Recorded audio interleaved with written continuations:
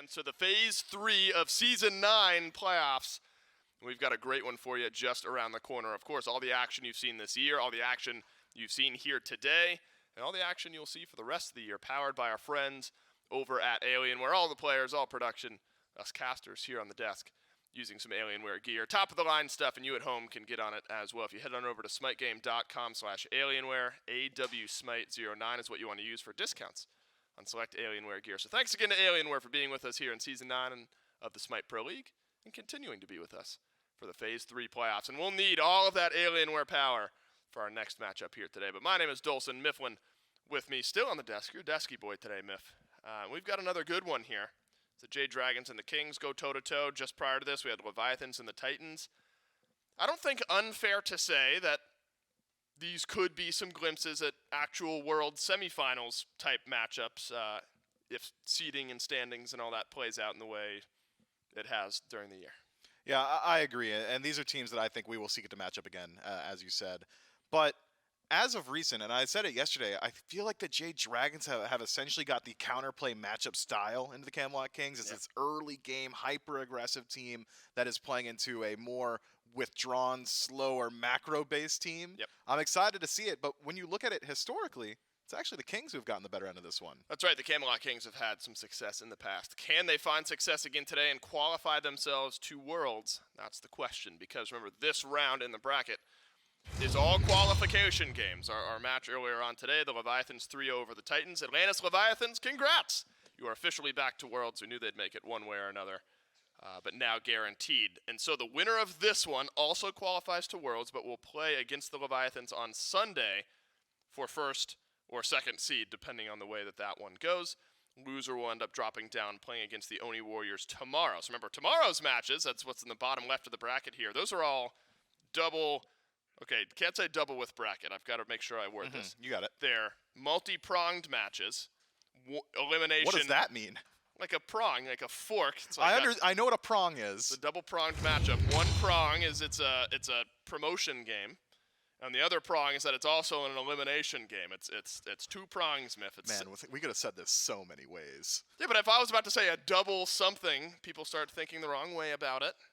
Especially when you're talking about brackets. Double elimination comes to mind, and, chaotic there, Miff. Double-pronged. Those are the matchups tomorrow. Today, just qualification to Worlds. That's what the Jade Dragons have their eyes on. They're the second seed team coming into this event. They knew that it's had one best-of-5 to play to qualify to Worlds, and they'd like to keep it that way, avoid that second best-of-5. And you're right, Miff. This Jade Dragons team, they were on the heels of the Atlantis Leviathans all phase long. The Leviathans just 2-win streaky there during the majority of the phase.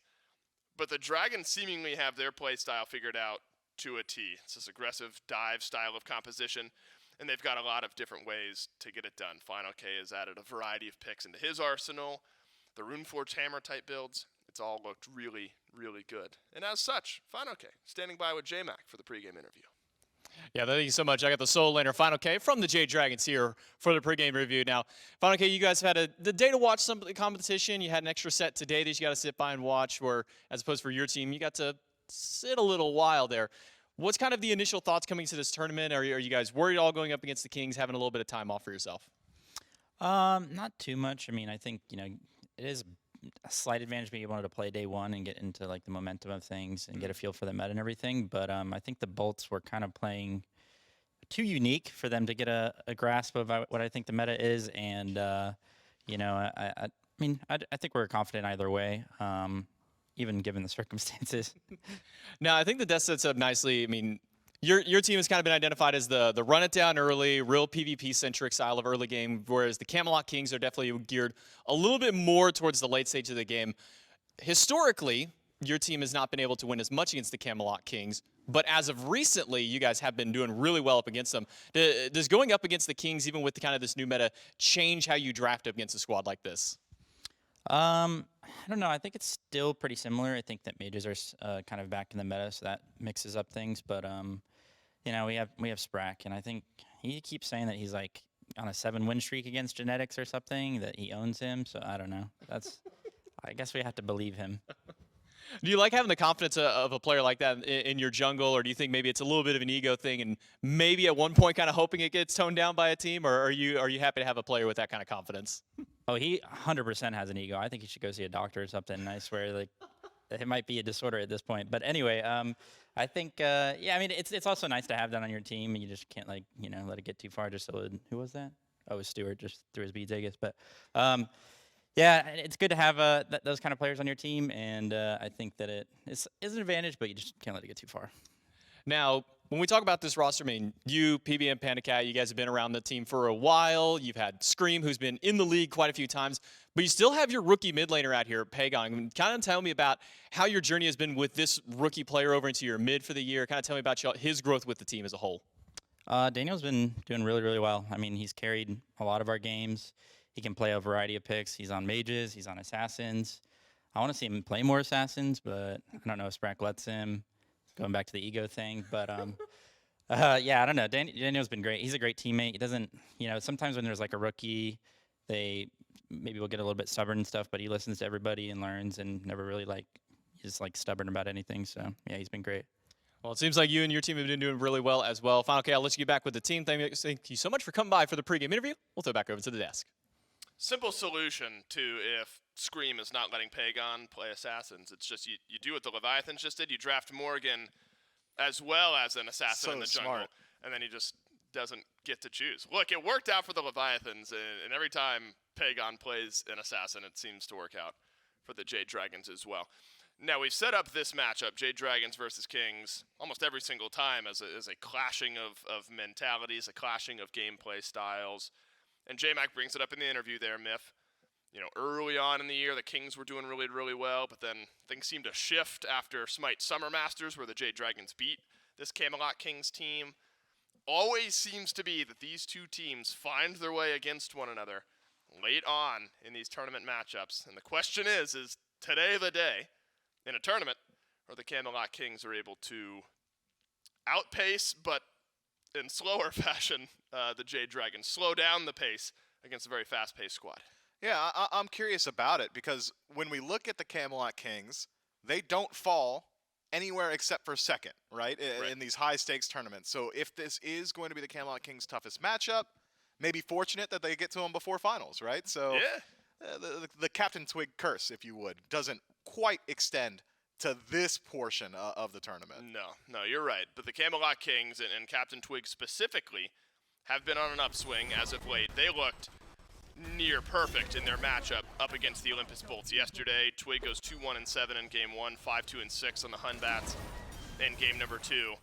And Twig is about as harsh on himself as anyone can be, right? I think very self-reflective and realize where his game has maybe had some shortcomings down the stretch in phase number 3. And that type of reflection, this is a really nice read on the rocket, I think has now elevated his gameplay. Such an important facet to this Camelot Kings team. And we talk so much about their late game style of play. Sure, that exists. But not a team that shies away from, the early mid-game style of scraps. Yeah, the Kings don't often dominate the early game, but when they do, they dominate the entire game. Right. Generally, if it's more so, hey, we're going to be grouped up on Greater Scorpion. We love the macro. Oh, you're here too. We'll take that fight, and if they win it, they're able to run with that lead. But I think you're right to bring up that CaptainTwig has really stepped up his performance recently. This guy has been doing a whole lot better. Twig, self-reported, has been in a slump as of late, and he has garnered a lot of respect from me in his radical accountability. So often we hear players say, man, the meta just doesn't suit me right now, or the team's really struggling with some of these new P's and B's, or some of the itemization changes have been slow to adapt. Twig said, look, I just haven't been performing to my own expectations. I'm going to step it up. And then he's done so. It is very impressive to see, man. And that is very refreshing in a team environment when someone's going to say, hey, guys, I've been dropping the ball recently. I'll do better in the future. And then they execute on it at that. The Camelot Kings have been a team that have got real strong mentals, have been very consistent throughout the year. And it's no surprise that they make it to finals in just about every single tournament. And look, Twig hasn't, and just to add some details to that point, Twig has gone as far as to say, look, I've been the 10th, I've been the worst player on the map at times. He's felt like he's been the worst player in some of these SPL games and has absolutely turned things around. Another facet to this matchup, Dragons versus Kings, is something I talked to Variety yesterday after the Kings win. Remember, they were behind in one or two in just one of those games, but were able to bounce back. And I wondered if this Kings team feels like they're the best in the league when it comes to fighting back from behind, and Variety did seem to think so. He feels like his threshold, the Kings' threshold for being down in gold and still having a chance in the game is a bit higher than maybe any other team. And that matches up so uniquely with the Jade Dragons, a team that can pull these early leads. But the Kings apparently feel just fine fighting back from that type of position. I mean, never an ideal situation. I think had you asked Variety, are you the best at playing from ahead? He'd have said yes, from behind, yes. Well, right, you don't want to play from behind. But they are certainly very good at it. And I think that is a strong point to bring up. Because when we've talked to other teams in the past about the Jade Dragons in particular during this historic reign of terror that they've had in the SPL, this is a squad that generally, if they don't establish their early lead, if the game starts to stray a little bit more so towards that late game, their win rate starts to plummet pretty significantly. Yep. Whereas the Camelot Kings, if they're slightly behind early, or if the game goes a bit earlier or later, their win rate has stayed largely static for the entirety of this year. So could be that the Camelot Kings have got a clear, defined strategy of let's elongate this match, drag it out, and try and take these to as late game team fights as humanly possible. Yeah. And I think that's a fair strategy when you're playing against the Jade Dragons. The only downside being the Jade Dragons don't often make it to late game for a reason. No, and I think a lot of what Variety was talking about is, to your point, Miff, something where I don't think the Dragons have had an issue with it, but Variety's thought was, okay, well, if you're behind even just a little bit, other teams suddenly feel more open to start making more aggressive plays, and the Kings are very good at catching out teams who are overzealous while ahead. I don't think the Dragons fall into that too often, but in the past have been ahead by a wide margin and have been unable to close out games because they're too aggressive at times. This is a very unique and honestly a very exciting matchup. I'm glad we get these two for a chance to qualify to Worlds, and then, again, I think along the same lines as Leviathans and a few of the other teams in the league, you expect them to make it one way or another, both of these squads. It just depends on whether it's today, tomorrow, or with an upset later on in January during the group stages. But you'd love to kick back for the rest of December, early January, and watch all the other teams play. And, I think a big boost for this Kings team, Miff, it has been Yark coming into this squad. We were wondering, okay, what's the decision-making around Netrioid? The Kings were, performing, maybe not up to their own standards. You lose a set to the Valks. You're wondering, okay, what goes wrong there? And the team decides to bring in Yark. I think the wind-up time on that has been very short. I think they are already fully synergized, and that duo lane has looked strong. Yeah, Jarcorrr just slotted in very, very well. He's one of the more aggressive hunter players in the league right now. Very often sets up his tent on enemy tower line and stays there for the majority of the match. It's very similar to how he had addressed the soul lane, which is, I'll generate pressure not by rotating, but by bringing people to me. And he's done a very good job of doing that in ADC as well. Generally is able to play a bit safer when required of him, though. You don't often see Yark playing on tower line when the Kings are 4-stacked around the Pyromancer, the Fire Giant, or taking a fight around the Soul Lane. So it's calculated aggression that has been the name of the game for Jarcorrr, and he's looked very good since then. But when we talk about aggressive hunters, PandaCat has been a staple of that conversation for the entirety of this year.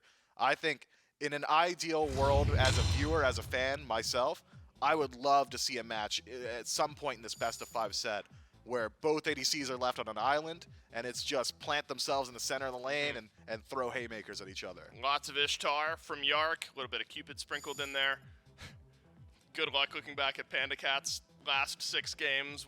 Their last matchup where we saw this Dragons team was against the Bolts, where things went topsy-turvy a bit. A 0-17 Jormungandr performance is the last time we saw PandaCat. But did sprinkle in some Danzaburo there. We saw Danza yesterday for the Bolts. At times looked good for Bera. And so I'm not ruling that one out. Did see Danzaburo against the Valkyries for the Jade Dragons towards the end of phase number 3. Bans start to roll through. Scylla prioritized in the ban column by the Jade Dragons. Morrigan by the Camelot Kings. So if Pegon wants to play an assassin, it's going to have to be just a straight-up pick. Won't be able to transform into it. The Kings limiting a lot of what works out very well for the Jade Dragons. Morrigan for Pegon, Pele for Scream to find early aggression.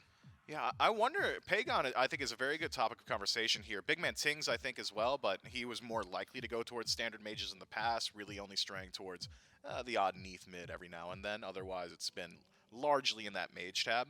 fineokay brings up during his interview, mages are solidly back in the meta. Itemization changes recently, the buffs to Sands of Time really does make it a lot easier for these mages to establish pressure, which was their primary weakness up against hunters and assassins in mid. So, sure, Pegon very capable of playing just about any god in the game, considering his performances in early phases. I think it is a bit more likely that we see him stick in line with just any one of the 50 mages under that tab. Worth mentioning, a few of the Dragons players playing from home today and dangerous. could alter things out a little bit, but not a team that's had to shy away from playing a few players in studio down throughout the year. Yemoja ends up being first pick for the Jade Dragons. Very strong one for PolarBearMike. You want to talk about dictating pace, things flowing, for lack of a better term, through the duo lane. Yemoja, a very strong option. Just a ton of pressure from Yemoja. She's so good at establishing lane pressure. And I think it's pretty easy to forget that fact because we don't often get the opportunity to see her played very consistently banned. Because not only is Yemoja strong in the laning phase, but she's also a late game healing behemoth. Very strong in combat healing, HP shield afforded to your teammates, healing just from auto attacks out of combat as well. You're dictating which relics your enemies are allowed to pick up. Phantom Shell has to be a selection just about when Yemoja is in the game.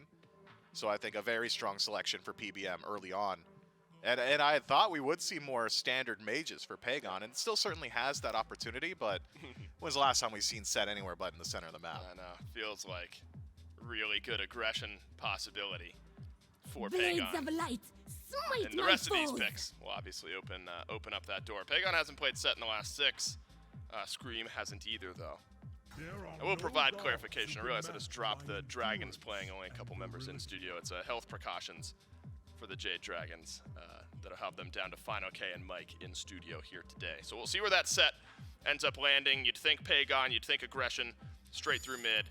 And I'm glad you were talking earlier about BigManTingz, the types of picks that he likes to play. It's been a lot of Vulcan, and then when that's been banned out or taken away, Discordia, Agni, those types of things. But Cernunnos remains in the meta here, Myth. And I want to focus a bit less on that. Just that rounds out the top 3 for the Kings. Naja plus Vulcan, that's a very Kings-esque combo there. Certainly not only for the Kings, but that's the type of combination between Twig and Tingz that this Kings team has made work since the early days of this Kings roster. It's been a little while since we've seen CaptainTwig take the Naja for himself. None played in the last 6, but still certainly one of his favorite selections. 6% of the time he's always going towards this pick, so I think I trust him to be able to perform on it. Will be a bit difficult, I think, in the late game team fights for Naja to operate, though. Yemoja's so good at separating the engagement. Even has time if you're really quick with the Riptide as a response to Sash. Could make it a bit difficult for Naja to like connect Windfire Wheels or stick around in a fight as well. So Blink, likely an early selection for the Naja. Probably necessary if you want to be able to put pressure onto this set, who is highly mobile in mid. But the combo is always going to be there. Naja, Windfire Wheels into Earthshaker. Barring that, now you've got Anvil of Dawn as the setup as well. Cern with a large AoE ultimate. If you're really playing around your dive potential, and Vulcan and Cern are forced to play alone in the backline, those two are very good at peeling for each other. Vulcan consistently has that knock-up. Cern with a massive AoE CC. I like what the Kings have got here. But when I look at the Jade Dragons, it just feels like even with just Set and Ishtar right now, you've got a lot of early game pressure, and that's ignoring Yemoja, which is something the entirety of the SPL has just not done. It's been banned for the most part. Has been. Now, Variety played Thor yesterday against the Olympus Bolts. Looked good, 3-1-5 in a 10-kill game for the Camelot Kings. So 8 out of 10 affected kills for Variety. And also, I'm sure Variety happy to start moving away from the heavy Guardian solo meta a bit, something a bit more dynamic in the Thor. I imagine favored by Variety. Now we'll get a more close glimpse, a full glimpse even, at what the Jade Dragons are going to be playing here, determine exactly where their set is going to go. Maybe what the Dragons are considering out of solo. Because remember, the Dragons, when playing this heavy dive type of composition, it was Thor solo, an assassin in the jungle, and an assassin in mid. And so I wonder if this Thor for the Camelot Kings has thrown a bit of a wrench into what the Jade Dragons were looking for. I wonder if they were considering that Thor for just full-on dive. And if that's what they were wanting for fineokay, the Dragons, it'll have to be found elsewhere. Also, the Pele, the Daji, as we've mentioned, both banned out. And it looks like the Kings weren't considering the Thor or the Horus either way. So still some options here for Scream, despite the Daji and the Pele both being off the This is table. a bloody business. Susano, Get to it then. one of them. But This shall be a day long does open the door to the remembered. conversation between Susano mid, set mid, and the alternative going into the jungle. It has gotta be set mid, right? I mean, it's You're so not much having the easier. conversation? We could. Susano, you're locking in because he's got a strong counter matchup into Vulcan. Feel my You don't blessing. necessarily need Sure. to have Susano in mid to leverage that counter matchup, though. You'd much prefer to have set in mid because he's very good at establishing pressure, has strong rotations on his own, but Skewer is just a consistent wave clear tool, whereas Susano generally would need to dedicate his body. So I would much prefer to see set in mid. This Bologna lock-in, though, for the Jade Dragons was not something I was expecting.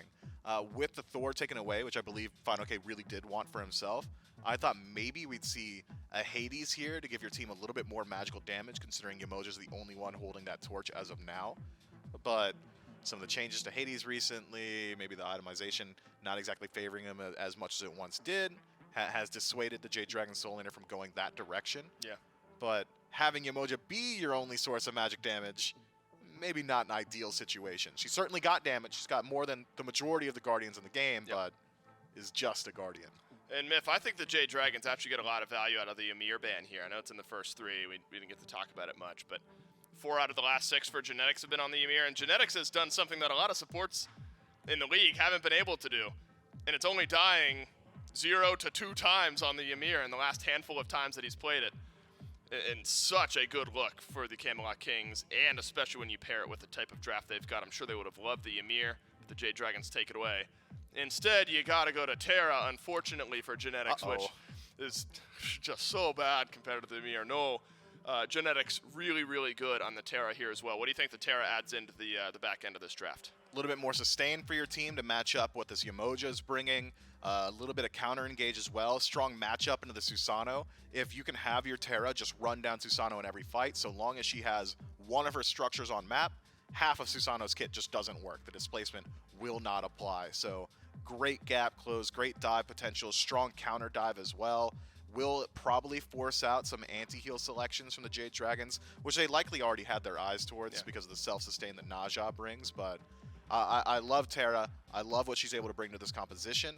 My only concern for Terra is that this is a composition from the Jade Dragons that has got some pretty decent answers. Yeah. Once she throws up one of those structures, generally you know exactly where she's going to dash. You've got the opportunity to spawn up some Yemoja walls around her, or even potentially have Ishtar throw out her cripple and stun out some of those. Very telegraphed initiation when Terra starts your fight.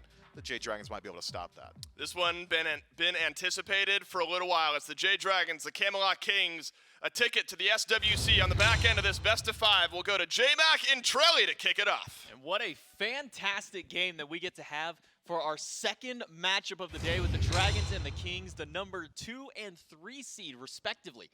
Coming into this event, wouldn't have any other way to see who is going to be the first of the 2 to make it to the SWC. It's J-Mac, Trelly, and Doug bringing the action for this one. And I kind of want to go back, Trelly, maybe to a little bit of a point that got brought to the desk, which is that this is a very physical-heavy composition that the Dragons have opted towards, Yemoja being that only magic damage for the squad. Does that worry you a little bit, considering we know how often the Camelot Kings like to drag these matchups to the later game? Oh no, they can just build 5 mystical males. Yeah? Yeah, that'll be their magic damage. They'll tick damage. That's all. Oh my God. Yeah, that's all they need. What do you mean?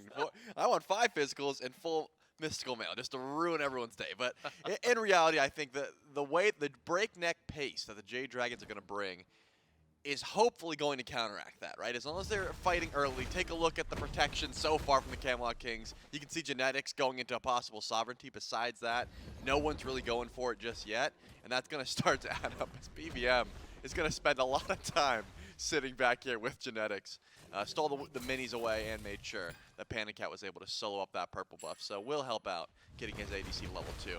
But point is, if you're not getting crazy amounts of protections online, if Variety goes full Fizz Prod, he's not having that hybrid Thor build. He can't dunk to the backline and be that threat. So it's really only going to be Genetics going for maybe the Lotus Crown, the Sovereignty, that sort of hard Fizz D. And everyone else can really just get 1 or 2 items, and you're going to get some benefits, but I don't think it's going to be the end of the world. Well, we'll see how the early game of the Dragons starts out. Teleport in by Scream. But just going to get a little bit of poke. Actually ends up dashing through CaptainTwig in the wave. Double Assassin for the Jade Dragons mid 2v2. Assassin Mage on the other side for the Camelot Kings. It looks like it goes pretty even in that regard, but not so even for the Assassin versus Warrior into the solo lane. This tier, or not tier, Thor, the other god that starts with a T and ends in an R, has really been popping up here into the solo lane a lot, Tro. I mean, how do you kind of feel? You know, we saw a lot of Thor busts come through. We're like, oh, finally we get to see him back in the jungle. But so many of these teams have been taking him over to solo. Yeah, I really love the Thor solo. I think that it just, whenever you can get a hybrid build online, you're up in a matchup where you're not going to box, right? Variety does not want to trade auto attacks with fineokay ever, but what he does want to do is max the hammer, clear from a distance, and then make those rotations, those clutch rotations in, the Anvil of Dawn onto mid, that sort of thing. It forces the itemization of the Jade Dragons to be so different. You know Scream would love to have a blink right now. You know Scream would love to just die for BMT, but he's got to respect the CC from Variety, from CaptainTwig. You got to get beads, and in that sense, Scream can't be as aggro as he wants to. You know, he wants to find these early ganks, but he certainly can't when there's that much CC up against him for the Susano. Still, though, before level 5 comes around, he can try and invade this blue buff. Variety does have some backup with CaptainTwig. Could see our first real battle brawl out around the blue. Double tap, but does not end up teleporting in as Variety. Instead, it's a blue buff stolen for fineokay. CaptainTwig put it low HP. Variety now just being batted away by fineokay, who's more than willing to take this 2v1 on the Bologna. Shout out to the RuneScape Bologna. Just noticed that he was playing one of the new skins out there. It is a nice skin, and he's able to just box up against Variety and CaptainTwig as much as he wants. I mean, you're not out pressuring Bologna in this case. You did get the beads off of Scream just because the CC lockdown, the sash into double tap was a little bit threatening. But still, taking away that blue buff from Variety is going to make sure this Thor has a rough time in lane. And you don't get too much mana to stay in as is, so the hammers aren't going to be consistently clearing the wave. And as long as you're getting the Warrior's Axe procs, you'll be all right. But it really does start to add up. You can't poke as effectively as you would like without that blue buff. So it could be a little bit of a slower pace over towards the right side of the map. Instead, pressure has been the name of the game for the Jade Dragons in duo lane. The Yemoja Ishtar combo far out clearing that of the Terra Cernunnos, well, up until now as I say that, but Genetics got real aggressive there. Yeah. Well, Genetics also hit, level 3. Does help the Terra, when she does have access to the entirety of her kit. I'm curious to see where some of the Hunter builds will go. We've been seeing it kind of getting standardized a little bit. At first it was, this full like yellow number style of build, going for just a lot of attack speed, power, and pen. We've been seeing some crit kind of sprinkled in, had its own kind of build path. Now I've been seeing kind of this hybrid between them, but Pegon getting aggressive onto CaptainTwig, who should be dead to rights, but the wall just off the mark by Genetics, and Pegon will run down the jungler, and maybe a little bit more. Genetics stuck in the walls, double kill for the mid laner of the Jade Dragons. Yeah, that's what this physical comp is for, right? Pegon is able to, it's a level 4 Naja. The ultimate is just not there. This set is easily going to chase down that kill. Genetics, unfortunately, the support curse, trying to save your jungler, and then getting caught out by the River's Rebuke. We were talking about level 3, PBM's level 5. That's a 2-level lead. Make sure you get the Rivers, and unfortunately the Terra also going to fall down there. So you lose the beads on the CaptainTwig, and you're losing 2 kills. Worst of all, both of them went to Pegon on this set. Getting off to a great start like that, you got to imagine that Transcendence is going to be getting stacked up here soon. And Pegon went ahead and bought himself a Chalice. Why not? He's got plenty of gold to spare. Gets his Chalice, should be very close to picking up that Transcendence as well whenever he gets a chance to go back and spend up a little bit more gold there. Actually has just enough in hand, so just needs an opportunity to go back. Probably will go after this wave, but that double kill has net him a small XP lead in the mid over BMT, about a full level separating those two there. Now, one thing that was kind of brought up was maybe some of the sustain options for these two teams out here, the Yemoja and the Terra, both in their own rights going to have some sustain. So anti-heal kind of comes up as the target there. Maybe unfortunate for the Dragons, they can really only opt towards, outside of buying a relic, realistically only kind of one big anti-heal item. Do you think that kind of plays a factor towards these later fights? I think they're going to be fine. They've got the Cursed Ankh, the PBM picked up early on. You know fineokay is going to slot in a Toxic Blade at some point if he wants to try and box, some of this healing. And Brawler's on probably both the Assassins. So that should be all right, especially if you're just playing through Genetic's ult. If you're saying, okay, we wait for the ult, we pop the Ankh, that's going to be it, should be just fine. You can see, though, Genetic still has not hit over to level 5. Jarcorrr clearly has pressure in this lane, but because his support doesn't have an ultimate to back him up, I still don't think they want to try and find a fight here. PandaCat's just going to try and clear the wave as best he can. Yeah, where the pressure has been allocated in for mid 2v2. Beads from BMT, but that's not going to be enough to save a Vulcan. It's going to be who's going to get the assisted kill. Scream needs one more hit. Earthshaker deters BMT, and CaptainTwig, by picking up Pegon, may have turned this fight back around. But PBM throwing out the rivers, no further follow-up from the Kings. Somehow, at the end of the day, everybody makes it out alive. Variety even rotating over with his ultimate to stop fineokay from getting in. Yeah, fineokay wanted to find that dive onto BMT, and the dunk came through to make sure that one couldn't happen. But good jukes. BMT played his ult absolutely perfectly. You'd think, you know, most Vulcans in that situation panic, drop Earthshaker at your feet, hope you do some damage before you go down. But held it just long enough to make sure that Scream could not close gap there, as well as great peel from the Camelot Kings to make sure to keep their mid laner alive. You're losing the beads on the Vulcan, but more specifically, you lost the beads on the Scream, so now CaptainTwig has a pretty easy target. I mean, if this Najah is just finding that Susano in the jungle, as long as the Vulcan's around, BMT should be able to follow up on that one pretty easily, so now Scream's gonna have to slow it down. At least when he's over on this side of the map, can't get too aggressive. Windfire Wheels isn't back off cooldown yet, though, so mid camps will be just fine. Still go for a little bit of early boxing. As long as the Najah's not nearby, should be fine. At least for the Jade Dragons. Dash in by Genetics, 2 levels down to PBM. We'll slow him with the passive, stun him in place for Yark to get a little bit of damage through, but a good stun by Mike should at least call for the end of the fighting in there. Now where the lead has gotten up for the Jade Dragons in mid, it's the duo that's kind of spiked the opposite, at least for the Hunters. Now we do know that Genetics is down, but Jarcorrr has been able to get a little bit of extra free farm to himself to get a little bit of lead on Panda. Root onto Mike. Good, but a stun in for CaptainTwig. Doesn't want to use the ult if he doesn't need to, and he does not. It's Genetics. Credit to the kill, but the Kings on the board. That was some great patience from CaptainTwig. I'm definitely sending that ultimate if I'm him, right? Just to confirm the kill, but knew he could hold on to it and now still threaten around the rest of the map with that Windfire Wheels. PBM falling down. That River's Rebuke has a hefty cooldown and still was not back off, so not going to be able to save himself while Genetics takes away some of these offerings in place and should be able to get the Trebuchet on their side, which is going to be massive. I said Scream shouldn't be able to get active because he doesn't have beads. Looks like he doesn't care. He's still going to have to juke out this ult. Does do so. fineokay is here. Variety only hits one into the hammer. Teleports too late. Stun on the fineokay, but now Pegon has rotated in. Earthshaker does connect, but it's still downhill for Variety. Pegon able to walk out with a 3rd kill to his name. With the Rivers, BMT caught out. Scream throws out the Typhoon. Waits for the follow-up damage and some extra assistance. The sash off the mark, but CaptainTwig still managed to get one. BMT goes down this time, but it's Scream who gets the kill. CaptainTwig shutting down Pegon, though, is a pretty good gold in his pocket. You'd think that BMT was done, but the jukes in the Rivers were so clean as well.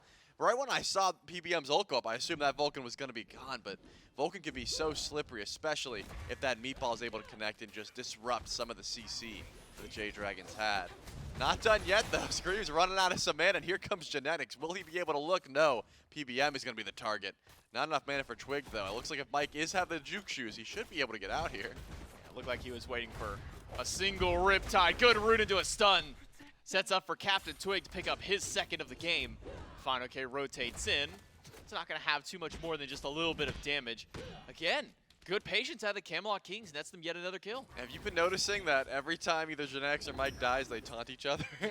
It's been Mike taunted first, and then ever since Genetics has taunted back twice now. So you got to imagine they're in each other's head. I want to see continuous, both of these supports back and forth, just trying to look for aggression onto each other. And it looks like that's the kind of pace that the Camelot Kings have been able to match. Usually, it's the Jade Dragons that want you to fight this much in the early. And you'd think that would throw the Camelot Kings off. They've been swinging back just fine. 500 gold in favor of the Jade Dragons, but still, extremely close game. I mean, considering the breakneck pace that the Dragons had started out with, the fact that it's only 500 gold might be the more staggering number there. Pyromancer on the table, but no one's going to take a seat there just yet. Variety's stopping fineokay's back. Classic solo lane mentalities, just to delay as long as you can from a solo being able to walk back, especially with no teleport up for fineokay, means it is a long walk back towards that lane. But enjoy, we're 11 minutes in, game essentially even at this point, as mentioned, only 500-600 gold between them. And the Camelot Kings now making a move towards the Gold Fury. They certainly are. It looks like beads from Pegon are still not available. PBM could be the current target. Earthshaker's here, but Mike's pretty tanky. Earthshaker will go through, PBM down, and Variety even joins the fray. Pegon stunned out by the wall, but does have to teleport to get out. A full combo by the Camelot Kings gets them a kill onto one. PandaCat throws out the swords, but only gets the damage onto Jarcorrr. Able to hold on to the beats for now on the Hunter, but Scream over. Jade Dragons still need to be careful. Another stun to set up, gets the beats on the Susano. And Scream will throw out the Typhoon to secure the purple buff. Man, Naja is hitting though. That was a 250 crit, and that did a lot of damage. Scream gonna have to back up, and that means the Camelot Kings get an absolutely free Gold Fury pull here. First one of the game, and that is gonna catch themselves up and put them in the lead gold-wise. Not by much, only about 600, but still, that certainly does start to add up. Great pick on to Mike, as well as getting the beads down from Scream. And now we're tied up 4-4, and this is the kind of fighting that I want to see. fineokay does steal away that blue buff and is still making Variety's life miserable. When this Bologna decides to rotate in, maybe onto these less tanky targets, I think it's going to be a rude awakening for the Camelot Kings. Especially with how low that tier 1 tower is on the right side. fineokay has been able to get minions pushed in there pretty consistently. I think Variety maybe realizes this, cancels his back, trying to fend up against his tower. It shouldn't take long for Fino to maybe walk in there with the wave and drop that one down. That alleviates some pressure now on the right side, means that fineokay is no longer obligated to stay towards this side. We've been seeing a lot of rotations from Variety early on.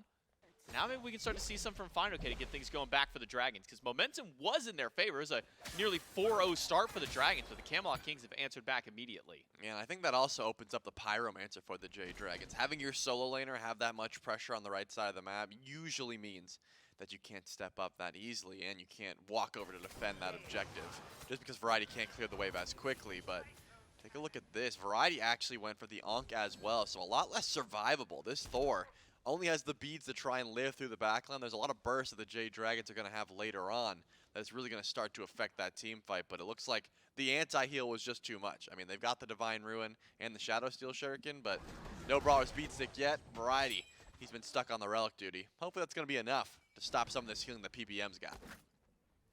Now, typically when we talk about Yemoja, anti-heal, name of the game, deal with the healing there, but also in lines of things like Phantom Shell to try and get away from the River's Rebuke.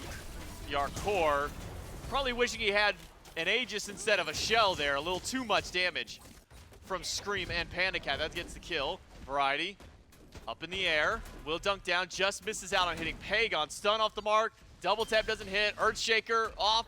Pegon moving just fast enough to get away from there. It's only a single kill for the Jade Dragons. Yeah, it looks like Pegon was able to grab the Aegis off of BMT, and that's going to be it. Ult for Aegis, probably a trade you're fine with. Variety made sure to help out his mid laner, looks like.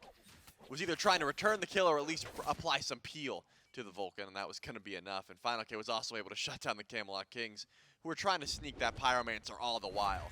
So good rotations from the Jade Dragons, and that makes sure that you've opened up some opportunities to look for a gank onto BMT. And now PandaCat, because of the gank over on left that Scream was able to get, make sure that another tier 1 tower drops down. The Jade Dragons, maybe, you know, the objective play hasn't been the best, but going for these towers really does start to add up. They got 1,500 gold in their pockets now. 1,500 up for the Dragons. Some of those early leads that they had have kind of been mitigated out a little bit. In fact, the tables have now turned in the jungle. Scream has a level and a half, nearly 2 levels fully up over CaptainTwig. Despite how active Twig had gotten in the early game, despite the fact he's 3-1 right now. Pyro started by the Kings. Typhoon doesn't steal it. Camelot Kings do get one objective.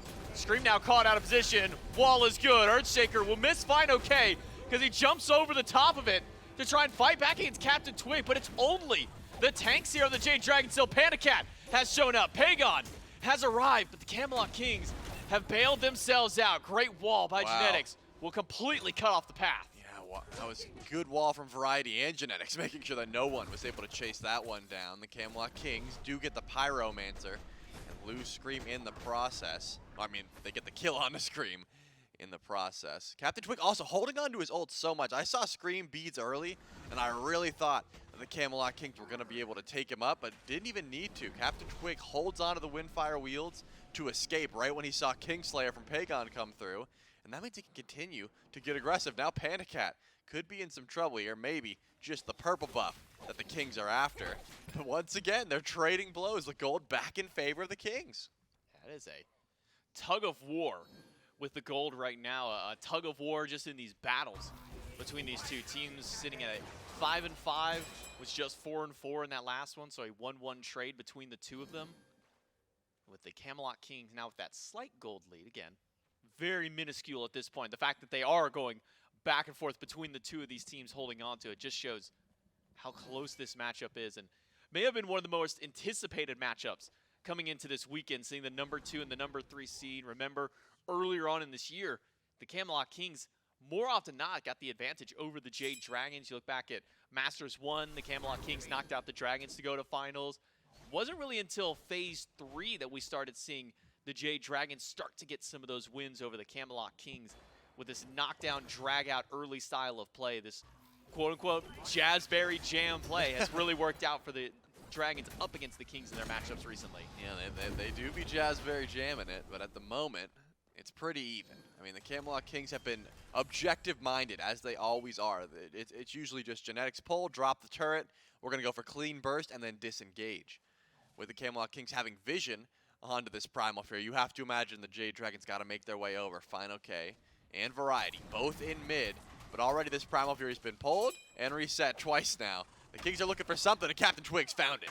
The Yemoja is up in the sky. Earthshaker on landing. PBM still alive, though, and has the Rivers to lock in CaptainTwig while a bloodbath is happening in the backline. 3v4. Pegon strikes the first kill of the fight, and PandaCat answers with an extra one. Jarcorrr does take out the mid laner. Jarcorrr low and gone. PandaCat with the double kill. Variety and Genetics, the tanks of the Kings, the only ones left alive. 3 for 1 in favor of the Dragons, and it looks like they're heading back for that Primal Fury, but Genetics and Variety still extremely tanky, and remember, they have the vision here. One well-timed double tap could be the end of this poll, and that looks like that's going to be the call. Maybe looking for a pick. And I think just the face that the Camelot Kings have shown was enough to reset for the time being. But the Jade Dragons, they still want this. They're going to stick around, and PandaCat's on the way. Once he got his purple buff, he is going to pull this once again. But the tanks are not gone. They're still watching. Now Genetics and Variety waiting for an opportunity to steal. Solid Monolith actually keeps Variety on the right side of the fight.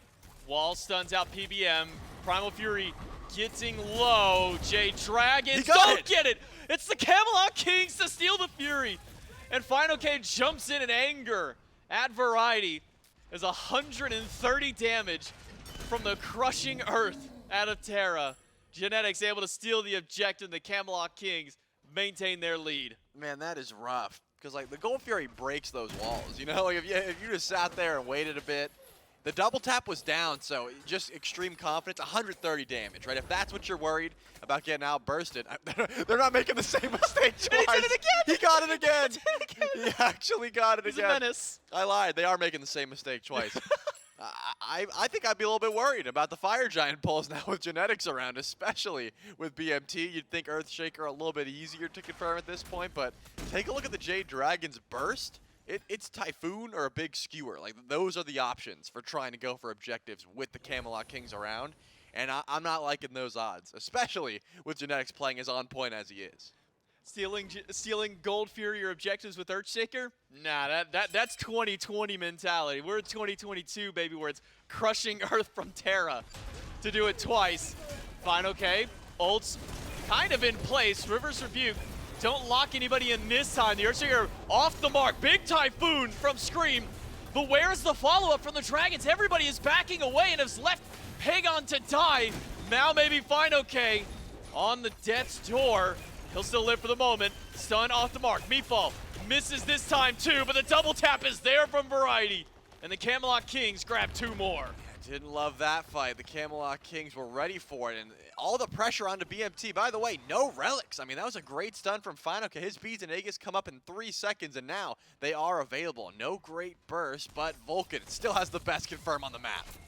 Ult is down. Maybe it's instead of bait to PandaCat and PBM. The Kings get the Fire Giant and maybe a little bit extra. Scream dies to Jarcorrr. PandaCat chased by 2 and the rest onto PBM. It's a double for Yark, 1 more for Variety, and a Deicide plus fire for the Kings. Deicide is right. They're going down for this right side tier 2 as CaptainTwig and Variety are going to make sure to grab that tier 1 tower as well. They are splitting the map as best as you can.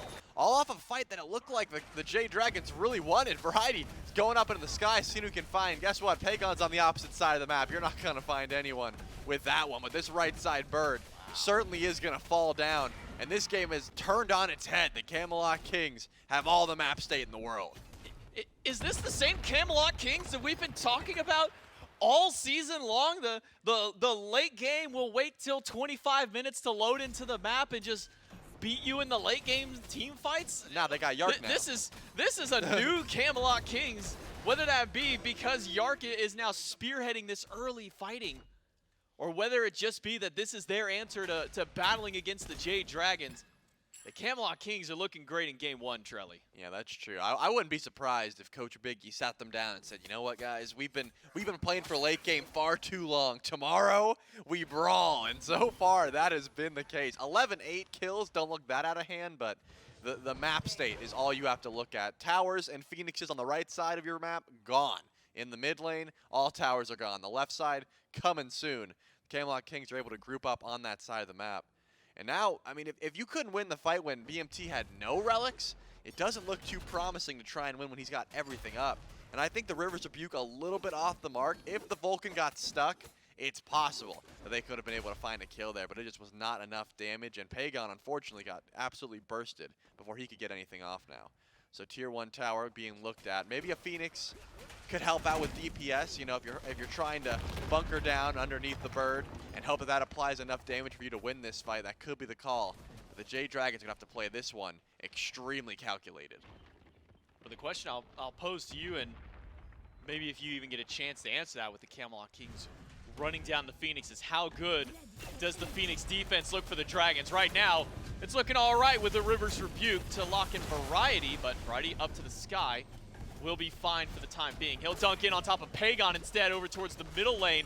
Let Phoenix going down quickly to the Camelot Kings. That one does not stay any longer. Instead, it's PBM picked up by CaptainTwig and right into the Earthshaker.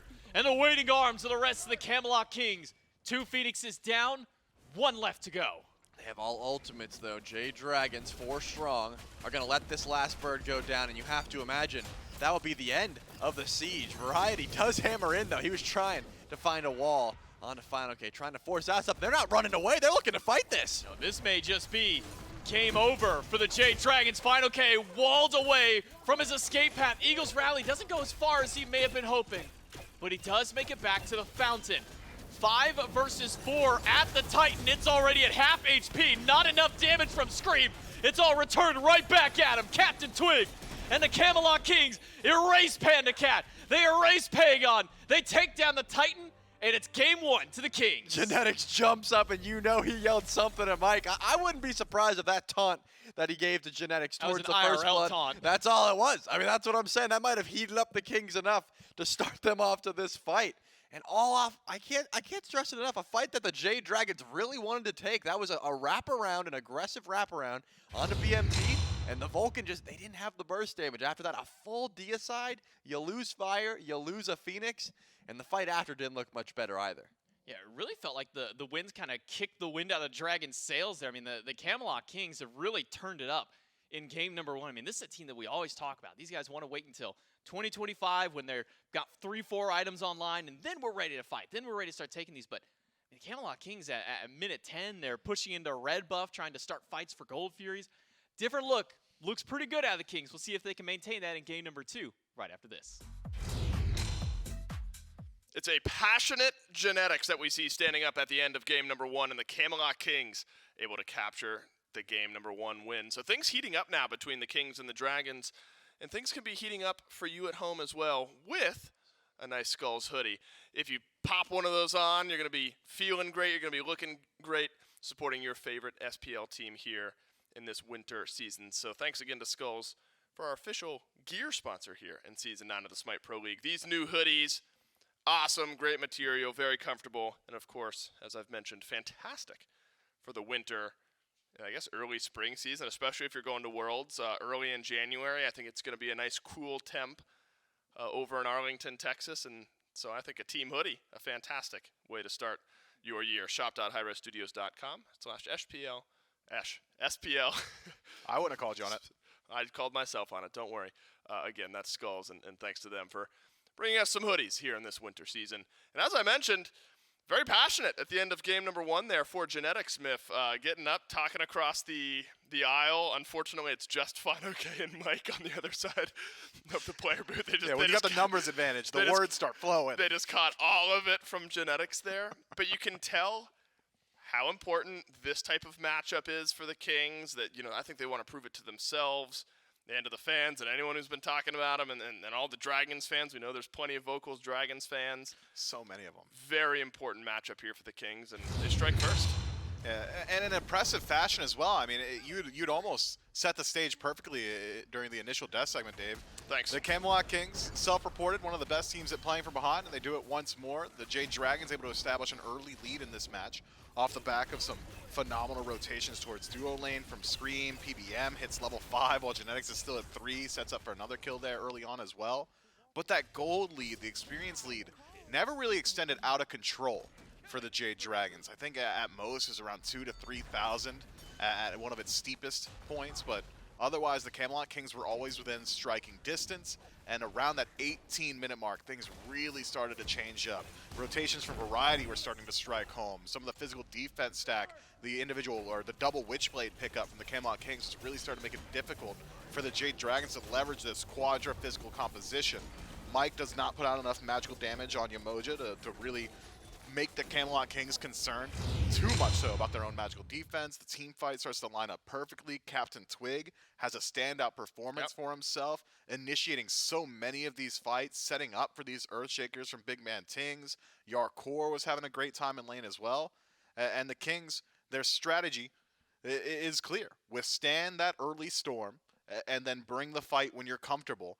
And it ends quickly. That was a much faster pace because the Kings fought back early on. And look at the damage difference out of mid. 9,000 for Pegon, 21,000 for BigManTingz. Now you expect Vulcan to be very high up in the damage charts, but you'd love a little bit more there from Pegon, at least break into the 5 digits, and so big differences there. And you could tell, I think, on the player cams at points throughout that game, some frustration from Mike. Clearly the game started to slip away from the Dragons a little bit. And again, this is where you wonder, obviously the team now communicating digitally with one another after that game, but you wonder if not having a few of the players here, that changes the dynamic a bit, wanting to discuss and really run down what happens there in game 1. This is now the big pivot point early in these best-of-5 sets, right? The dynamic can change heavily. There's these big swings, a bit more room for error. But with the Jade Dragons, a very emotional, and often that's a very good thing, team, you lose game 2 here, suddenly you feel like this one's going to start to slip away. So I think that the Kings can really make a statement here if they're able to go back-to-back in games 1 and 2. We'll see if picks and bans for game 2 set the stage for the Camelot Kings and find themselves an advantage early on. So I think now, Myth, just about stabilizing for the Dragons. Dave, I'm going to do some armchair psychology here, all right? I'm going to psychoanalyze Genetics for a second. Rough start to a bit, but I'm on board. I'm cautiously on board. Well, I was just thinking really hard about why Genetics would be popping off against the 2 guys across the room, right? Just only 2 of the Jade Dragons there. Genetics has been one of the most vocal Yemoja haters on the planet. He has said that if you're playing Yemoja, you're not cool and you don't deserve wins, and he hates having to ban it. Smack talk? I'm thinking he's saying, so embarrassing, Mike, that you've locked in Yemoja and lost. That's my armchair here. That's my read. Yeah, okay. And you know what? There's maybe some weight there. I could see Genetics, who is as vocal as he is, as you've mentioned, being passionate about something like that. This is a passionate guy.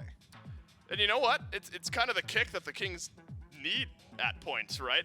Especially when they stagnated at points throughout Phase 3. You're so close to beating. There's history between these 2 teams specifically. Remember a Game 5 win in SMITE Summer Masters for the Jade Dragons. And the Dragons very vocally happy, as they should be, but never going to be easy for the Kings to see everything on Twitter and on stream and all that from all the Dragons fans and the Dragons after SMITE Summer Masters. So swinging first, a fantastic start for the Camelot Kings. But as a reminder, SMITE Summer Masters, we went back and forth. But it was Dragons win, Kings win, Dragons win, Kings win, then Dragons won in Game 5. Power is unbounded. So right now, the All Kings, hail Set. that one extra game of advantage. Set the first pick. Second time we've seen it, SMITE Summer Master, now that's on my brain, SMITE Phase 3 playoffs. Just Game 1. Looked good early, Myth, for Pegon. Couple kills right off the rip. Dragons would love to repeat the early, but leverage it a bit better in the mid. Yeah, fineokay baits and switches us during his player interview, saying that mages are solidly back in the meta. Pegon's probably looking towards him. Hasn't been the case as of yet. Set does have flex potential into a couple of roles. We've seen him in mid, we've seen him in jungle, and we've seen him in ADC, but as of recent, has just about exclusively been in mid. So I wonder if the Jade Dragons will try and maybe shift things up elsewhere. We could be looking at like a Scream Atlas jungle if you really want to get some magic damage there. If you're talking about Sanford Soccer, the previous jungler for the Jade Dragons, we had seen a little bit of Hubwa from him in the past. I throw these out That's because a deep cut. I'm interested, man. I'm interested Yeah. in seeing more magic damage from the Jade Right. Dragons because the multi-Witchblade pickup, the physical defense stack from Variety out of the Soul Lane on that Thor just made it so difficult for the Jade Dragons to secure their kills. They were really good at finding the positioning to start fights. Execution on field was great. They were playing well around their composition, Right. but they simply did not have the tools they needed to secure some of these engagements. But let's talk about the Camelot Kings for a brief moment. Ymir locked in for genetics. That's scary. That's a win condition. That is a solid win condition consistently for the Camelot Kings. So good on this pick at separating some of these team fights. Now locking in a Vulcan to flank it as well. The freeze and Earthshaker combo should be consistent. You've got some of the best objective secure in SMITE. If you can't have circle protection from ESET, Shards of Ice plus Earthshaker, good luck beating out both. Yeah, you got to be able to get an objective with that. And remember, I mentioned it on the desk previously. Not easy to keep Ymir to low amounts of deaths. It's often that Ymir's kind of the sacrifice. You can still have a great game, but you kind of start to rack up the deaths sometimes. Has not happened to Genetics. He's played Ymir 4 times in the last 6. Has died 0, 1, or 2 times in all 4 of those games. So he's kept the deaths low, kept the assists high. Also 4 straight wins for Genetics on Ymir. 6 straight wins for the Camelot Kings in general. It's been fantastic from them here as of late. Now, if you raise your eyebrows a bit at the Maui lock-in, now you got a Hades to back it up. Yeah, I mean, I raise my eyebrows because it's just exciting to see Maui, right? You know, first week available, and we've been seeing him pretty consistently. Excited to see what PBM's able to do with this pick. If we're talking about what Maui's capable of, it's CC. He's got like 3 pulls, a Heavenly Agility, or Heavenly Sprint rather, hard baked into his kit, which should open up the door to maybe an aggressive relic selection if you so choose. Things like Sunder synergize very well with this pick, a lot of ranged initiation. AoE beats Burning Potential thanks to Maui's ultimate, single target from just about every other part of his kit as well. But the Hades, I think, is the more pivotal change here for the Jade Dragons, just having a consistent bit of magic damage, some burst potential as well. I think this is a great adaptation. If you're going to keep sending Pegon towards the set and mid, you got to find that magic damage somewhere else. And remember, it was fineokay early with Hades. That kind of dominated the solo lane for a bit, then was in the meta, then it's kind of snuck out of the meta a bit. Not out, but much lower pick ban rate than what we saw throughout all of Phase 3. Haven't seen it in the last 6 for Fino. Though there has been a healthy mix of magical damage and physical damage for fineokay out of the solo lane. Opens up some opportunities. Good Pillar of Agony. Really? Always will change things around. Danzaburo ban alongside the Bastet. Clearly the Kings expecting something that maybe us here on the desk were not. Yeah, I mean, the Olympus Bolts are first picking Danza, so you got to think at least one other team in the league. Maybe some scrims have been going really well for the old Tanuki god. Not for the Yomi Tanuki. They just lost Hurrywind Okay, all right. and Snoopy. How did this is what I was concerned about, seeing Okay. the Danzaburo ban. Cern to follow it from the Jade Dragons, and I'm thinking, what happened to Ishtar? Did we get a competitive ruling during the interim of these matches? Yeah, you have to give Yark one of his favorite AD carries. I guess That's the so. rule. And what's the counter selection? You give up Ishtar, who has been a dominant first pick selection in a lot of these sets. and in exchange, you get Neith. I mean, you've got pick potential, certainly from your Neith. The global presence, very nice. It synergizes well with your hyper-aggressive mid laner, but if we're talking 1v1s in lane, PandaCat's like, he's tower sitting. Like, you do not want to take that 1v1 up against Ishtar. Yeah, I'm not sure Panda's going to have the opportunity to decide that if the Camelot Kings are able to force the hand a little bit. You can with the Lancelot, you can with the Thor. This draft changed so drastically in It the did, didn't last it? four. So that's, I mean, you were putting so much weight on World Weaver setting up for rotations from Kleena and Set, I suppose. Maybe getting Hades off to a good start over on the other side of the map, and then you still get a Thor for the Camelot Kings. It's the type of draft where the Kings end up getting exactly what they want, but the Dragons potentially do as well. I mean, if you're picking Kleena and Neith, that's not something the Kings are taking away from you, right? I mean, that's an active choice from the Dragons to go there. And, you know, maybe this pressure from Neith, Kleena, a bit sneakier in the walls, things like that can set up for some interesting early game. Yeah, if I'm the Camelot Kings, my primary concern looking at this draft for the Jade Dragons is the sanctity and mental well-being of my mid laner.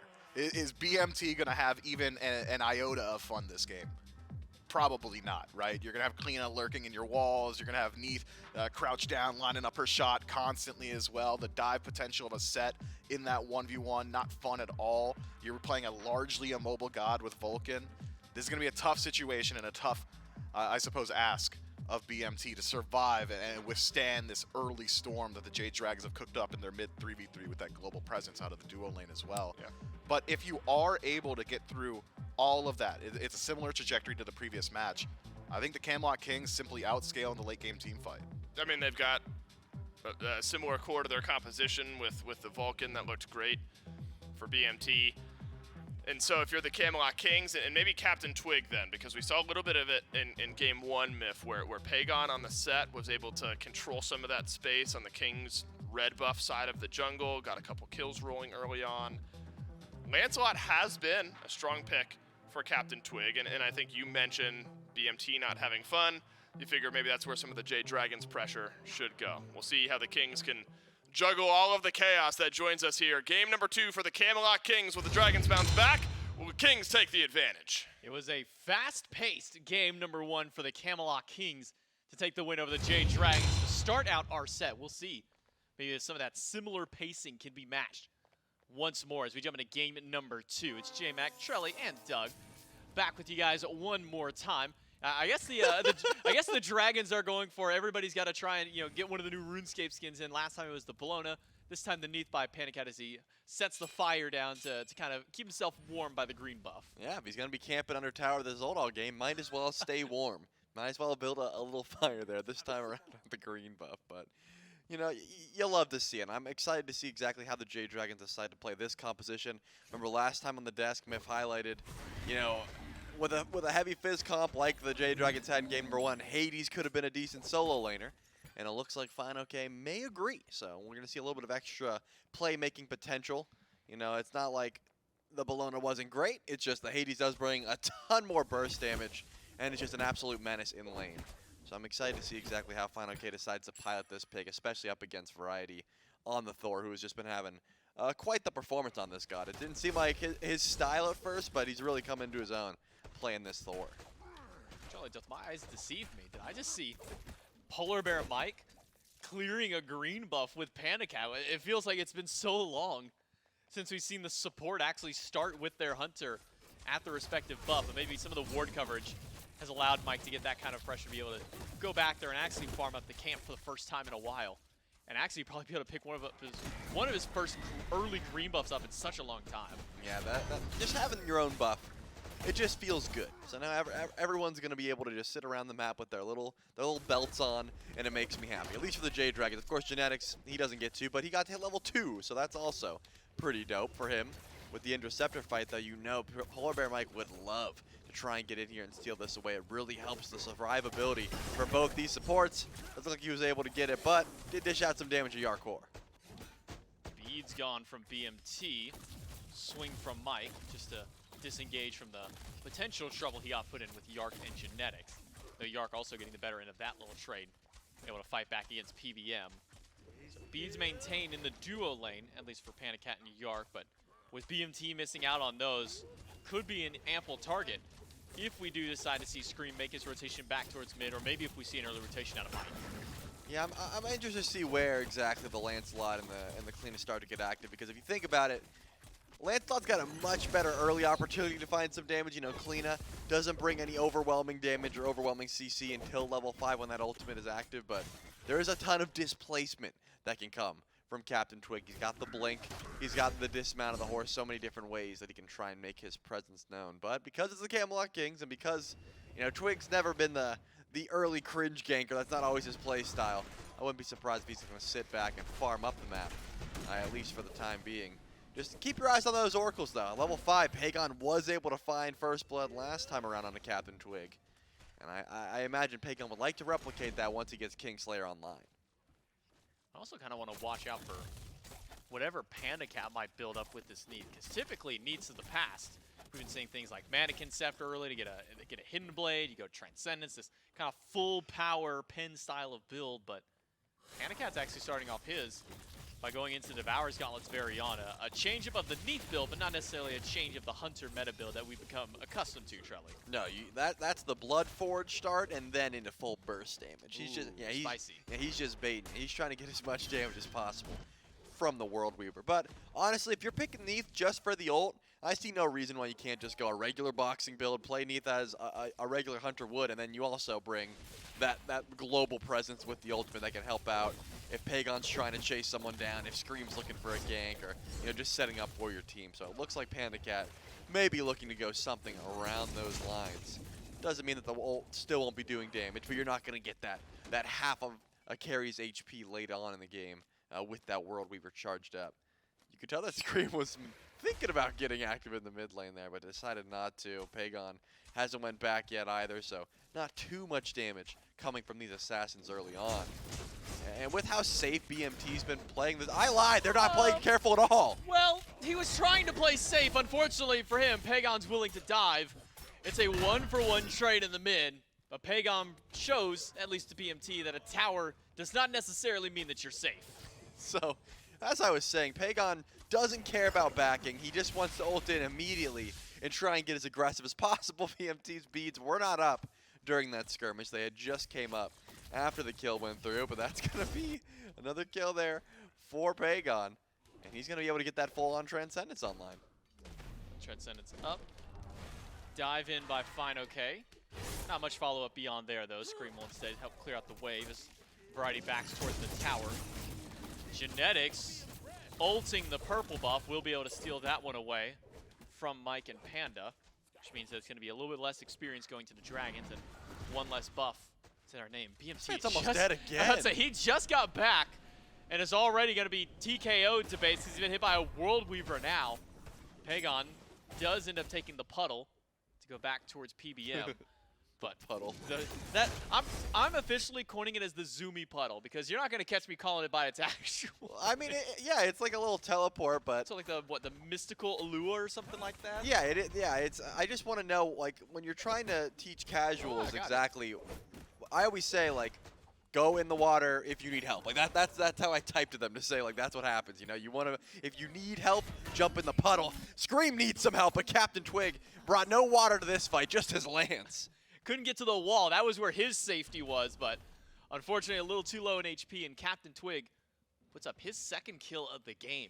The Camelot Kings have really been doing well to answering to the early aggression of the Jade Dragons. Sure, BMT dies it for first blood there, but immediately answered by CaptainTwig right back. CaptainTwig now with a second kill, and it really does feel like the Jade Dragons are kind of struggling a little bit to maintain these early leads, these early pop-offs they've been getting. Yeah, I think it's just Lancelot has a better early game. I mean, Scream does not want to take those 1v1s in the jungle versus CaptainTwig on the Lancelot. And I think Twig sought out that fight, right? He's 2-0 currently, has himself a nice little lead in the jungle. Probably try to chase down the Kleena and find that 1v1, and might continue to do so. It's going to be a bit before Scream can match that amount of DPS that this Lancelot is able to do. Just a very strong early god in the meta, and especially he's got some good chase down. For that duo lane. If PandaCat finds himself too far up, CaptainTwig's going to be able to find some sort of aggression on that side of the map as well. Just being able to traverse the map very quickly on the horse really does start to add up.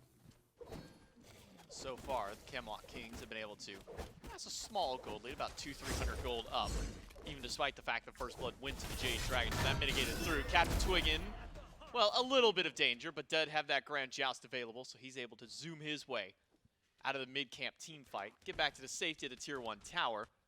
Might even have an opportunity to go back and start building up a little bit more power to his name as a Tier 2 mace picked up on his back. I wanted to see a little bit of extra damage, but this doesn't have the gold to match it just yet. That ult did chunk though, 451 as like an escape. You know, it is your ultimate of course, but on the way out, just a solid bit of DPS over towards Scream. It really does start to add up, and it does start doing a little bit of damage. He switched it up. He wants the sledge. That's going to help out the survivability as well as just the DPS you can do. It really does help you when you're boxing up against a double assassin composition. You know, if you're taking the damage from Pegon and Scream, the HP is going to start to add up here. But remember, last game, the Camelot Kings were playing around BigManTingz, they were playing around this turret, and more specifically, the objective pressure. The Jade Dragons were finding ganks, they were finding kills, but the Kings were on every Fury, on every Pyro consistently, and I imagine that does continue. It's all pretty much on BMT to try and confirm, but Scream being looked at. Good dash away. We'll be just fine. Just barely. fineokay, no beads now. Up against Variety, World Weaver hits, but Variety should be fine. And it's a gank on a PandaCat. CaptainTwig, no ult, but not necessary. A killing spree for the jungler of the Kings, set off the back of the aggression from Jarcorrr. Yeah, I was just talking about PandaCat. If he steps up too far in that lane, you know CaptainTwig has no problem going over and making sure to put that Neith down. Didn't use the beads, though, so we'll have a little bit of extra safety if he wants to try to continue farming on that side of the map. It's just difficult as well. If you are on this Neith over in duo, more often than not, you're constantly charging that World Weaver. You're looking over to see what gank can I help out? Can I help out my team? And if you're doing that, you're probably setting yourself up for some easy poke. You know, Jarcorr's got a ton of range on this Ishtar, so it's not like Panda can just charge up his ult in the middle of the lane and not get poked out. And CaptainTwig recognized that immediately. Made sure to go over there and put his first death onto PandaCat. Well, now with beads down by fineokay, might open up an opportunity for the Camelot Kings to the right side of the map, because fineokay is going for a full damage build, at least as of now. 500 gold, 2k XP up to the Camelot Kings. The Jade Dragons grab the Oracle Heartbeast, that way they can have vision at least around the other, or one of the neutral objectives that are spawned up onto the map. Pyromancer's still a few seconds out. But what is Genetics doing all the way back here? He's got an Interceptor, man. He's not scared. He's just roaming around the map, man. He can do no wrong at this point. Oh, goose eggs across the board for himself, but has that shell, has that Gauntlet of Thieves. Pretty tanky early on. Yeah, no. As long as you've got the HP 5 from the Scepter and you got your shell, should be just fine roaming through the enemy jungle. And again, it's not like Scream can really dish out that much. I know I keep harping on how much damage Kleena does early, because it's not a bunch.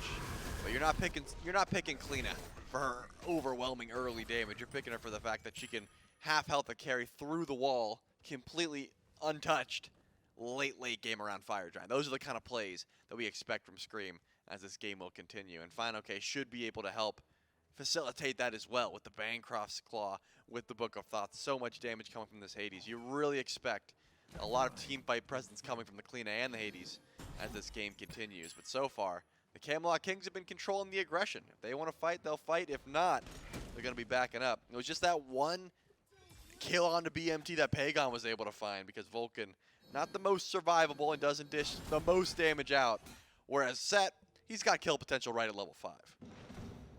So for the Camelot Kings, at the 11-minute mark with this small lead over the Dragons, pretty much minuscule at this point though, as a lot of that has been shored back up by the Dragons.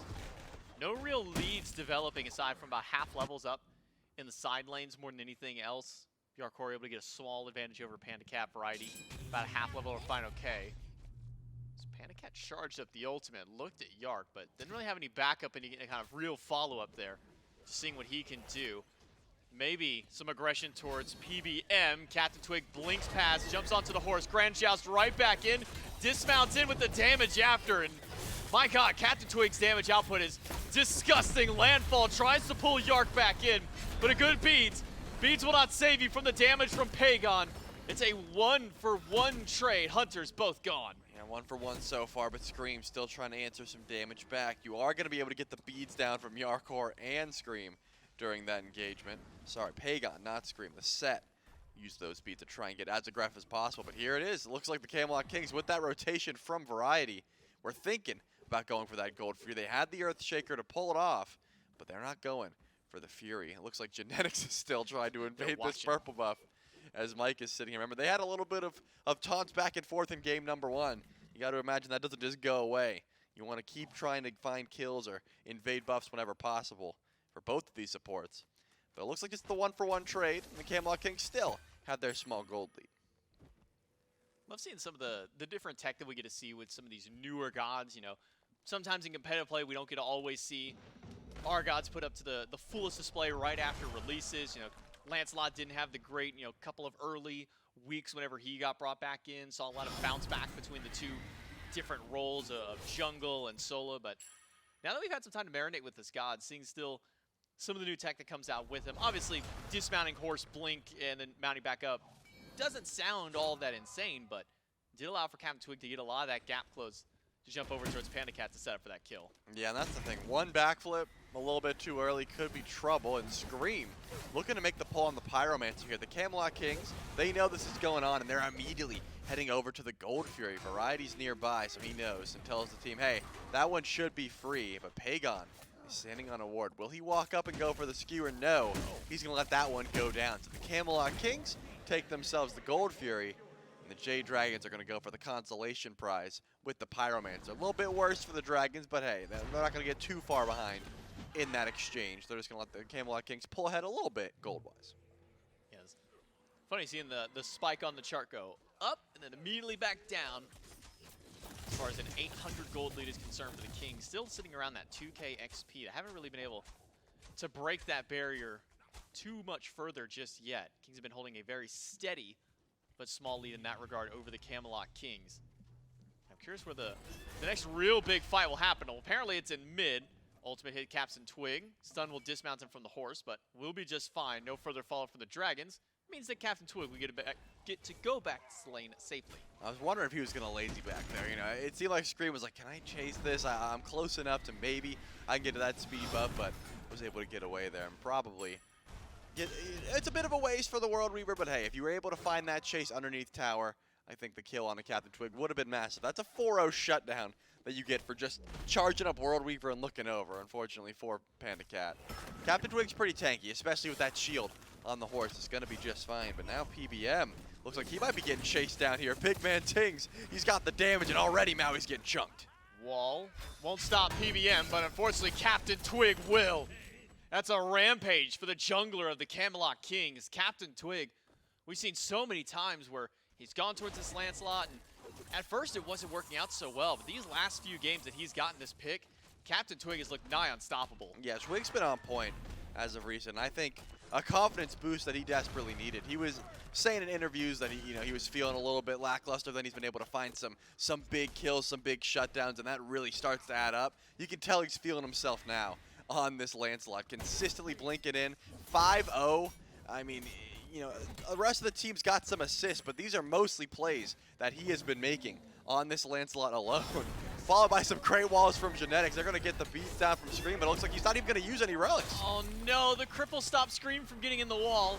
Does manage to make it through, but there are 3 surrounding, 1 Nor wall to block that path off. Can't walk through that one, Scream. It's a kill for Variety and the Kings. Yeah, he held onto those relics a little bit too long there, but honestly, if he beats early, maybe it wouldn't even have been enough. BigManTingz, you could tell, just got into a bit of a scrap with Pegon. Didn't use the ultimate or any relics. That Vulcan gonna have to go back to base. Camelot Kings have been pushing this lead consistently, and they're gonna try and go for a gank onto fineokay. The blink will be just fine, and fineokay is gonna be gone. But you can tell CaptainTwig's like, all right, I've killed over and left. I've killed everyone on the map except for this Hades. Maybe I'll try and go over right lane. Something I was actually kind of bringing up with you over in the green room before we jumped into this game is this is now 4 games in a row that BMT has just gotten to kind of cruise control on the Vulcan just in this tournament alone. I'd have to look back at what he was playing right before we jumped in, but the fact that he's gotten to comfortably sit on the same god every time seems to have worked out for the Kings. Yark able to dash away and Immediate disengage now by the Jade Dragons. PBM misses the landfall damage, does get the stun onto Yark. Sunders, but now PBM has no leap and no escape path out. Needs a little more damage from the Kings, but a perfect mez from the Rolling Thunder allows PandaCat to get his support out. I am amazed that PBM was able to get out there. Did have a decent ultimate, but kind of got stuck in that regard. Had to use both relics, our Jarcorrr, to survive that gank. And once again, you could tell PBM called that one out. Pegon wanted to keep diving with that Kingslayer. But right when he heard the call that, hey, CaptainTwig's here, Janex is on the way, they're all coming, we have to back up. Earthshaker was a bit off the mark. BMT sent it out from pretty much mid lane and said, I'm going to try and predict where Mike goes. If he doesn't go that way, I can't catch him anyway. So good pathing from this Maui to make sure that another kill doesn't go the way of the Camelot Kings. The gold still ever slightly in their favor. It's been pushing higher and higher. But still, only within that 1,500 mark. Not going to be the end of the world. I'm waiting for the rotation in from this Hades. fineokay has been able to farm himself up some nice items. He's got the Polynomicon online. He's doing big damage. He just hasn't been able to do that big damage to any of these carries. I wonder how many times that Mike has tried to go back to base and Janex stopped him. We saw it with the wall a moment ago. We saw it with the auto attack there. fineokay rotates out a solo for one of the first times, but just to help clear out the mid camps. I think you're right to bring up the fact that we haven't really seen much of the soul laners in this game. Game number one, they were getting very active early on by these pyromancers over towards these mid lane skirmishes, but it's been very quiet out of them so far. Variety 1-0, fineokay 0-0, at least for the time being. But I wonder then, Charlie, when will be that moment they rotate out? Is it once level 20s are hit? Is it once the team wants to go for a real major objective? Because we saw Fury go to the Kings earlier on. We still haven't seen that rotation from them just yet. Variety already here, fineokay lacking behind. Yeah, the Oni Fury could be the call getting burned down immediately. It looks like they're going to get it for absolute free. Variety up in the sky just to play zone duty, maybe. Drops back down to grab a relic or two, but it looks like he's going to go underneath that tower. And that one's going to be free. Last time the Jade Dragons went for Pyro, but it looked like they tried to step up towards that objective, realized they didn't have the burst, and didn't even get the consolation prize. So that's going to be some enhanced minions and more gold in the pocket of the Camelot Kings. And maybe a little bit more. Kings aren't going to shy over towards the Pyromancer, at least not yet. About 2K up for the Camelot Kings off the back of that Gold Fury. About maybe 2.5 even at that. Camelot Kings have been very steady in this game. They haven't been trying to force too many fights. They haven't been trying to go for any crazy plays. I say that, and CaptainTwig is literally trying to pick a 1v1 against Screammmmm. Maybe I should wait before I make a statement like that next time until we see what these two junglers are doing throughout, because for the Kings, it has all been off the back of CaptainTwig. 5-0-1 for the Lancelot. Yeah, he's only given one kill away to Variety, and he really had to work for that one, so gotta watch out. fineokay is gonna make the pull onto the Pyromancer, but immediately Variety shows up, and here comes Earthshaker. Earthshaker does hit too. That's a low HP for Pegon and fineokay, but Variety with no ultimate yet doesn't really have the chase down that he would like. And also unfortunate for him is a lot of these gods can go right past the walls that have been thrown up onto the map. But even with Pyro going over to the Jade Dragons, tier 1 tower in mid will trade out for the Camelot Kings. Yeah, they're still always looking to get some extra pressure. I was wondering if Variety was going to ult up and try and chase that one down, but recognize that fineokay had blink and dash. Pegon had to teleport away as well with the sandstorm. There was no way he was going to be able to land that ultimate unless he had a crazy read or, you know, they wasted their dashes early. But the Camelot Kings pressure on the right side of the map. You can see PandaCat also making his rotation over, realizes there could be a pull onto this Fire Giant, and that's exactly what the Camelot Kings have in mind. Dragons scattering to get through. Screammmmm inside the wall. Throws out the damage. Who's going to get the fire? It is a coin toss that the Jade Dragons have won. Genetics is gone. CaptainTwig removed from the map. And it's only 3 left on the Kings. Make that 2 because Pegon has soloed Yark on the opposite end. BMT, Variety, what can you do against 5 Jade Dragons? The answer to that is not a whole lot. It's a double for Pegon, and Variety not able to close that one out. Give one to PandaCat and a deicide for the Dragons. That is insane. The fact that Variety didn't stun Screammmmm may be the reason that this game just flipped on its head. Scream getting into that Fire Giant, doing so much damage, the silence from the walls, and Odysseus Bow stealing the Fire Giant, by the way, 90 damage. And that's the issue with Earthshaker.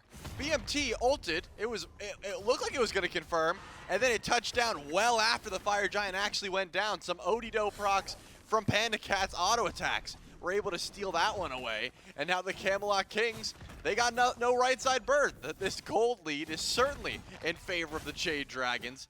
And that is a massive fumble. Wow. I mean, just everything in favor of the Dragons off of one botched fight. And I'm telling you, if Scream doesn't get into Fire Giant there, I'm thinking that fight goes a little bit worse. And you look over the top and you see this massive gold we saw brought up onto the chart there. This isn't just 7,000 that the Dragons got. This is 9,000 that they picked up, because it was a 2K lead for the Kings before jumping into that fight. And the Dragons in one fell swoop shut down CaptainTwig, get the knockout onto him, finally shuts down his killing spree, steal the Fire Giant away, remove literally everything from the right side of the map and all the towers in mid. What a turnaround by the Jade Dragons, and a great play by them in order to steal that fire away.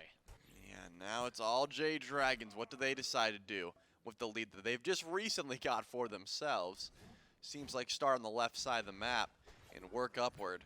No right side bird, so smart that BMT and Variety are clearing out fire minions for the time being.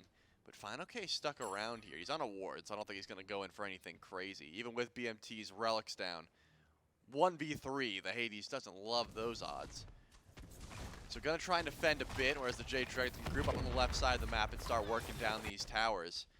I mean, it's not like the Camelot Kings can't fight back. You just got to wait until BMT gets active. Aegis and beats. I mean, that would really help the engage and just staying back, because it's not like he doesn't do crazy damage. He also dies extremely quickly for the next 10 seconds. Well, we were faintly charged there. This by PandaCat, but a group up to the left side of the map for the Dragons. Camelot Kings have spread out their efforts a little bit, keeping CaptainTwig in mid to deal with fineokay or anybody who might try and push for the mid bird. But separated fight by the Jade Dragons. Almost takes out CaptainTwig. Good wall, blocks up fineokay, and gets the beads away from Pegon, leaving just the dual lane to the left side of the map. PandaCat off the mark with the Spirit Arrow. The Jade Dragons can now regroup together. They still have ultimates. I mean, it was just the World Reaver down, so the Jade Dragons have a decent siege opportunity, but CaptainTwig also missing his jousting field. You're going to have to give some respect to the damage that BMT and Jarcorrr are able to put up, but you got to respect Scream's damage as well. Ult from Mike doesn't pull anybody, but does yank away a set of beads from the mid laner. BMT going to be forced to go back to the fountain, maybe regenerate really quickly. Still has that ultimate. Earthshaker can do a lot of damage to the stage. Remember, Soul Gem and Soul Reaver available to the Vulcan.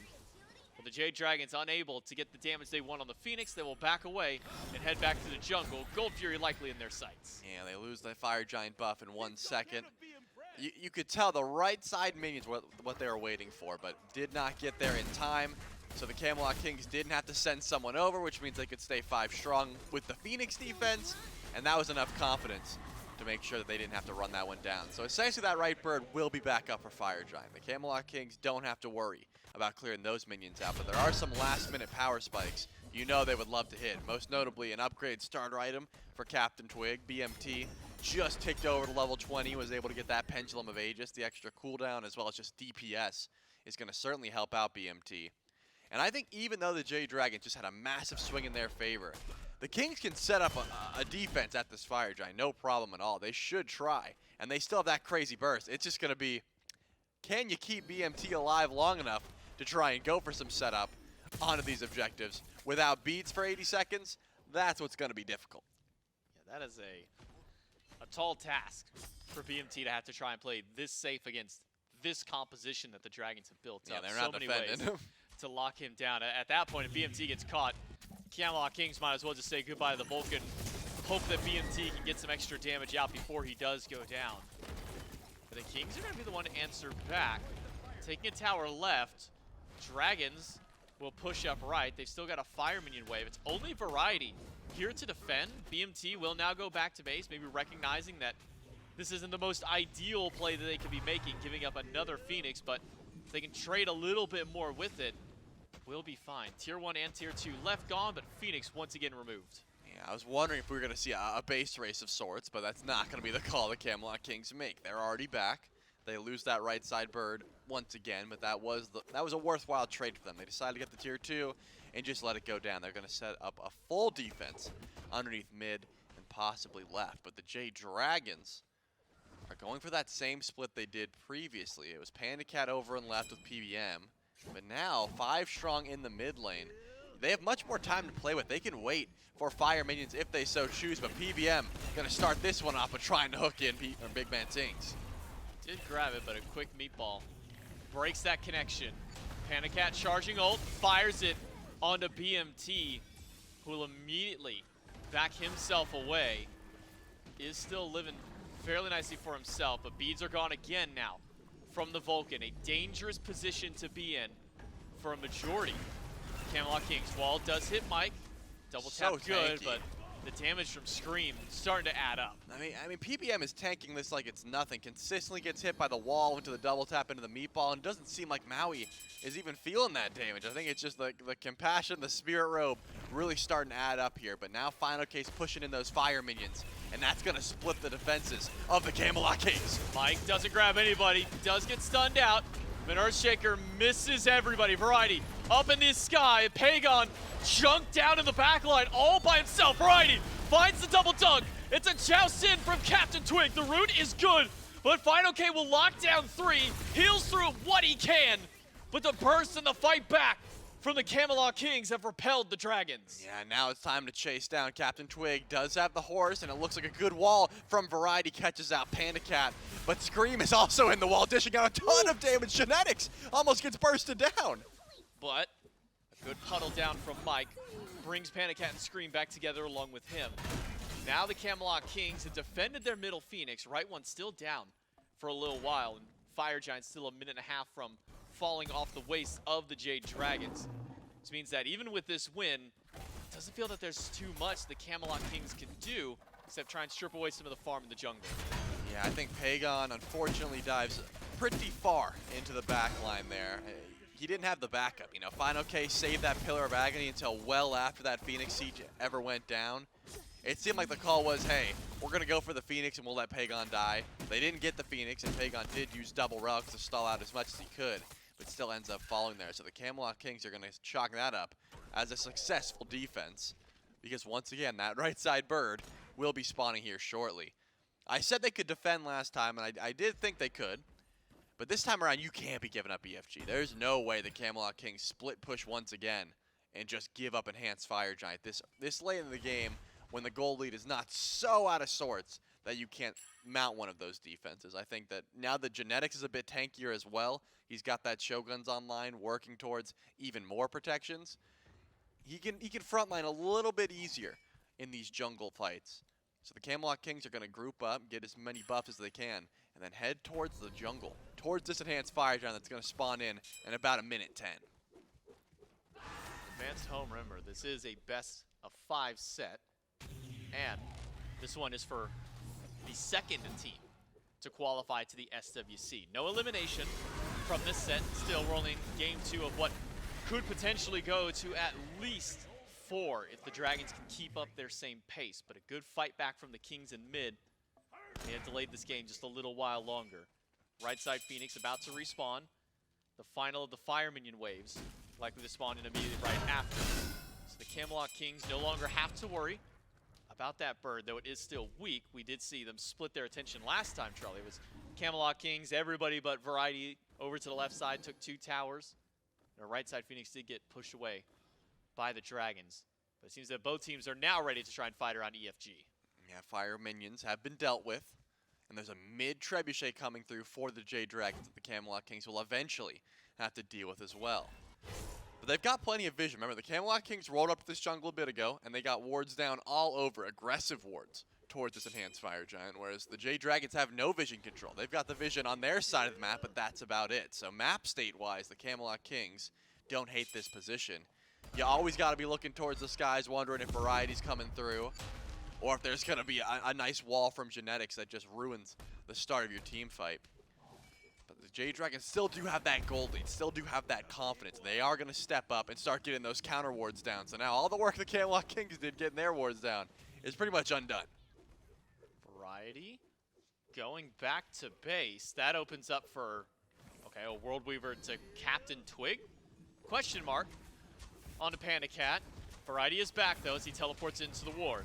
Stuns fineokay, but BMT in the back line. Scream has removed the mid laner from the map. And the landfall will block off the path, but PandaCat is in trouble, and so is CaptainTwig. Pegon, though, does get traded out. It's 2 for 1, maybe 3, and PandaCat can't get out. Good stun by the ADC, but the ADC is gone, and so is genetics. It's just Variety left up against the 2 tanks and Scream. Though I can't really call fineokay much of a tank. This damage Hades is a menace for the Dragons. fineokay still has ultimate here with Scream's DPS as well. It is going to be so difficult to try and keep the Titan alive here. You got to stall out for 30 seconds, and that's when BMT is going to show up to the party. But it looks like Variety's playing this one smart. He's trying to stall out as much as he can and stunning through Scream's damage, but he's got to keep the Titan alive. PBM, he can tank it for quite some time. PBM finds the pull onto Variety, who's just trying to fight back. Silence is good, but I'm not sure if they have enough damage. Not without fineokay. Variety goes in, Variety goes down. BMT up in 3, but I don't think the Titan will live that long. Earthshaker rolls through, but it is too little and too late. The Jade Dragons grab game 2. Wow, the Jade Dragons. What a back and forth brawl, right? I mean, you could just tell that fineokay, once he got that Hades, was really looking to make his mark in those team fights, but he was holding the Pillars of Agony so much. Pegon also doing so much explosive damage on this set, as you would expect, but it was not a one-sided fight in any way. It was back and forth. You could tell that was a breath of release from the Jade Dragons that they were able to get that one because the Camelot Kings showed some real dominance towards this beginning. I mean, CaptainTwig started off hot. I mean, 5-0 yeah. on the Lancelot, and then all it took was one team fight for the Jade Dragons to really break that game wide open, get a Deicide, a Fire Giant, 4 towers, and a Phoenix, and all in one fell swoop. And then the Jade Dragons took them a little while, but able to take game number 2. We'll see who's able to take the lead in game number 3 right after this break.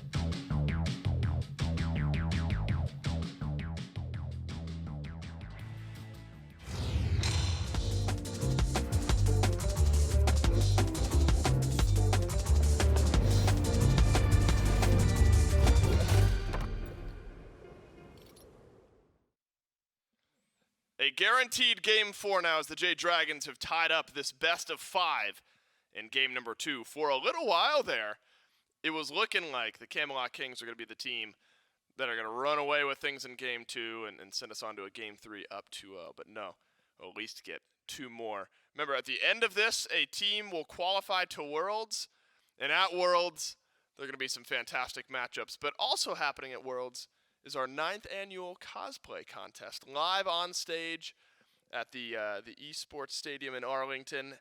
A prize pool, a total prize pool of $9,000 at our 9th annual SWC cosplay contest. SmiteGame.com/SWC is where all the important details will be, but I'm very, very excited. I think it's just so cool seeing all the fans come out cosplaying as their favorite gods and seeing some really, really awesome get-ups there. So remember, head on over to SmiteGame.com/SWC, sign up, and take your shot at a total prize pool of $9,000 at our cosplay contest going on that weekend there at SWC. I think, Miff, you've said that you're definitely judging that event, right? So Am I allowed to? no, probably not. I mean, I would love to. Well, people who work at hi-rez will be judging it. I work at hi-rez. Well, you and I are going to be a bit busy that afternoon, Miff. I don't know if we're going to have you judging the cosplay contest. At any rate, can't wait to see what you guys and you fans will bring to the event itself. But we got to talk about the matchup here. Jade Dragons, Camelot Kings heats up yet again. These two teams, seemingly in these best of 5s, just go back and forth. It's at least what's happened here in game 1 and 2. But again, Miff, just prior to the cosplay contest read there, I'm talking about how I'm thinking the Kings are going to start to walk away with this one. They were the team actually finding some early pressure. Really nice start from Twig. But the Dragons call them on it a bit around some of the objectives later in the game. For 18 uninterrupted minutes, Uninterrupted. the Camelot Kings played a perfect game of Smite. Yeah. And then one major fumble around the Fire Giant cost them not only the Fire Giant, but 5 lives, their entire gold lead, and actually swings the game just about 10,000 gold in favor of the Jade Dragons by the time the next team fight had rolled around. And it's a mistake that we do not often see from the Camelot Kings. Generally, it's very methodical, slow play as you start to accumulate your lead over the course of however long the match is going to take. This one felt a bit out of character for the Kings to go for that Fire Giant pool. The Jade Dragons, they call them on it, and once the Jade Dragons had established their lead, it was so sizable, so dominant, that the Kings' defense really started to fumble as well. Still a little chaotic. There were moments where despite being heavily down in gold by the end of the game, the Kings were taking the fight to the Jade Dragons, but you could tell just that extra bit of gold was elongating those fights more comfortably for the Jade Dragons. So yes, really nice game from Twig, but really from the Jade Dragons on a bounce back. And I think that's important to look at, Miff, because so much of the conversation, for good reason, has been Jade Dragons establish an early lead and they don't let it go, and that's typically how they win their games. This is a great example of another skill the Jade Dragons have, and it's what the Kings do to a lot of teams, and it's weathering the storm, finding their opening, finding the mistake, and then capitalizing on that as well. It was just what the Kings can do to the Dragons in game number 1. So I think now both teams have shown they have the ability to play both sides of the ball, despite the Jade Dragons maybe being more consistently aggressive early on. So now we go into a game number 3. Remember, these are all best of 5, so this one does not end the set, but does put you on SWC point, making your way guaranteed to the Smite World Championship. And so I think big momentum shift here. And I wonder, Miff, if this is now one where the Jade Dragons maybe double down on that early aggression, set the tone here in game 3. I think so. So long as they can get that magic damage, that late game bit to just push you over the edge. And in game 2, it was the Hades selection for fineokay that I think really solidifies their ability to close out the match. Just that Polynomicon to shred these Phoenixes. And you gotta give the Jade Dragons credit for being willing to make these difficult calls. When we talk about how that game ended, that last Fire Giant defense, that I thought, okay, the Camelot Kings have done enough. You know, Variety's still alive. I thought so too. 2 are already dead. No way the game ends here. And the Jade Dragons, they go for the Phoenix. And it looked like for a moment they were going to back off, get ready for the Fire Giant and set up there. But instead it was, guys, I think we've got just enough time to end it. And in a match as high stakes as game 2 was, had that been a fumble for the Jade Dragons, the Kings were able to refocus and find their footing once more, likely would have extended that match to another Fire Giant, which could have very easily gone the other way. It's difficult to be in the Jade Dragon shoes and say, let's go for it now. And how narrow of a window as it was. If BMT spawns 2 seconds sooner, he's probably defending the Titan there. So amazing call from the Jade Dragons, but one that is surely stressful for them to make. Agreed. And those thin margins, when the games get as close as these two teams tend to play with one another, thinnest of margins make the biggest of differences. So game 3, see if either of these two teams make heavy adaptations to their pick ban strategy. Not so far for the Jade Dragons. Daji had been banned out pretty heavily. Kings considering, all right, do we want to keep the 100% ban rate against the Jade Dragons? Daji going, so that was game 1 and game 2 here in phase 3 playoffs so far. Daji banned out 88% of the time in all of the playoff matches that we've seen up to this point. And unlucky for the Titans, was left unbanned against the Leviathans earlier on today. We saw what Panatom was able to get done on that pick. Wonder how threatening the Kings really think this set is. Now it's been back-to-back games for Pegon. Looked fine in game 1. Very. Threatening enough to ban out over the Daji, which has been banned out every single game against the Jade Dragons. Yeah, if you want BMT to continually go towards this Vulcan, giving the Vulcan versus set matchup to the Jade Dragons, I think, is just a very difficult decision to make. Considering how Pegon had started off that game, essentially tower diving, I believe it was at level 5. Yeah. Sure, he gets punished for it. A good rotation from CaptainTwig at least makes it costly, but that's the type of play that really can take the confidence out of one of your players. Never want to get soloed in a situation like that, especially for First Blood, especially in as important a match as this is. So go ahead and take Pegon off of one of his favorites. Wow. It's surprising how often Yemoja's made it through the ban phase here. Goes to the Jade Dragons once more. Do one of these picks for the Kings end up being a Daji? Because remember, Mike got Yemoja game 1. I'm sorry. Wasn't the best. It was a loss in game 1 for the Jade Dragons, but you can't extrapolate too much from that. You know, Yemoja's still incredibly strong, especially in the hands of PolarBearMike, and so anytime you can get a redo on that pick, Mike will always take it. And it is a Daji pick for the Camelot Kings. I think giving Yemoja plus Daji to the Jade Dragons right off the bat would have been a bit too much, and the Camelot Kings agree. So they'll take the Daji then for themselves. And another Scylla pick here, Myth. I want to talk first and foremost, though, about Daji for CaptainTwig specifically. Not a pick-player combo we've seen too much of. A aggressive potential carry style pick here for Twig in game 3. You think his playstyle synergizes with the Daji? He certainly has gods in the god pool that are similar in execution. Expect him to play the Daji at a similar pace to things like his Lancelot or his Rat. You want to get involved around level 5, that second item too. This is just a massive power spike, allows you to get into that back line, focus these hyper carries, jump onto a Scylla, apply your damage. He drops Crush at her feet, get up into the Powwow, start pressuring those relics. And you've got phenomenal follow-up already if Vulcan is nearby, if that Powwow connects. Earthshaker's there, Terra as well, could just set up her structures at the foot of the pillar. So I do like a lot what the Kings have got for themselves here, but you are absolutely right to bring up the fact that this is just not a combination of player and god that we see super often, and Daji, I would argue, a bit on the higher execution side. Yeah. I'm sure the Kings have had plenty of opportunities to practice it and just not a whole lot of opportunities to play it. We'll see whether or not Twig can bring it on the big stage. Yeah, we know Twig is very self-critical, as we've already talked about. If it's not a pick that he thinks he can execute on, he's just not going to let his team open the door to that if he knows he's not going to be able to play up to standard. So I'm sure his confidence is there and does provide some good setup for Vulcan if the Powwow connects onto a target without beads, without CC immunity.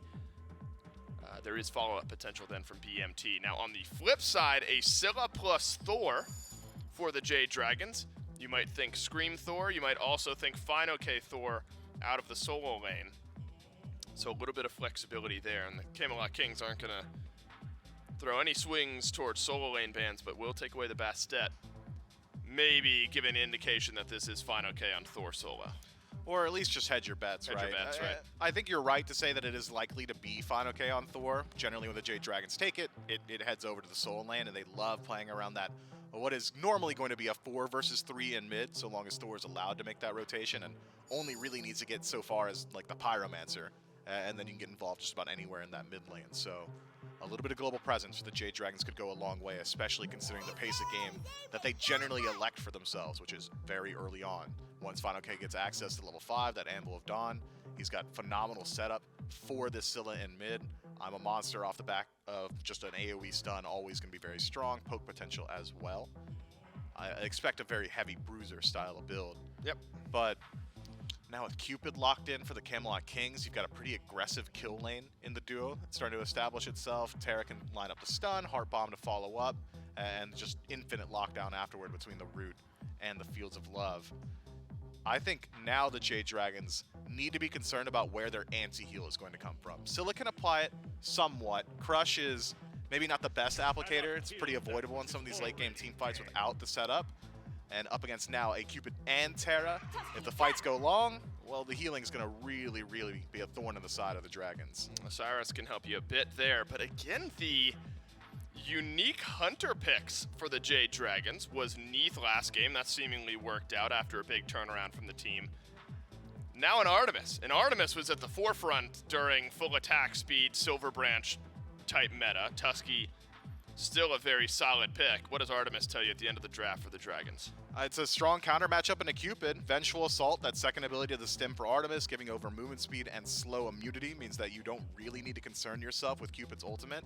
Cupid very heavily relies on the fact that the majority of the Hunter cast has to respond to Fields of Love with either beads or with their own ultimate. Artemis doesn't need to do that. She could just ignore it. She wins that value trade more often than not. And then you've got a strong late game scaler that can follow up off of all of this CC that's already established itself for the Jade Dragons. Transgressor's Fate, the trap from Artemis, just so potent. So long as somebody else can make it easy for you to land, right? And generally it's Tusky, but it doesn't have to be when you've got this amount of CC already on the Jade Dragons. And even in the laning phase, Yemoja stun plus Artemis trap is a pretty consistent combo. It'll be very difficult for Terra or Cupid to deal with it. So I like this last lock-in for the Camelot Kings. Feels like they're saying, let's not play around the duo lane. Let's not play through our Cupid. Instead, get this hyper-aggressive solo lane Raven. Let's play there. All right, so Raven, when we first saw it in solo lane, it was SOT, it was heavy damage mitigation build. Obviously, that build path has been changed through updates in the game since then. Potentially looks a little bit different. Do you still think damage mitigation type items the way to go on this pick? Obviously, it's got to look a little bit different than when we saw it when SOT and a few others were playing it. Or are you looking standard bruiser from what we've seen in the recent meta type build? Yeah, I think we're more in line with just standard warrior stuff. The OG Sigil, Oni Hunter, Spirit Robe, when I ult I have 90% damage mitigation, not quite there anymore. That's not to say that you aren't still getting a whole lot of damage mitigation from that style of build, but Raven, I think, probably wants a little bit more damage, so things like Glad Shield come to mind. But what Raven does bring is immense safety, not only for himself, but also for his team by simply diving and creating space. He's very, very hard to stop once he gets rolling. Overhead kick as a tool to just stick in that back line and essentially be immune to peel. It is very useful when you've got 3 hyper carries that could just straight up win you a late game team fight. So you want to have these big bodies creating some space in these neutral territory engagements around the Gold Fury, around the Fire Giant. If you're able to separate a fight as Raven, which he's pretty good at, that means that Daji is going to have an easier time selecting targets. Myth, target selection, I think, going to be very important for CaptainTwig here in game number 3 as well. You've talked about his play style, build up a little bit. Of course, you want to hit that level 5. Where does that pal out go? Where do the Camelot Kings want to land that pressure? We'll have to jump into game number 3 between the Kings and the Dragons to find out. And to take us there, it's J-Mac and Trelly. Yeah, thank you so much. This game will lead us to match point for one of these teams out there, as they are currently tied going into game number 3. Winner of this put themselves one step closer to qualifying towards the SMITE World Championship. Again, loser doesn't go home today. Instead, they drop down into the lower bracket to face off, I believe, against the Oni Warriors for their matchup there. And whoa, what a treat for the Oni Warriors. You get to play either against the Camelot Kings or the Jade Dragons, 2 of the top teams in the league right now. I don't imagine, Charlie, either of these teams want to drop down to the lower. They want to get that ticket stamped for HWC. Yeah, definitely. Just getting that fast track to Worlds is what you're looking for, but I think it was a mental chess match in picks and bans for both of these squads. I mean, you could tell the Camelot Kings did not want the Daji. They were like, please, first pick it. And then the Jade Dragons were like, well, if we grab Daji here, we're giving genetics Yemoja. We don't want to do that, so we're going to go ahead. And then it was one of those situations where if BMT is going to go to Vulcan, yeah, the set's bad, but the dodgy is worse. You do not want to be up against that character as a Vulcan, so they gave CaptainTwig the dodgy, a character that he's gone on record to say he doesn't love too much. So we'll have to see if he's been practicing and enjoys her a little bit more into a matchup like this. A lot of CC immune ults. I'm looking at PBM as the main target. Besides that, everyone doesn't seem like they're going to care about the Palau too much, but Daji brings more than just CC. She's also got some good damage. A lot of damage from that assassin. A single full combo can take away half a carry's HP this early on in the game, maybe even a little bit more there. Now, one downside of this Ravana solo, as tanky as it may get, especially with how the desk highlights the damage mitigation style of build, this early game is not so great when it comes to the solo lane boxing matchups, in the 1v1s at least. No, he does not clear the way very much. The Ravana, once he gets some extra itemization online, what he does do is a lot of damage to carries. I think it has a fantastic matchup in the Scylla, because you're essentially blinking in, using all your damage, hoping that Pegon uses the Sentinel to dash away, and then you just Mystic Rush, overhead kick the ult, and like that's the idea, especially if you've got CaptainTwig diving with you. So I think a smart call to take the Ravana here. It just has a good matchup into burst mages, as well as PandaCat as well. Very telegraphed CC, and Ravana brings tons of CC immunity, so we do see the teleport, doesn't need to go for any beads or anything like that. It just depends if Variety can get to that late game without being too far behind from losing minions to the tower, but it actually looks like was able to out-clear fineokay here. So should be just fine. Not like Thor full clears the wave either. You gotta get some extra points into Mjolnir to do that. Yeah, that's fair. Both these assassins, maybe not the best early clears, so it just comes down to who hits the wave a little bit more frequently versus who hits the enemy god. Variety will at least get a little bit of both in that regard, and also a good bit of sustain to his name as well, via that 10-hand Shadow Fist in his kit. So Variety will heal up a little bit, get poked back down by Variety. But always keep an eye on Ravana, especially when they go for these tankier builds. They get a lot of mitigation stacked up into the kit, and it sometimes feels like that shield just never quite wears away. Yeah, the solo lane Ravans are always a little unfortunate to go up against, because the jungle Ravana does a ton of damage and is still safe, but when you actually land abilities, you can see that health go away. Variety is not planning on getting his health going away anytime soon. But with a gank opportunity from Screammmmm and fineokay, there could be something happening. But over on the left side of the map, genetics, as per usual, being a nuisance towards this purple buff. PBM has hogs, so should be just fine. But whenever the walls go up, always does create some problems here for these characters. I mean, genetics was able to steal some objectives away last time with the walls. You got to watch out. But this is the gank I was talking about. Variety holding on to the kick should be just fine. Yeah, back under the tower, which hits maybe just a little too hard for Screammmmm and fineokay to dive this early on. Variety doesn't have to worry about using anything to get out. PBM, though, might want to use a little bit of help as beads removed from the Yemoja.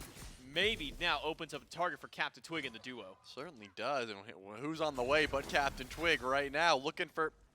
Oh, he's That still was- looking. I was going to say, are we looking or not looking? Now he is. 1,000 Cut's not going to come through. Got a whiplash there. Yeah, that was a little... I was wondering, like, someone just a little bit of delay in their brains there. It looked like CaptainTwig's like, oh, he riptided away. That fight's over. It's like, but is it though? And then he decided to Trickster Spirit and didn't quite have the damage.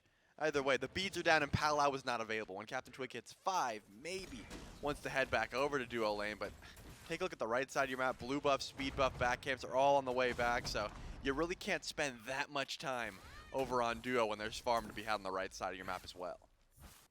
It really felt like one of the situations where, like, you have your blink on instacast, you know, the rest of your abilities, and you accidentally blinked in, you go, oh, well, I guess since I'm already here, now, yeah. I might as well just go in. Seems like we may have been the call for CaptainTwig, but level 5 now available to the dodgy. We'll see if Twig rotates back over to that duo to try and pick up a prime target as both beads are down. PandaCat actually lost his slightly after that little skirmish ended up happening through. Though it does have ultimate available, Tusky should remove those Palau chains should they connect there. And that's only if CaptainTwig does go back to the left. Yeah, it's just so difficult. Currently farming the right side of the map. Will head back to base, and that could open up some opportunities. But Mike is actually sitting on the right side of your map as well. Wants to get access to Rivers of Buke, so is farming with Scream the whole right side of the map. Does take over to level 5, but what does that open up, right? I wanted to see where this Yemoja would go. Was he going to go look for a variety?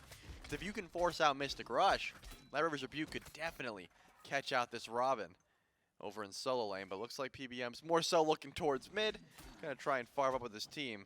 Beats are still down though for about 50 seconds.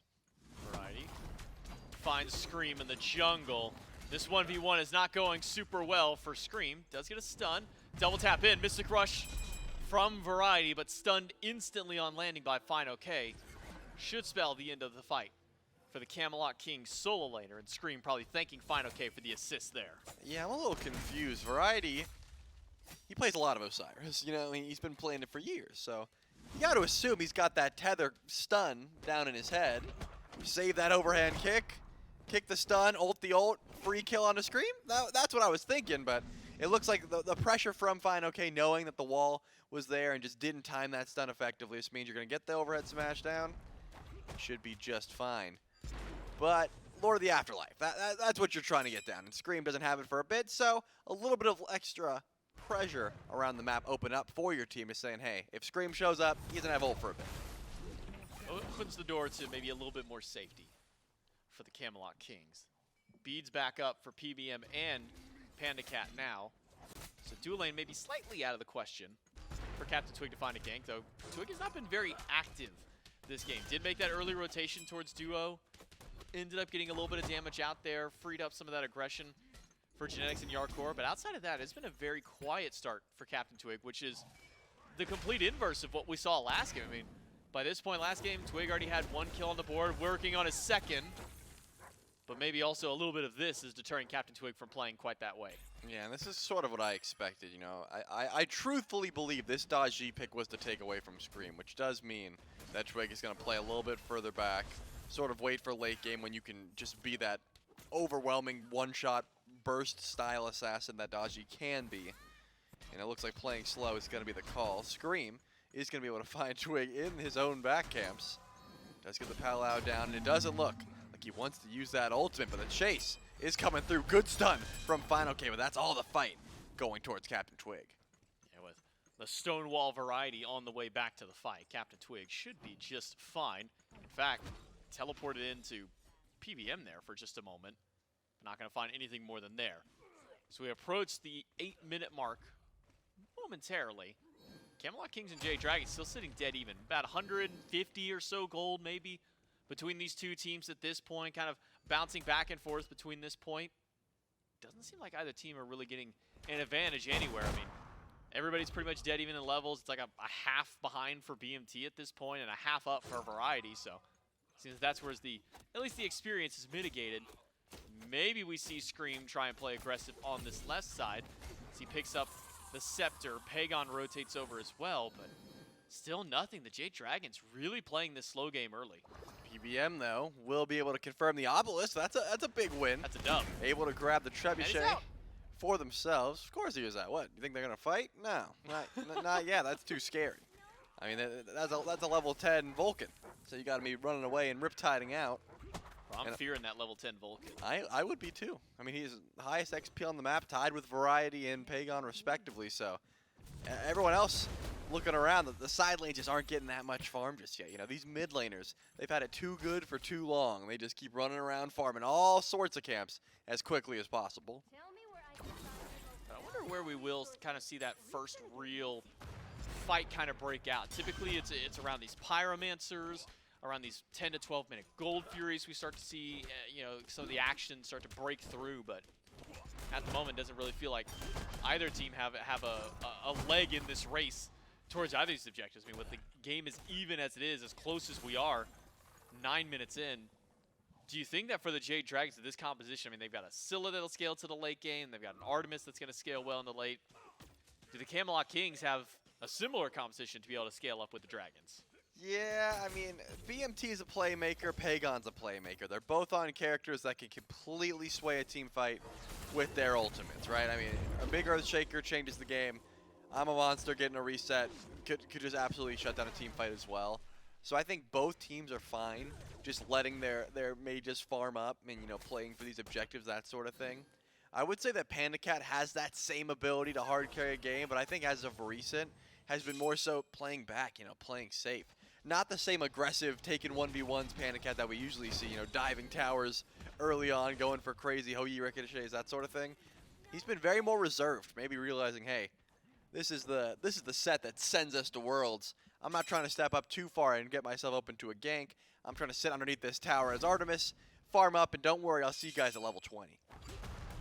Maybe also a little bit of, you know, that's Jarcorrr. That's the world's MVP, a former solo laner who would love to take a boxing match any given opportunity, as long as they're even remotely close in XP in that regard. And they are, as far as the duo lanes are concerned. Both of them pretty much the same in their build. Only difference is that Yark has gone for Gilded Arrow as opposed to the Death's Toll. So we'll see how the upgrade paths continue for those two hunters. I'm just waiting for that first big team fight, Charlie, for that first River's Rebuke to be launched, because I don't think we've seen PBM use that ability at all yet. I don't think really anybody has fired ultimates aside from the junglers earlier on when, or I can't even say the junglers, I have to say Variety and Screammmmm really been the only ones using their ults so far this game. Pyro started up. There's an Earthshaker from the mid laner BMT and a Pyromancer in. CaptainTwig up on the Pal-Lao, jumps off instantly, blinks out, and that should be the escape for Twig Wrong and way. for Genetics. PBM has found CaptainTwig, does end up hitting him with one Riptide, and Pegon has found Variety all by himself in the back line. It's the first blood for the Jade Dragons, but a Pyro for the Camelot Kings. Yeah, they're able to find that kill, and that's big for Pegon. Looks like tried to find that ultimate on Genetics, will not be able to, but here comes the rotation from Jarcorrr, and PBM is going to be getting looked at, not going to care too much about that damage. It was a tier 1 tower they wanted, not going to be able to find. So as you said, the objective goes down, but the Jade Dragons pick up first blood, and that pushes the gold lead more so in their favor than it does for the Kings. 700 gold off the back of that first blood. Rotation in even from PandaCat from the left lane, forced Jarcorrr over. And that's our first action, quote unquote, that we have seen now, Trelly. That's actually netted in something more than just a relic or another ultimate burned away. So first objective to the Kings, first kill to the Dragons. And a couple of relics utilized during that team fight. Cursed Ankh from fineokay picked up. Wonder when we'll get to see that one fully utilized in a fight. Meanwhile, Meditation from Genetics still down for 100 seconds. Didn't even realize, because we haven't really been paying too much attention to the dual lane. It's been quiet over there, so the fact this Meditation has gone unused up until this point really kind of gives you a tell of how the game has gone. And now the Camelot Kings starting up another objective. Ever the objective-minded team, they take a Gold Fury. Hopefully this time they can make it out without a death, and instead maybe a kill for themselves. Pal-Lao should yank PolarBearMike back in, but Variety will take that kill for himself. Certainly will. Grab that Fury, grab the kill onto PBM. And now maybe a purple buff for your troubles, but here comes Screammmmm Pegon. They want to go for the wraparound here. Beautiful Lord of the Afterlife gets the beads down, but this is going to be a chase they want to take. Variety is out. Overhead kick and the stun from the walls of Terra will be enough. Dunk in by fineokay. Off the mark. Wall catches Variety, and Pegon puts him down. Genetics ultimate has been used up, but will not get the healing for the rest of his team that they needed. Another kill for the Dragons off the back of an objective from the Kings. Yeah, couldn't fully disengage on that one. A beautiful wall. Make sure to lock in Variety, and he's not getting out after that. But Pegon is still stepping up here. He is not wanting to let any more farm go for free. The Camelot Kings with the Fury were able to put themselves back in the goldie, but again, so minuscule. fineokay, he's not going to be done either. Blinks into the rift. What? CaptainTwig and Pegon's going for the ult. Jarcorrr also taking a fight. What is happening? Yeah, well, we went from literally nothing going on. We were quite literally watching players farm minions in lanes to now 4 kills, 2 objectives, a solo kill from PandaCat. You already know that Panda was taunting Jarcorrr for that kill as well. The Jade Dragons have opened up the door to a 1,500 gold lead. Maybe more. CaptainTwig steps too far forward. Earthshaker doesn't get a kill. Instead, it's Screammmmm maybe fishing for more. fineokay trades his life out. It's a 1-for-1. I should say 1-for-2 off the solo on Jarcorrr earlier on. I swear, a switch was flipped on this game. The fact that it was, we couldn't even get fights during Pyromancer, and then it's like, oh, we're going to go for an all-out brawl. 3 ults dropped on a greater Scorpion invade. That is the pace at which this game is currently headed. The Jade Dragons have pushed themselves ahead. About 1,000 gold now. First one's hit 4K. I guess 40k in this case. And they're going to be able to keep that up because they are going for that late game. Pegon got 2 of those kills. This Scylla has been able to absolutely chunk when these crushes are connecting. And you got to think, if Pegon's hitting this hard now, it's only going to amplify. I mean, Scylla is a late game mage as late as they come. Level 20, gets massive power spikes. This is exactly what the Jade Dragons were playing for. And they're slowly arriving at that late game they want. Yeah, it's definitely a crawl to the late game at this pace. As again, we're only 1,000, 1,500 gold in the lead for the Jade Dragons. 15 minutes in. Might as well not even be that much of a lead, but a lead is a lead. And most of that is coming through the jungle. Scream, 2 levels up on the CaptainTwig at this point in. Maybe a pick out onto Yark.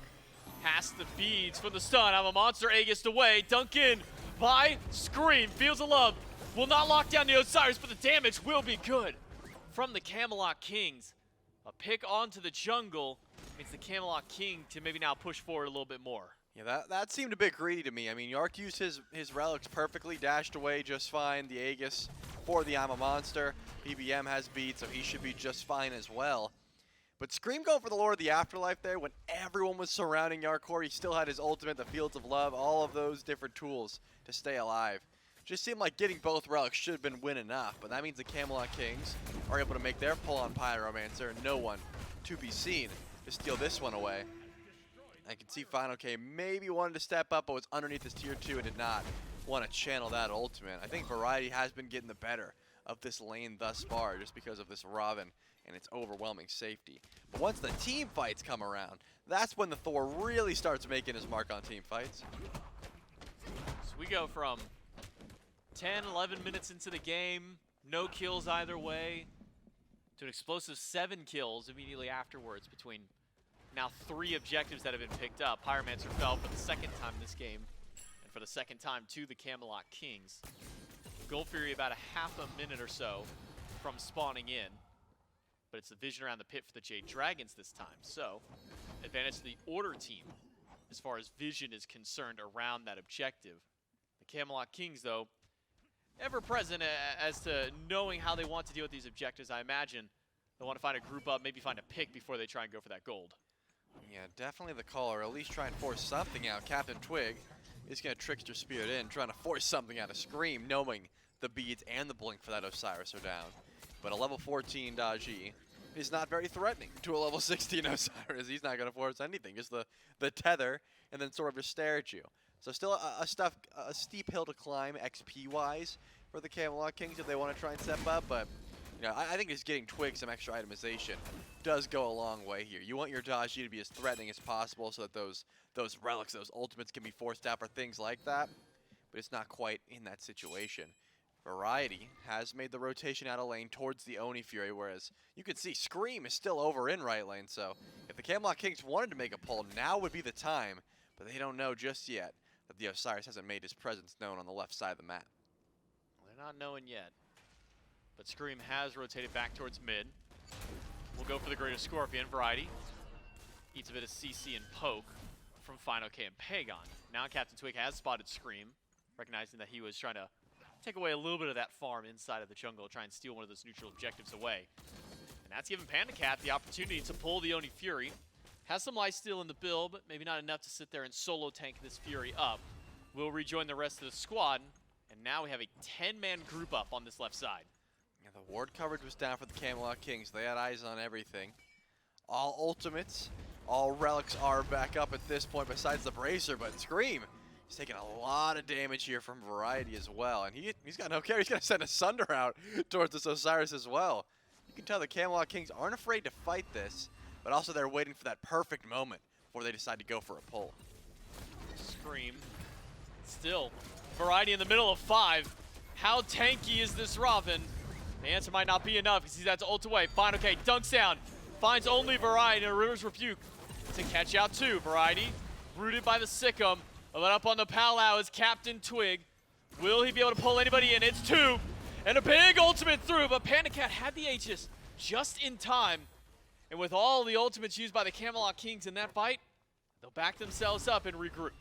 Yeah, now with Earthshaker down, you got to imagine Pegon feels pretty confident that he can out-confirm for this Oni Fury, but you can't send too many over because that leaves Fire Giant wide open. We're 20 minutes into this game. Might not feel like it, but we have arrived at that point. And with these ADCs builds, either team could go for a pull onto that Fire Giant if they have 10-15 seconds of uninterrupted DPS. So that's why I don't think either one of these teams are feeling too confident. They're splitting out their forces as much as possible, but CaptainTwig is all the way on right, just showed his presence. You have to imagine the Jade Dragons should feel a little bit confident going for this, but even with I'm a Monster available, they're not making the call. They're just going to stick around, drop some ward vision, and full on retreat here. You got to remember, winner of this set is in such a good, or winner of this game in particular is in such a good position to stamp their ticket to the World Championships. So you don't want to drop even one objective when the game is this close. It's not just that. This is for the first and second place seeding match. Remember, the winner of this one goes up against the Leviathans for a chance at first pick for their opponent. That'll come from the qualifier match in January. Remember, top 4 from this event will get to pick from the bottom 4 who their matchup wants to be. And if you're in a position like the Dragons or the Kings could be, or even the Leviathans that have already put themselves in that spot, having the opportunity to pick from 4 teams is so much better than the potential of not getting able to pick at all, because loser of this one, the best that they can go for is a 3rd or 4th seed placement immediately after. Looks like Variety once again is getting as aggressive as possible. I love the playstyle of this Robin, man. He is consistently in the backline, whether it's with his team or without his team. Variety is at the forefront of these fights.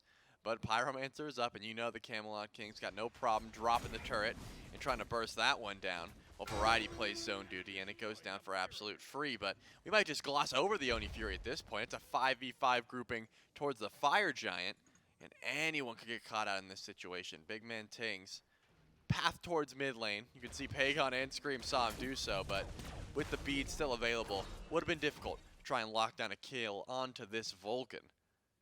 It's just the dance of the Fire Giant hasn't quite started up yet, but you could tell both of these teams, they've got it on their minds that like you could just DPS it so quickly.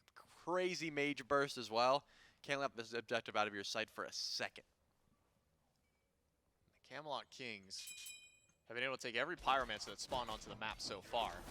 Taken all 3 of them this game. Oni Fury largely ignored now because Fire Giant is such an ample threat for either of these 2 teams to take pretty quickly. I mean, Scream's got a decent bit of damage within his own right in the jungle, throwing the burst from Pegon. That's the word. That's the player I'm looking for. And even some of the shred that come from PandaCat, who's gone in towards double crit for himself. So if either of these teams do get left alone for even an extra moment, especially the fact that Genetics has picked up that bracer, which used to be such a favorite pickup for him, and even PBM in some regards.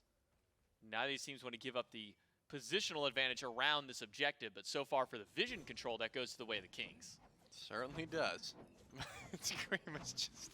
He's swinging. Yeah, I mean, this is the most action we see is a little bit of poking and then just immediately disengage. I'm wondering what is going to be that opening? What is going to be someone stepping up too far to actually begin this siege? It's consistently been Mike just looking for Riptides. You know, that has been the start. But Genetics has that same amount of setup. If he can just clap one wall, look for the root. Fire Giant has been started up officially, but immediately reset once the Jade Dragons walk up. I mean, you could tell. The Camelot Kings were in control last game. They made a Fire Giant pull. It didn't go well, and the Jade Dragons ran away with the game. They don't want to go uncalculated to this one. Fire again. Root onto PBM. And immediately once more the Camelot Kings back away from it as soon as the Dragons step up. All the Kings need is maybe one safety pick in order to try and go for this objective. Shogun's Kasari now on board for Genetics. A little bit of extra attack speed to some of the carries to try and help take this one down a little bit quicker. But with all this ward coverage the Kings have, they know almost every avenue that the Dragons can take to get to this objective. Unfortunately, they don't see that a few players have backed. The Camelot Kings not in position for the fire, but slowly regrouping back. Aside from CaptainTwig, he's going to go on a little bit of a farm trail of his own. Has been falling behind Screammm for the majority of this game. I mean, he needs to go hit level 20. I think that's going to be the call here. Jump slip to 19. Going to stay off the map, because once you see that Daji's not here, your pull on a Fire Giant gets a lot easier. So CaptainTwig's going to farm up everything he can safely in the jungle without revealing himself. maybe grab the Interceptor, maybe some Oracles in the meantime, all the while not showing the Jade Dragons that he's over here.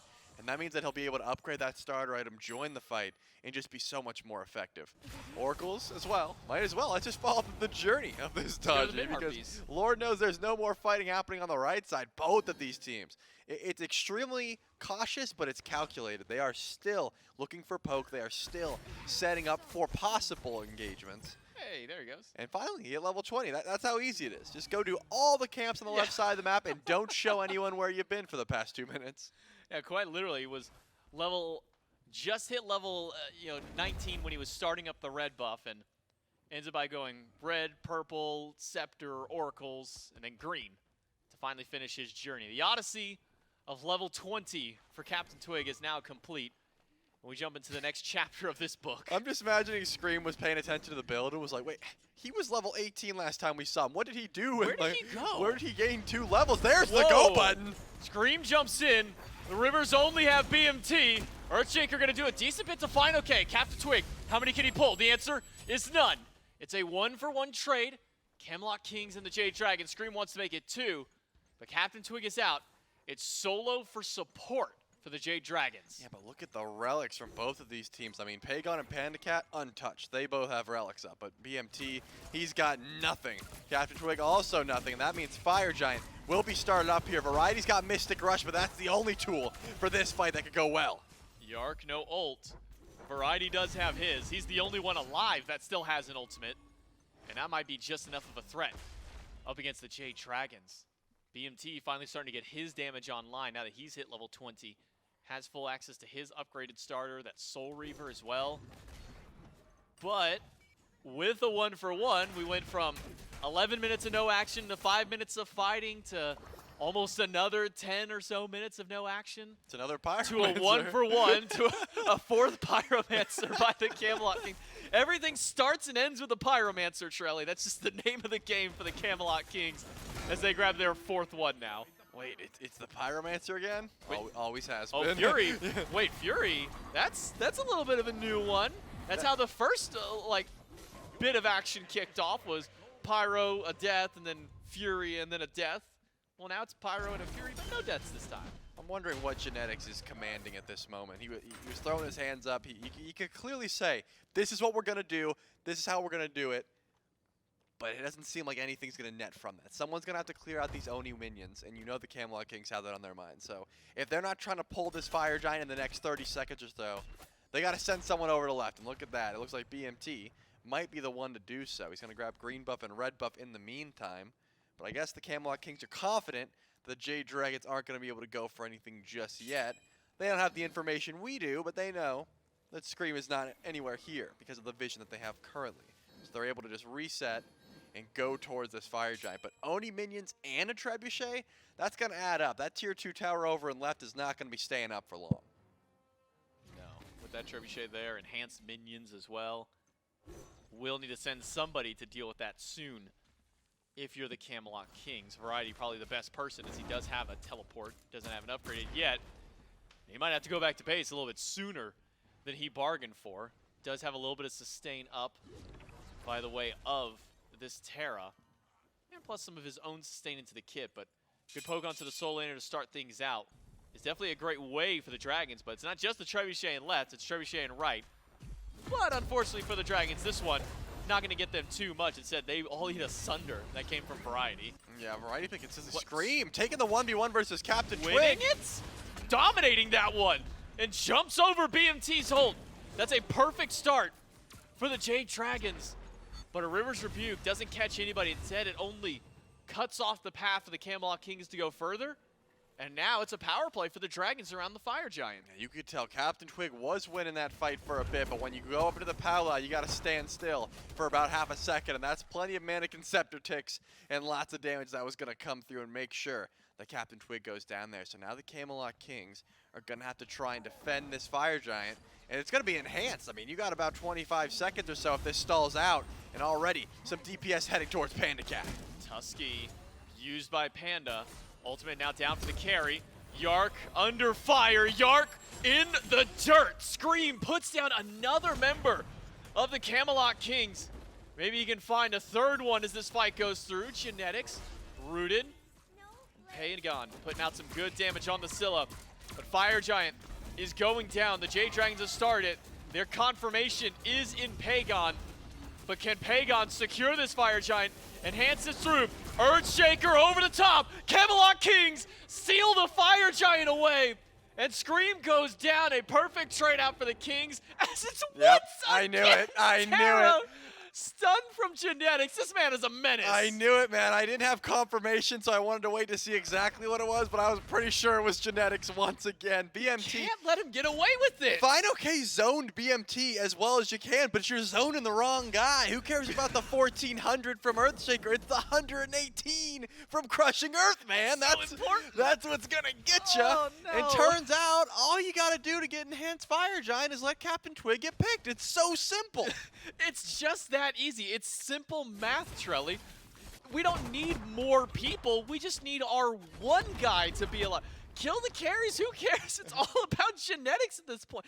That's what 3 objectives he has stolen this set alone. Scorpion, quote-unquote, objective in that regard.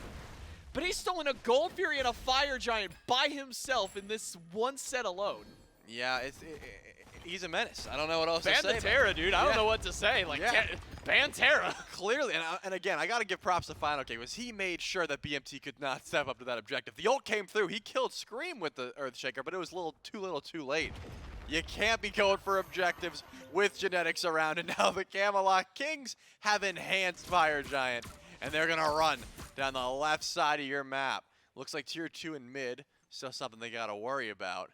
They're going to go for that one as well. But they've got plenty of time here to mark down these objectives and then also try and put some extra gold in their pockets. You got to imagine they're feeling confident, though, trying to break the base of the Jade Dragons. And similar to game number 2, where one Fire Giant just spirals a lead out of control, it's happened again now in game number 3. 7,000 gold for the Camelot Kings over the Jade Dragons off the back of one objective. But this time it's an Enhanced Fire Giant for the Camelot Kings. Still 2 minutes to play around and a 2-3 split. Keeping the duo lane together for both sides. And the other 3 into the mid lane. CaptainTwig, you gotta get in the powwow soon, buddy. Goes up. But PandaCat finds a pick on a Genetics to the left side. And it's all gone downhill for the Camelot Kings. CaptainTwig is gone. But fineokay is out as well. Scream goes in. Diving to Variety and BigManTingz, but that's not the duo that you want to fight against. A 2-for-2 trade. Jarcorrr gonna dash in onto PandaCat, get the Aegis down, but it's a 3 versus 3 situation, and oh yeah, 2 of them have Enhanced Fire Giant, the Camelot Kings. Gotta feel confident once the teleport from Variety comes back in to look towards the left, but keep your eyes on the damage from PandaCat. Keep your eyes on Variety, who is an absolute menace to PandaCat in the pack line. Variety has zoned Panda out of the fight, but the Phoenix is still not down just yet. PBM may be losing his life off the back end. Jarcorrr finds one. Variety gets another. BMT trading out blows with PandaCat. Meatball just off the mark, but Earthshaker almost there. Oh, the Heart stun? Bomb doesn't take Pegon. There but we one go. More auto. Yark finds it. It's a double for the Cupid and a Phoenix for the Kings. That is the Phoenix, but BigManTingz and Jarcorrr are not leaving. They're pushing up towards the mid-Phoenix now with the respawn of Scream and fineokay. They gotta run away, though. You gotta be aware that Anvil of Dawn's coming back up.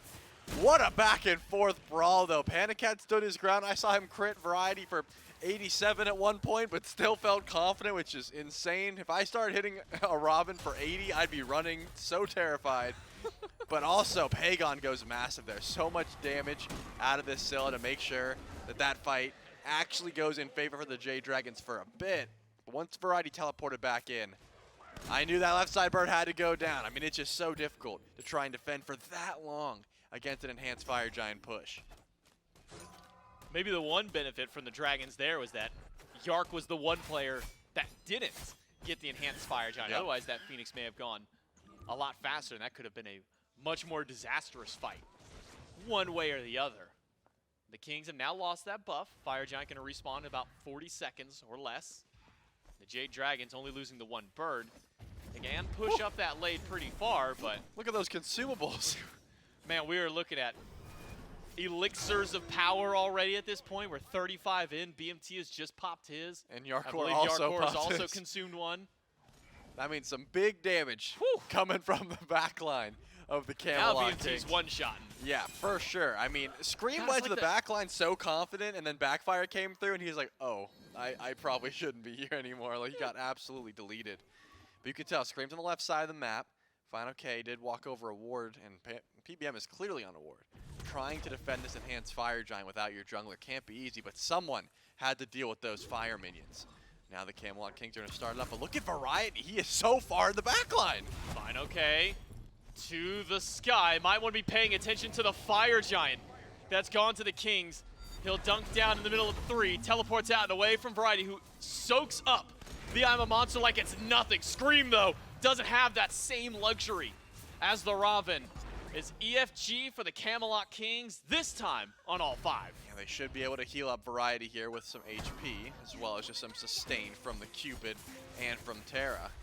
Now right side tier 2, the last of the towers that the Camelot Kings are going to have to go through before they fully break the base and look for both of these Phoenixes. Left side Bird's already down, the fire minions are pouring through, but they've got some time. The Jade Dragons, if they want to defend this, they can, but it's got to be a soft defense. That Titan is really what you got to look towards. But there are 4 ultimates down for the Dragons.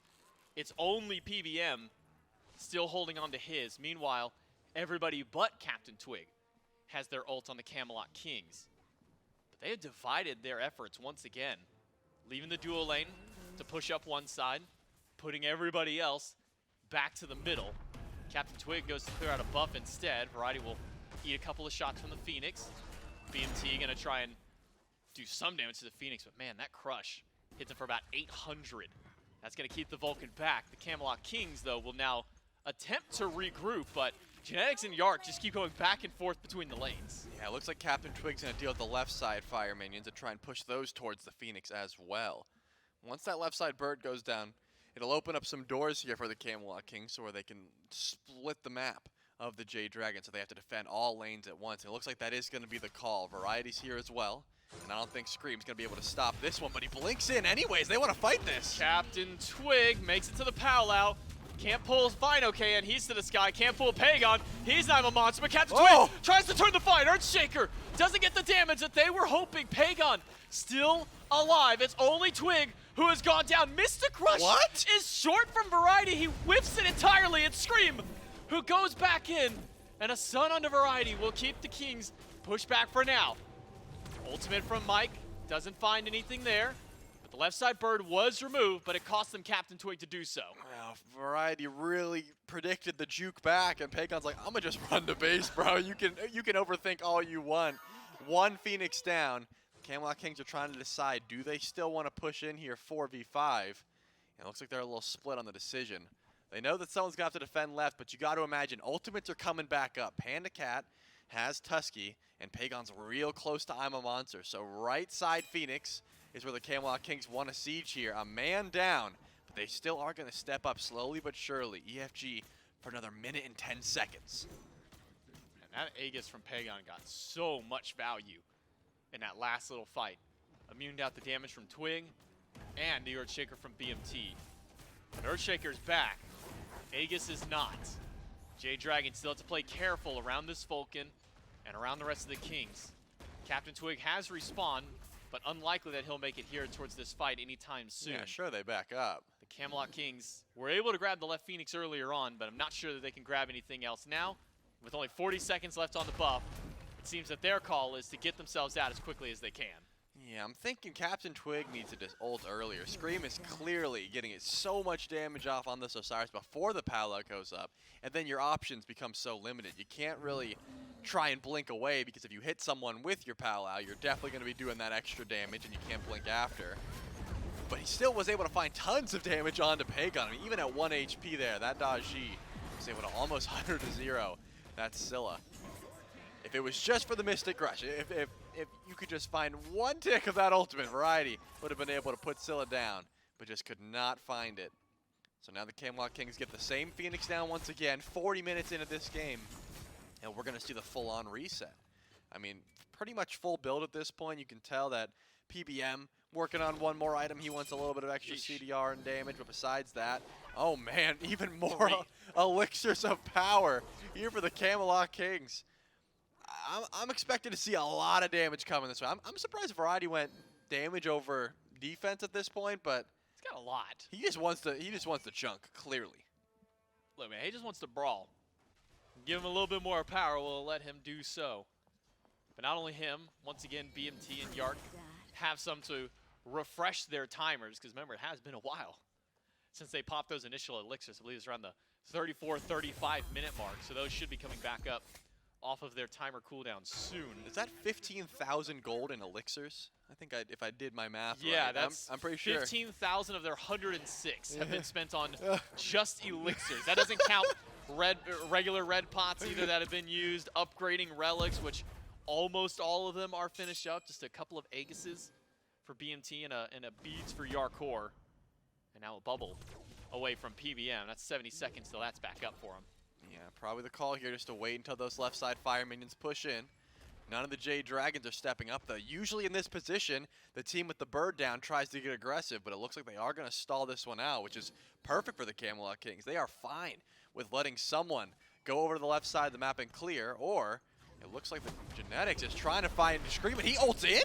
But so does fineokay on top of Jarcorrr. Fields of Love, find just PBM, and the River's Rebuke will lock in too. Jarcorrr is in danger, and he is gone. Pegon has to get himself out of the fight. Can CaptainTwig he pull anybody in? Can he peel for anyone on his squad? No, beads are gone. Scream still lives through at the end of the day, but CaptainTwig able to find the teleport in, and now it's Variety in the middle of 3.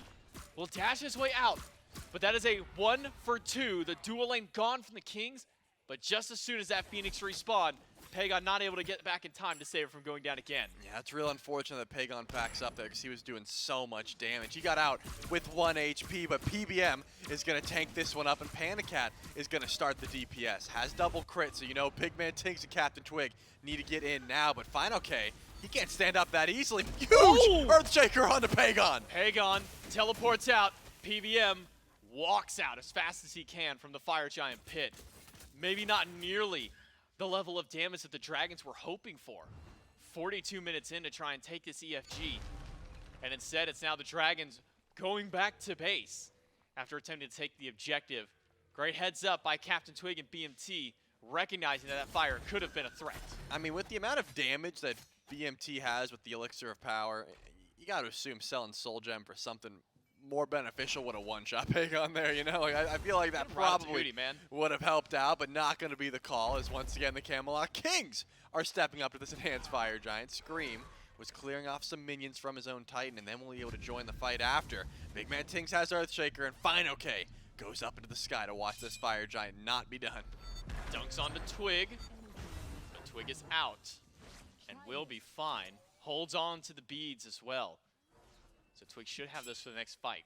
But good bait from the Camelot Kings to continue to delay the Dragons. I mean, left side fire minions are going to be pouring up again. One wave already at the bird, the next one in tow. Camelot Kings have all the time in the world to bide up against the Jade Dragons here at the CFG. Yeah, stalling out for BMT's beads, probably a good idea. Those will be up in about 25 seconds. Jarcorrr missing both relics for another 10 seconds or so. Once those go up, you got to imagine trying to get aggressive would be the Camelot Kings. And it looks like all relics should be up in about 10 seconds. That should be enough to make sure that the fight begins. But Scream does have to back up and defend his own Titan, which means the Camelot Kings have the one-man advantage, and they're going to start the DPS immediately. No satellite this time for fineokay. He's got to walk up, and the damage he has done. CaptainTwig up on the Palau. Can he find a pull? Pegon does not have his beads. And CaptainTwig will not grab anybody this time through. Camelot Kings do get the enhanced Fire Giant. It is a quick warpath out of this battle. Variety spotted out, but a Mystic Rush will get him over the wall, and the Kings all back to safety. Yeah, definitely a smart call to go for that ult there. Scream wanted to try and chase that one down. At the very least, you're taking away the red buff from BigManTingz, and I gotta be honest, that's a pretty valuable steal because these ults have been absolutely chunking. Making them actually 100-0 would be a little bit too scary. Camelot Kings, we're back at square one for the third time. That left side Phoenix is going to be spawning here shortly, and you know they'd like to get it down, but they still have to push up and go for the full-on engagement.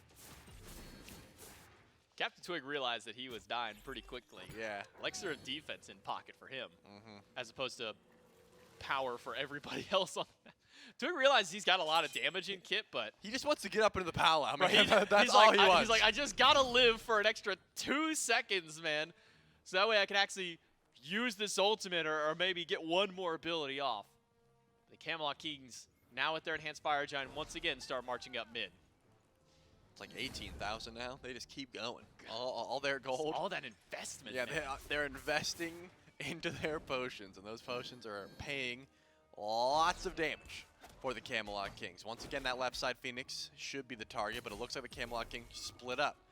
Jarcorrr and the duo lane over and right, but the rest of the team is diving to the back line. BigManTingz. Scream doesn't get quite enough. BigManTingz takes him, but Pegon makes it a 1-for-1 trade.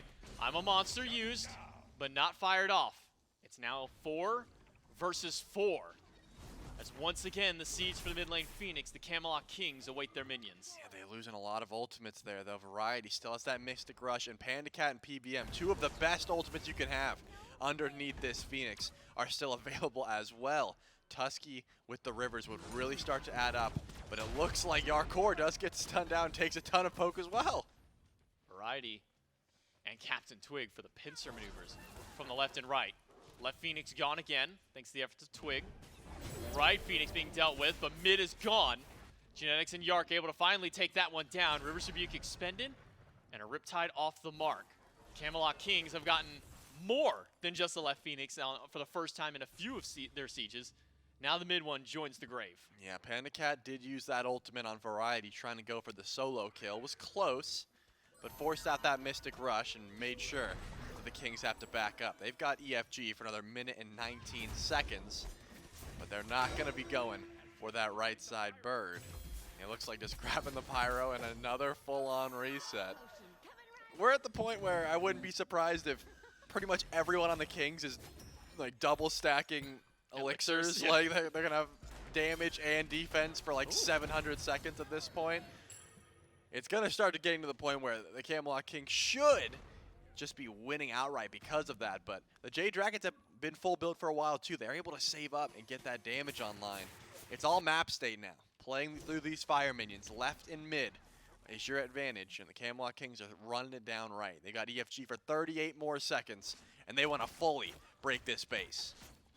Variety a little far away, but is pushing up mid. The other 4 of the Kings to the right. The last Phoenix standing for the Jade Dragons. Otherwise, they got to wait for the respawn of the others. 20 seconds left on Enhanced Fire Giant. Variety joins the fray. Scream, nowhere to be seen. He and CaptainTwig. CaptainTwig goes in towards fineokay. Sunder onto Pegon. Mystic Rush in. Variety keeps the mid laner out of the fight. The right side bird still stands because of a beautiful ult from PBM. fineokay to the back. Misses Jarcorrr. fineokay and Scream now together to the back. But an Earthshaker will only clip one. Scream takes down Jarcorrr. Where will the I'm a Monster connect? It's on to CaptainTwig, who fineokay is able to get the last hit. Good stun. Keeps 2 back. Genetics rooted, but Genetics is fine. 3 base. versus 5. Look at the But Titan. look at the minions pouring into the throne room. Scream does manage to get back just in time. Can he clear those? But can he clear is the Yeah, he's question. fine. Yes, he will. The Camelot Kings delay for a little while longer. And yeah, that base is looking rough. Scream's gonna have to defend all of those minions by himself, while the rest of the Jade Dragons are rip-tiding in. BigManTingz is doing a ton of damage, though. It's not easy to push into a Vulcan, and Scream is still just playing tower defense, running back and forth, trying to keep his Titan alive. He is fighting for his life at this point, and so is PandaCat. BigManTingz, a 1-2 combo from the Vulcan. Sends the under the Variety! grave, and Variety may just do the same all on his own. Earthshaker, just a little shy, but Pegon versus Variety doesn't look too hot for the Scylla. And Variety's able to keep Pegon back. Scream's gotta And run back. Scream is literally zigzagging between lanes to keep this Titan alive at any means necessary. Dunked by fineokay. I'm a Monster, hits BMT. He is gone. This continued 3v4 has kept the Jade Dragons in this game. And with these Phoenixes coming back up momentarily, Scream is probably thanking the heavens that he can join a fight soon. Scream has been on just zone duty, running back and forth, making sure that his Titan does not die. What a beautiful combo from fineokay and Pegon with those ultimates to make sure to put down BMT. But now, the Camelot Kings are once again charging forward towards this enhanced fire giant. Variety is going to be hiding in the mist for the time being. You have to imagine this EFG goes down for free unless fineokay can get in range, and I think he's too little too late. So despite that massive fight that the Jade Dragons just won, and despite the fact that that Titan is 1 HP, it does look like both Phoenixes will spawn at, and you can start getting some more HP onto that Titan. The Jade Dragons can breathe a sigh of relief for the time being. I shouldn't have got out of my chair, man. We've been setting for what, like 20, 25 minutes at this point because we thought it was going to be game. It might be for Variety. Ults away with Mystic Rush. He's back to safety. But 4 out of 5 Kings. He's got with another Fire 3K. BMT alone has spent 9,000 gold on just these elixirs. Maybe more if he snuck one in that we didn't pay attention to. Actually, no, I think he's right on time with it. That's another elixir for Variety. And I think I saw one from Yark as he also picks up his upgraded relic. Fully upgraded relics for everybody in the game. And now the Elixirs? Jade Dragons are pushing. And there's still a tier 1 tower and 51 minutes into this game. There's still 3 towers just in total across. We're 51 minutes in. But all it takes is one misstep for a game to completely turn around. Winner of this gets put to match point, is 1 game closer to qualifying either first or second seed to the SWC. Remember, winner of this set faces off against the Atlanta Leviathans for that. PBM is going to try and start something, but the PBM gone too far forward. Palau in, dunked by fineokay. Earthshaker doesn't get much value, but fineokay is still alive throughout all of it. Scream is batting away and takes down 1 before he trades his life. CaptainTwig finally gets the trade that he has been waiting. And PandaCat running as fast as he can, but it's Variety and the Kings to shut him down. It's only the front line left of the Dragons. The Kings will march forward to try and take game number 3. This is finally the fight that the Camelot Kings have been looking for. They lose Jarcorrr, but they've got BigManTingz, and they've got plenty of damage for this Titan. It hasn't even fully healed at this point. It's about half health, and they should be just fine. fineokay, PolarBearMike, how much can the frontliners do at this stage? The answer is not a whole lot as Earthshaker crashes down in. The Camelot Kings, after 52.5 minutes, will finally take game number 3. I mean, how many enhanced fire giants did the Camelot Kings get? 3, How many times 4, did that left side bird fall down for 3, nothing 4. else to come through? There was some great comebacks. There was some great ultimates. But all in all, the Camelot Kings were able to win that fight, not even in the base of the Titans. You got to give some pride here to the Jade Dragons. They didn't fight inside their Titan room anymore. They said, we'll take you on right in the middle of the map. Unfortunately, they lose that trade, but Yeah. Camelot Kings come out on top.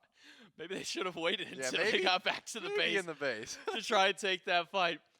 The Jade Dragons try and pull the trigger to see if they can at least get that one back for themselves. Unfortunately, the carries all fall down in the mid lane fight, and the Camelot Kings take game number 3. We're going to take a quick break, and we'll come back to the desk and get you set up for game number 4.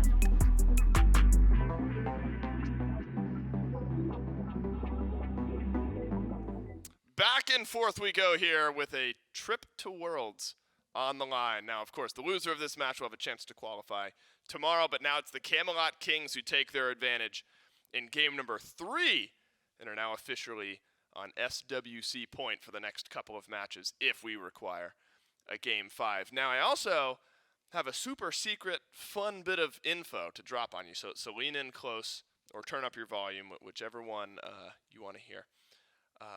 A new secret skin. You can now get your hands on the Stormy skin with any purchase of Divine Knockout Founders Edition. Look at that skin. Who could it be? Hush. It's the Stormy skin. This is mysterious. Hush. You get the Stormy skin for free with any DKO Founders Edition purchase. And you can head on over to divineknockout.com and check out all of the different launch editions. So reminder, new Stormy skin available for free in SMITE. This is a SMITE skin with any purchase of a Divine Knockout Founders Edition. Who is that? Head on over to divineknockout.com. Also, if you haven't checked out Divine Knockout, you should. The game's a whole lot of fun. And now you get a free SMITE skin if you purchase the Founders Edition. Mifflin is as baffled as I am by the artwork there. But Miff, unfortunately, we're not going to break down the artwork. We're going to break down game number 3 between the Kings and the Dragons in very similar fashion to what happened in SMITE Summer Masters. Back and forth, trading out wins here. But now it's the Kings with that slight advantage, the ability to win it in either of the next 2 games. This one goes long. Really, really long. We're 52 minutes, one of the longest games we've had in a while. And so naturally you're saying, oh, late game, got to be the Kings. Was not easy. Came down to some small moments. Yeah, I think the key moments throughout the early game, you got to talk about the Camelot Kings and their ability to seal those objectives as consistently as they have been throughout this set. We're not given the opportunity to see anything post 30 minutes if Gold Fury isn't taken away, if Fire Giant isn't taken away. After that, the only thing that you can have a discussion about is play on field, target selection, and execution in the team fight. And I would argue both sides had some standout players. PBM had a couple of really, really good Yemoja ultimates to start off these fights very well. Otherwise, I'd argue a lot of the work for the Jade Dragons was done by fineokay on this Thor. Some of those dunks just perfect, set up for Pegon. But when we're talking about the Camelot Kings, I think the discussion has to be about variety, man. This Ravana was so disruptive in the back line. Genetics deserves every bit of credit that we could give him for extending that match single-handedly with his objective steals. And then BigManTingz with those big man numbers, I think really the difference. BMT, more like BM 7, 2, and 5 didn't work out. I was hoping there was a 3 somewhere in there. One more death would have really helped round that out. No, 7, 2, and 5 for BigManTingz on the Vulcan. And you're right, look, when the games go 52 minutes, you're expecting, oh God, I don't know if I was expecting that. Nearly 60,000 damage for BigManTingz. I'm trying to think though, Miff. I absolutely am not going to have the data to back this up. I'm thinking of the Scylla v Vulcan matchups we've had so far in this Masters event because it feels like we've been having them. I think it's like 2. This is like the 3rd or 4th time we've seen it. Yeah, easily. Feels like Vulcan still holds that edge over Scylla. Vulcan's just more consistent, right? Scylla has to get a little bit closer to apply her damage, struggles a little bit more so to apply consistent poke from a range. Whereas Vulcan's slightly less committal. Still has to toss out the crush, wait for it to land, then pop it. Vulcan's just like toss a meatball, turns on his heel, and runs away. Right. So I think that's why we see a little bit more of the damage come from him. But I was actually convinced on Scylla in that match, considering how much damage it was really lining up when the stars aligned, when the stuns were there and the multi-man I'm a Monsters were coming through. Scylla looked very good. Otherwise, I mean, Scylla looked really bad when she was getting dove as consistently as she was, but, you know, that's not going to happen every game. I don't know if you were listening, Miff. I was talking to Gore about this on our cast earlier today. Do you remember when you first started casting, all of us you, me, and Gore starting at the same time, you really, really disliked Scylla, and that became like a running bit for a while? Yeah, I was right to do it back then, season 6. Right, I'm not saying you were wrong. No, season 7. Season 7. So close. When did you win Worlds, by the way? Unlucky. Season 3? I have no idea. I can't fact check you. I remember, I think you caught a little heat. We were like, Miff, you should probably dial down. Bro, I Scylla catch hatred. heat and I could look the wrong direction one time, and there will be a Reddit thread. Yeah, I've yelled at you for not putting on your headset in time like 3 times. I know. That's a bit, though. Don't worry. Didn't feel like a bit when you were Seething with rage. drooling in anger. No one was drooling. I was spitting. Thank you very much. Jade Dragons and the Camelot Kings going to picks and bans for game number 4. Yemoja and Ymir both take a ban. This has been the answer from the Jade Dragons. Let's give Mike Yemoja. Okay, it doesn't win. Let's ban it out the next game. All right, now in game 3, we're going to give Mike Yemoja again. All right, no, didn't work. We're banning it out again the next game. If the Dragons win this one, I'd maybe we're not returning to the Yemoja for game number 5. Mike, very talented on that pick, just hasn't worked out well yet here today. Kings with a couple bans slated towards Pegon between the Morgan and the Set, and then the Daji will also take a seat. And now the Jade Dragons, Smith, they're going to get the prize that the mid laners have all been looking for. And for the first time this set, it won't be Set for Pegon. It'll be Vulcan taking it away from BMT. I think just a smart selection. Not only that Vulcan is just a straight-up good pick, but BMT has been allowed to play this pick a little bit too consistently. 5 in a row for BMT. Yeah, so get him on something else. One loss. Camelot Kings have just been able to coast on it for a little while. Now they're going to have to dig a little bit deeper into that God pool. BMT probably pretty happy with some of the changes to items recently. Sands of Time, the adjustment to doing a little bit more damage to minions has allowed a lot more of these mages to come back into the meta. That's why we're starting to see Scylla a little bit more consistently. Discordia going to be very good still, and one that BMT has been apt to go towards in the past. So probably unlikely that we see a mid lane selection here. You can at least wait till 3rd pick, give BMT a little bit more eyes on the rest of the Jade Dragons draft. I don't think we'll see it fall to like 4th or 5th pick. Generally, you'll see some bans roll that way, and the Jade Dragons could restrict a lot of them. You're shoehorning your way into saying it has to be 3rd pick. Essentially, it has to and will be. Now, it could be Cern, of course, for BMT out of mid. The last time we saw an ADC in mid for BMT, it was Cernunnos. So, TBD on Cern, but Lancelot, I guess almost certainly going to Twig, but I guess we've seen Variety play it solo once or twice. But as of late, it's been Twig, and Twig has looked really good on that pick. Even in a game 2 loss, Twig got the Kings off to a fantastic start on this Lancelot. You'd love to be able to run that back. Now, Bastet has been banned out in the 2nd wave of bans heavily, all set long by the Camelot Kings. No more. Scream is going to reach for that pick in the first 3. Khepri mid? What? Crazy they picked mid. They did pick mid 3rd. You were spot on, and it's Khepri. That's wild. Talk to me about the Bastet, though, Miff. Kings are banning it out in the 2nd wave. Apparently the Dragons prioritizing it highly enough to finally reach for it with their 2nd pick. The conversation around Bastet is Scream the one picking it? If yes, that makes sense. If no, why is it happening? Scream's just been a Bastet specialist for a very long time. What she brings to your team composition is immense burst.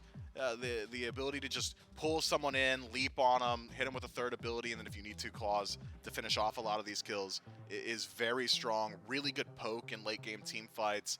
Very mobile. Bastet plays similarly to something like a Yanis, where it's I want to play on the edge of the team fight, go in, apply my damage, get out of there, rinse, repeat until someone's finally in kill threshold. So I think a very smart selection from the Camelot Kings to move in towards this Khepri. If you're worried about someone dying to the bleed out, that gives you so much time to just line up these Scarab's blessings. Or if you're worried about even bleeding out as Lancelot on your own, channel your ultimate, get that HP shield pretty quickly as well. So there are opportunities and counterplay avenues for the Camelot Kings. But Bastet is very strong in initiation too, through the wall. Very similar to like Sylvanas in situations like that. So having what I'm going to assume is Artio support for PBM means that anyone who gets pulled by Sprack, they're just going to get stuck there. Yeah, it's a good luck for the Jade Dragons if it's able to connect. And to your point, Miff often does when it's Scream playing it. In the meantime, the Kings have drafted Hades as well for themselves. Likely solo lane for Variety. We already saw some good Hades play this set. It's a scary draft when Kings. fineokay was able to pick it up. You think that the top 4 already a menacing squad to deal with? Just really strong.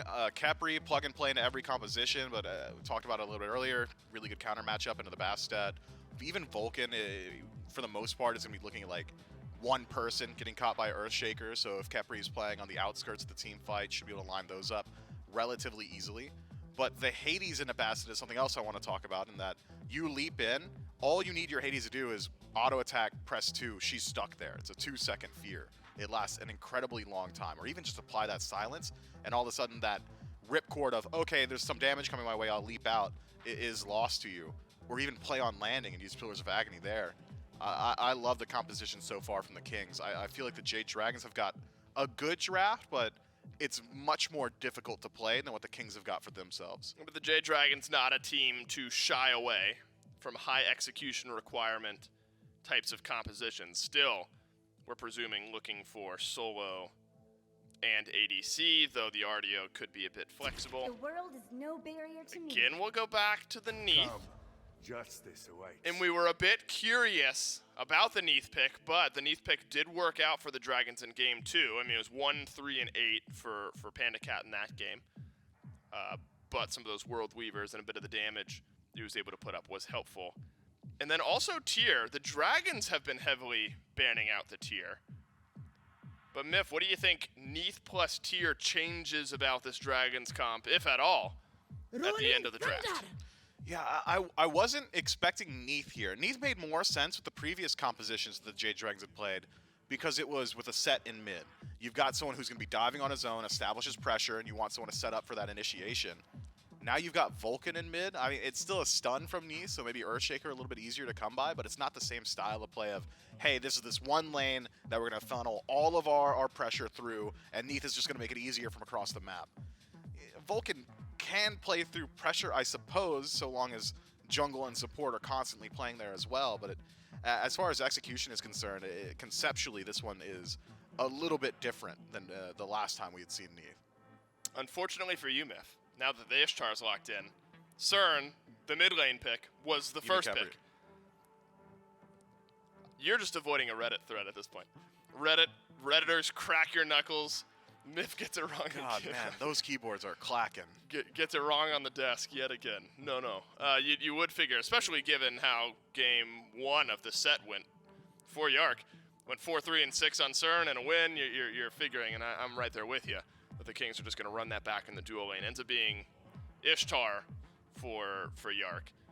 And then Cern over in the mid lane. So double ADC composition. The Hades covers a bit of the magical damage need then for the Camelot Kings. So the Jade Dragons, in your mind, have a composition that can deal with double ADC in an effective manner. You've got really strong dive. With Tier being able to get into that back line, the displacement of Fearless, generally very good against Hunters. We'll see Tier very consistently just try and dive out those hyper carries in the late game. So if it's going to be a mobility-based Tier build with like a Witchblade as well, I feel like that is generally going to be your answer to double ADC. Yeah. You can at least distract one of them, so there won't be consistent DPS at all times on the rest of your front line. But my primary concern now, having looked at the entirety of both drafts, and it's not the Neith, it's the initiation consistency of the Jade Dragons. Is it always going to be a blink stun from Artio? Are you always reliant on the Fearless from Tier? Because those are both styles of initiation that put your frontliners essentially in the middle of every single member of the Camelot Kings. And for the most part, both of them are going to be single target. We're not all Deathwalker. We're not all lining up 4-man Fearlesses. We're not hitting consistent 2-3-man stuns from Artio. Yep. If it's all single target, Khepri's going to have a pretty easy time. Myth, this one, very important. Are the Camelot Kings going to Worlds, or will the Jade Dragons push us on to a Game 5 high-stakes matchup between the Kings and the Dragons? In we go. Who is going to be the team to face off with the Atlantis Leviathans later on in the weekend? Will it be the Kings after this, or the Jade Dragons going to battle it back for 2 more games in order to try and take this one from the Camelot Kings? We jump into game number 4. Now, between these 2 titans of teams, remember, the 2nd seed Jade Dragons, the 3rd seed Camelot Kings coming up into this event. It could all potentially end, at least for today, for one of these squads to make it up into that 2nd place seeding match with the Leviathans. It's J-Mac, Shirley, and Doug one more time to see who will move on in the upper half of the bracket and who will get sent down to face the Warriors tomorrow. And what a draft for both of these teams when Worlds is on the line and the Camelot Kings get their double ADC composition with a variety on the Hades, CaptainTwig back on the Lancelot, and more specifically genetics on the Khepri, a pick that he has loved so much throughout this season. It's a little bit wild there. I mean, the Jade Dragons, they've got themselves quite the dive as well. They've got triple blink. fineokay, Scream, and PBM are going to be the dive, with Pegon and PandaCat having the backup from a distance. They don't have to commit themselves too hard with those ultimates. They can be, I mean, PandaCat could be anywhere, but Pegon's got to be within striking distance and just letting that triple blink come through. It's a little bit worrisome. I know Dave and Miff were talking about on the desk. The Camelot Kings want to get late, right? They don't want to get too aggressive early on. They want to sit back for as long as possible.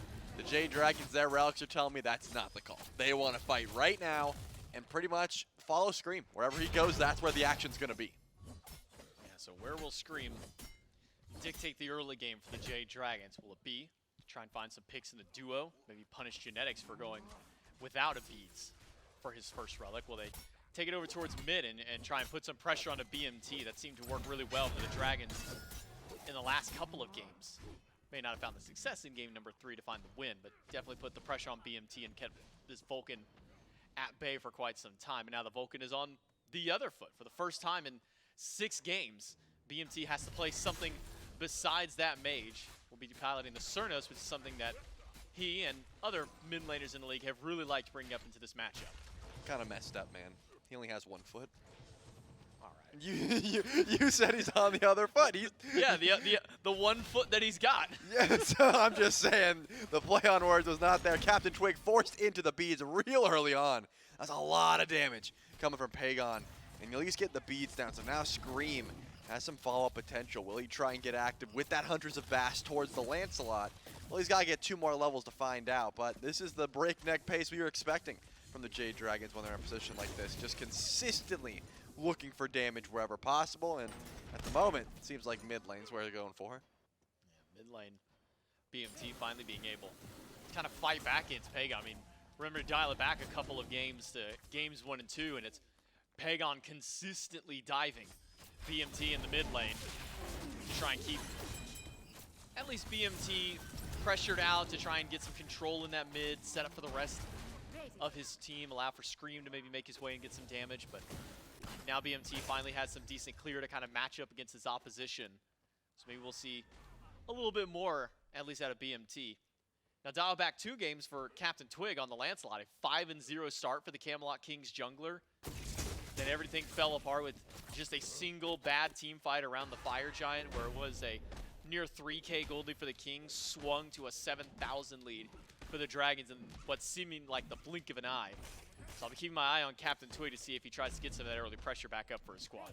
Yeah, we also talked about PandaCat's way of building Neith last time and how it didn't really fit what we expected from the playstyle. And he's completely switched it up. Went the Mannequin Scepters, going the Transcendence. So this is going to be that one-shot World Weaver build that we expected. But Scream is going to make his presence there on the left side of the map, looking for Jarcorrr, forces those beads out, and the jolt will be enough to get this Ishtar out of trouble. But once again, beads is the prize he was after, and Scream got him. He'll get it, plus meditation from Genetics. So some of the sustain of that left side has now been removed from the Camelot Kings, and you could probably put some money on the fact that once Scream does tick over to 5, both of those could be ample targets, so long as Genetics Ultimate isn't available to him at the time. But Scream, instead focusing his farm towards the right side of the map, might not really get an opportunity before Genetics does hit 5. So maybe a little bit of window lost out on this dual lane, but still 2 minutes before both those relics are back up. Yeah, you can tell though, right side of the map is where these junglers are looking towards, because buff spawns are coming through. I was wondering if Scream was going to feel confident in invading Variety's blue buff, but because it's a Hades, and because Hades has a tremendous burst towards that buff once those ghost minions spawn in, I'm just going to confirm the blue 4 fineokay and let Variety continue to farm of himself. Remember, those beads were down on CaptainTwig. They're going to be back up in 3 seconds, and Jarcorrr was the last gank attempt, but it seems like Scream has too much farm to worry about, and that's always the issue. If you're going all the way over to duo lane to get nothing, getting beats down is great, but right after you do that, usually the rest of your right side buffs are just spawning back in, and you can't really waste that time to travel all the way back over and go for another failed attempt. You're just getting too far behind, so Scream would love to try and get a Hunters of Vast onto Jarcorrr, but with Genetics there, with Scarab's blessing, looks like his time better spent over on the right side of the map. CaptainTwig will gallop through the jungle. Spots out Pegon, but avoids the backfire, so CaptainTwig will not be dismounted. Instead, now it's a stun from PBM, and a very fast joust from CaptainTwig to get himself away from PBM. But beads still maintained by the jungler, means his Huntress of Bast will likely be the thing to pull those beads away from CaptainTwig. Yeah, certainly could be. I like the way that PBM's been playing, consistently looking for stuns, big poke damage, those cripple fields, that sort of thing. This Artio is not a pick you want to sit back on. That Greater Scorpion will be invaded just fine by the Jade Dragons. They just wanted some extra gold in hand and to take away those enhanced buffs and then get them for themselves with their own Greater Scorpion. You can see Variety made the rotation over, sort of looked, but was not able to grab it. And nice on Pegon. Hey, throwing the Earthshaker over. confirm. Scream was having some trouble. You know, he takes a lot of damage from that Greater Scorpion. Yeah, look, you just gotta help the jungler out. Pegon probably not planning on using that ult anytime soon. As you can see, he's actually going back to base for the time being. So if you're not gonna be using it for anything else, might as well throw it out and help your jungler get a little bit faster in his farm and drop down some of those neutral objectives for your team. But that's both of the first spawn of Scorpions going over to the Jade Dragons. But as far as the gold is concerned, pretty much dead even still, 6 minutes in, bouncing back and forth. Less than 1,000 experience between the two teams. Variety doing his best to try and bully fineokay, but fineokay's not having any of that on the tier. Plenty of sustain for both of these solo laners. Yeah, fineokay went for the Manticore spike, so big HP as well as damage once he does decide to hit those fearlesses, those knockups, that sort of thing. Any sort of CC is going to help him proc that spike and just do more poke damage, but Variety will then heal it up, as Hades does. That's sort of what this matchup is cursed to. With the Tainted, you can see maybe a little bit of anti-heal going towards fineokay and maybe some gank opportunity, but when I saw the full range of a combo there from Variety, it didn't look too promising. And now PandaCat certainly going to have to beat here. Well, it uses the beads. This time around, CaptainTwig goes in, finds the knockup, but won't be the 1-for-1 because a perfect revive is ready from Genetics to give CaptainTwig, to give the Camelot Kings, I should say in this case Jarcorrr, the first blood. Yeah, Jarcorrr. That was the same gank as last time, remember? PandaCat on the Neith, CaptainTwig on the Lancelot, backflip over the purple buff, run as fast as you can, and then the joust field underneath the tower. This time, PandaCat took a little bit less damage, but you got a Khepri as well. So as long as you're able to get that Scarab's Blessing off, should be just fine. And that's going to help because already Jarcorrr had pretty good pressure over in that lane. I mean, the Transcendence took longer to get online. You can see the stack difference as well. But a first kill for Jarcorrr is really going to make sure that PandaCat can't step up. He's going to be underneath that tower and just getting Transcendence stacks as much as possible. Luckily, though, he's got Mannequin Scepter, which means he can sell his own purple buff pretty quickly. That's the one shining light here for PandaCat on this Neith. BMT hit with a backfire by Pegon. So again, this is the first game of the weekend that BMT has not been the one piloting Vulcan. Instead, he's now having to play up against it. PandaCat pressured out by Jarcorrr. Genetics even backing in the jungle. PBM has been all over the map so far on this Artio's. Made some near rotations towards solo. He's done a lot of action over here towards the mid lane. Try and start to set up for some kills. Nearly helped set up for one on CaptainTwig earlier, but CaptainTwig with that joust was able to get out. So the Jade Dragons, or I should say, the Camelot Kings, have established a nice early lead, most of that being from the first blood bounty. The Jade Dragons doing well to answer back, taking the Oracles, and Wow. now setting up for Gold Fury. It's going to be tough to go for, but they do have that confirmation from Pegon. Looks like Scream's going to take the fight with CaptainTwig, Whoa. but actually getting the worst of that trade. Whoa, big ultimate through, but Scream now in danger. One more hit from Jarcorrr. Takes him down, but Jarcorrr in danger as well. Revive from Genetics will be enough to scare the Dragons away, unless PBM goes in aggressively. Cannot find the last hit, a backflip over, but a backfire from Pegon. Ends up taking down the Hunter. It's a 2-for-1 trade.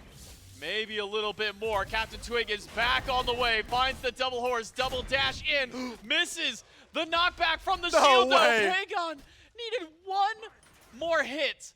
But CaptainTwig lives on. fineokay tries to close out any extra kill that he can. Bluestone? Nope. Not enough.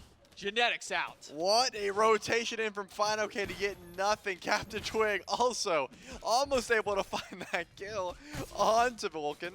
but Pegon almost returned it back. I mean, this is such a back and forth brawl that unfortunately for the Jade Dragons, because of the Camelot Kings God picks, because of the Khepri, that sort of thing, they were able to stall that one out and keep this gold lead for themselves, about 1,000 in favor. And Variety, he never left, so he was also able to just continue farming up that right side of the map. He's going to continue with that Trebuchet, pushing this wave under. Looks like Scream made that rotation over to stop and grab some of the farm in the meantime, but Camelot Kings still holding on strong to this lead. Yeah, Variety will slow poke the tower alongside the Trebuchet. Not much that Scream can do now with CaptainTwig rotating over as well. So pressure towards the solo to keep up. Variety's not going to let anybody stop this Trebuchet until somebody steps into the Trebuchet's line of fire to try and take it down. Tier 1, a shot away from going down. I think that that final fireball was not enough. Now it's one hit away. But PBM may be in a similar situation. Stunned by Yark. Not going to be enough to lock down the Artio. The Camelot Kings are putting pressure across the map. They certainly are. Almost grabbing that tier 1 and right, but not able to. And then immediately looking for the cripple field onto PBM to try and find a kill onto the support.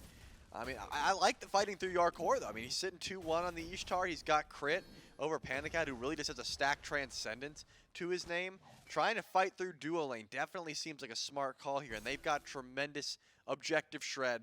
Even though Vulcan is on the field, you know, Pegon has great confirm. They've got double ADC with Executioner, with crit. That Gold Fury would not be long for this world if they were able to group up towards it. And since Ishtar just gets tremendous pressure, they definitely can make a call like that. CaptainTwig seemed like he wanted to get something going in mid, but thinking better of it. We'll just go over towards the Oracle Harpies with Jarcorrr and drop those ones down. So Vision in the Gold Fury pit belongs to the Camelot Kings. But what will they do with this pressure they've established? I mean, Tier 1 tower and Ride is a single auto attack away from going down for the Camelot Kings. Mid has been pressured up, but Beads will be back for Pegon in about 5 seconds. BMT still holding on to his relic for the time being. And with Gold Fury, at least with Vision for the Kings, could be a great call, but fineokay on this left side of the map, seems like it's a fight the Jade Dragons want. Definitely does. CaptainTwig probably realizes that there's a tier behind him, but is more so looking for poke onto the Vulcan. They're grouped around this objective. Because the Camelot Kings have that vision, it looks like the Jade Dragons aren't trying to pull anything just yet. When solo laners make this rotation in, it's usually not the fight they want. They're trying to find a pick beforehand or just go for the Gold Fury. And because Vulcan's around, I'm surprised that it's the Camelot Kings that are going to be the first ones to pull this objective. But it's burning quickly because of those double ADCs. The Vulcan is nowhere near to go for that ultimate. The Kings get the Gold Fury and PBM, who stepped too far forward. The Camelot Kings with their 4th kill of the game. And now an objective under their belt as well. Started to push this gold lead up, about a little over 1,000 in the lead for the Camelot Kings. Yeah, Scream was able to split push away on the right side of the map and grab that tier 1. That puts him 2 levels above CaptainTwig. What do you value more? Your jungler over there to help fight for that objective, or that tier 1 tower? Now that Pyro goes down, the Camelot Kings are definitely fine with that one, but the jungle differential will start to add up. You know, CaptainTwig would like a second relic here. He would like a little bit more itemization, and he will be able to hit level 12 after helping Variety with the blue. So that's going to help add some safety to this Lancelot, but fineokay. Went for the wraparound, didn't get the beads, and BMT is going to be able to back underneath this tower. With both objectives gone, nothing really else to fight for. Might as well go back to base and start picking up some of these upgrades. Full Odysseus bow for BigManTingz, as well as the Magi's Blessing for Genetics. That's going to help him be able to stand at the forefront of these fights way easily. I mean, you don't have to get a beads in that case. You don't have to worry about Scream just pulling you into a Fearless and getting bursted down. I think Genetics probably smart to try and prioritize that extra CC immunity. PBM spotted out by the Kings, but CaptainTwig takes a big root from PandaCat. And that's about 1/3 of Twig's HP. He'll be forced back away. Scepter goes to the Jade Dragons. But it's still 3.5 minutes till a Gold Fury comes back up. Unlikely that we'll see a dance this earlier on Fire Giant unless a pick happens. Like maybe this one onto PBM. Joustfield hits, the CaptainTwig caught on the stun as soon as it lands, but a perfectly timed revive will pull Wow. it back through, but fineokay to the back line. Takes down the jungle of the Kings. PBM goes back in, doesn't find the root, onto Genetics, and an Earthshaker splits the uprights between Yark and BMT, and a split decision on where the damage goes. Yark is fighting back, Aegis is away from fineokay, and a great turnaround for Jarcorrr as he drops the solo of the Dragons. Yeah, but here comes Variety with a massive rotation. Going to get the beads off of Pegon, but it looks like Scream is the target the Camelot Kings were trying to find, but he's just too slippery on that Bastet. To get away. Very low health bars on a lot of the Jade Dragons team. Very healthy are the Camelot Kings, aside from Variety, but he'll be able to heal up thanks to the enemy purple camp. And with double ADC, Tier 1 tower does not stand for much longer under the might of the Camelot Kings. It will crumble and maybe a Tier 2 tower to follow. Yeah, it looks like that might be the call here, but they shouldn't stick around for too long. Yep, once they saw the rest of the Jade Dragons running up, definitely wanted to run away from that one. But all off the back of CaptainTwig ulting in aggressively towards PBM, thought that he was safe on that jousting field, but ran right into Scream and PandaCat, immediately gets put down. The res was good, but fineokay on the read, just uses that Lawbringer, fearlesses him out of the res, and they were able to find that pick. It was what came after the fact, though, that massive rotation in from Variety, gets the beads down off of Pegon, and just makes sure that the rest of the Jade Dragons had to full-on retreat. Smart call. I mean, that's the first time we've really seen Variety get involved. He's been around, but hasn't got big damage off, hasn't really forced anyone back. And that's the kind of rotations you need from your solo laner. Both of these teams. I mean, fineokay and Variety coming up huge for the team. Yeah, the solo laner is definitely rotating much earlier in this game than we've seen in previous ones. Trying to get as active as they can around these objectives. A little over a minute till the Gold Fury is back. PBM once again in enemy territory, trying to get some pressure for his team. Is being poked out. BMT and Pegon even squaring off a little bit right outside of the mid lane. Scream will go back to base. That gives a little bit of time for the Camelot Kings to get something going, maybe towards Variety, but it's just fineokay here. Unlikely for a kill to happen to the Hades. Yeah, definitely not. You could see the World Reaver's charged up, but more so just looking to see what PandaCat could find. I mean, Pyromancer and Fury went down at the same exact time, so I don't think we'll see any more brawling until that Oni Fury spawns back in. Besides fineokay, of course, who's going to chase all the way to the enemy jungle because he can. That's what Tyr does. He's got the Relic Dagger. He's got plenty of movement speed. He wants to make calls like that. But CaptainTwig doesn't seem to be too afraid, and actually looking for Pegon. Gets the Aegis real early. Ultimate out from Pegon. Ultimate from Twig. But Pegon's going to live through this one. Will CaptainTwig with the revive to help out there. And ultimate off the mark. Variety will close out the kill onto Pegon. Wild Hunt will keep fineokay at bay. CaptainTwig lives. PBM does not have the dash to get out. Yanked back in. And Jarcorrr on a killing spree to put him down. Yeah, Jarcorrr with that rotation should be able to look towards this Fire Giant, but it looks like PandaCat is going to be the prize they're after. Beads and Aegis backflip does come through, but Variety should have the Devour Souls to confirm that one, and he does. 2 alive for the Jade Dragons. You got to imagine the Fire Giant is what the Camelot Kings are after. fineokay is hiding behind the FG, but they know exactly where that tier's at. I'm not sure if fineokay knows that the Fire Giant's happening. Surely the call from Scream is what stopped his back. Can fineokay or Scream make the hero play that their team needs? fineokay did get rooted. Lawbreaker's available. You gotta use it sometime. Will dive in onto the 2. Misses the Fearless, misses the Power Cleave. Everything goes wrong for fineokay as he is dropped down. And Fire Giant to all 5 of the Kings. And now it's time to get that Pyromancer and back up. Scream was close by, was not able to close gap onto anyone or really even help, just because of great zone duty by Variety and CaptainTwig. Scream loses his beads with the Joust Field and the slower here. I don't think you want to face this one for too long because now PBM has made that rotation in. Big damage, at least from Scream, but not going to find enough to take out Twig or Variety. Twig did expend his ultimate to get in there. Actually dashed into the ult from Scream. Thought maybe he was trying to juke it out, but instead goes head first into the Hunters of Bast. Does live. The Camelot Kings have amassed a 6,000 gold lead off the back of that Fire Giant and the subsequent fights after. Yeah, and it looks like trying to stop the backs was PBM. He didn't want this siege to begin, and he's trying to stall out this Fire Giant for as long as possible. Oni Fury is available. The Camelot Kings should be grouping up shortly. and heading towards the left side of the map to grab that and then start knocking down some of these towers. But massive rotations all around. I mean, you can see PBM is still keeping Variety around. He's not going to be able to back up anytime soon. fineokay was sitting around mid lane. The Jade Dragons are trying to stall out this Fire Giant as quickly as possible and just make sure that they don't lose as much as they can during this engagement. Oni Fury goes down, and now the Kings are going to group up towards the left side. Tier 2 still available, and Tier 1 and Tier 2 in mid that they would like to go for. They've got plenty of time to do so. Another 2 minutes and 20 seconds on this buff. CaptainTwig, the only one behind in XP on his team. Everybody else either even or ahead. CaptainTwig slammed as soon as his ultimate ends, but he'll be just fine. What a grab. Can't say the same for PBM. A perfect route from Genetics will lock him down and set up for a kill. Variety now pulls fineokay back in with the Pillars of Agony, but a quick dash out means that fineokay and Scream will be fine. Tier 1 tower stands in mid, and now it's CaptainTwig. He hasn't found him. Maybe on a hunt.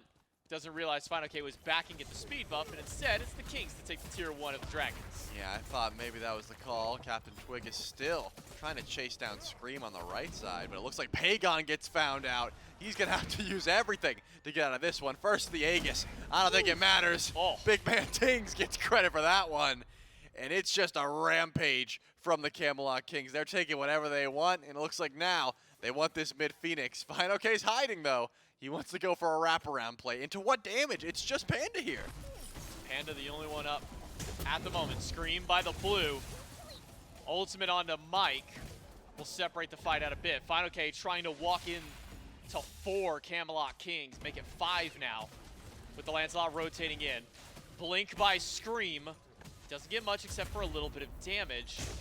But that Fire Giant buff is slowly healing the Kings back up. Yeah, Meditation also popped there, but it looks like Tier 2 tower smarter than that bird. Even with Pegon gone, they just didn't have the money just yet. They still have 2K in hand, most of which CaptainTwig 15 and Variety 1,000. So a lot of the gold lead they've got is still in their pockets. They haven't spent it, so they don't want to go for those Phoenixes. This right side Tier 2 is still being defended. The Jade Dragons are not going to let it go for free.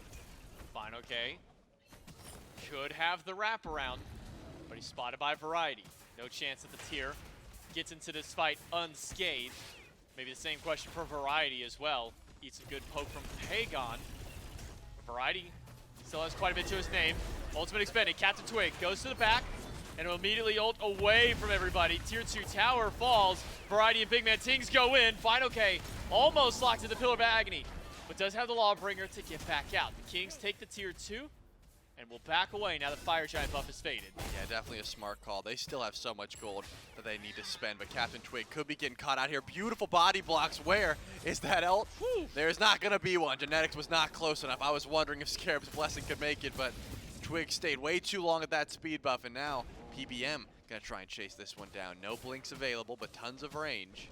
And that's going to be at the Camelot Kings. Full-on reset, and finally get to spend some of that gold they've been saving up. But Fire Giant's going to be spawning in here in about 20 seconds. You have to imagine the Jade Dragons want to get over that objective immediately and try and make a pull before CaptainTwig shows up. And they're going to sit around here. They don't have too much to do in the meantime.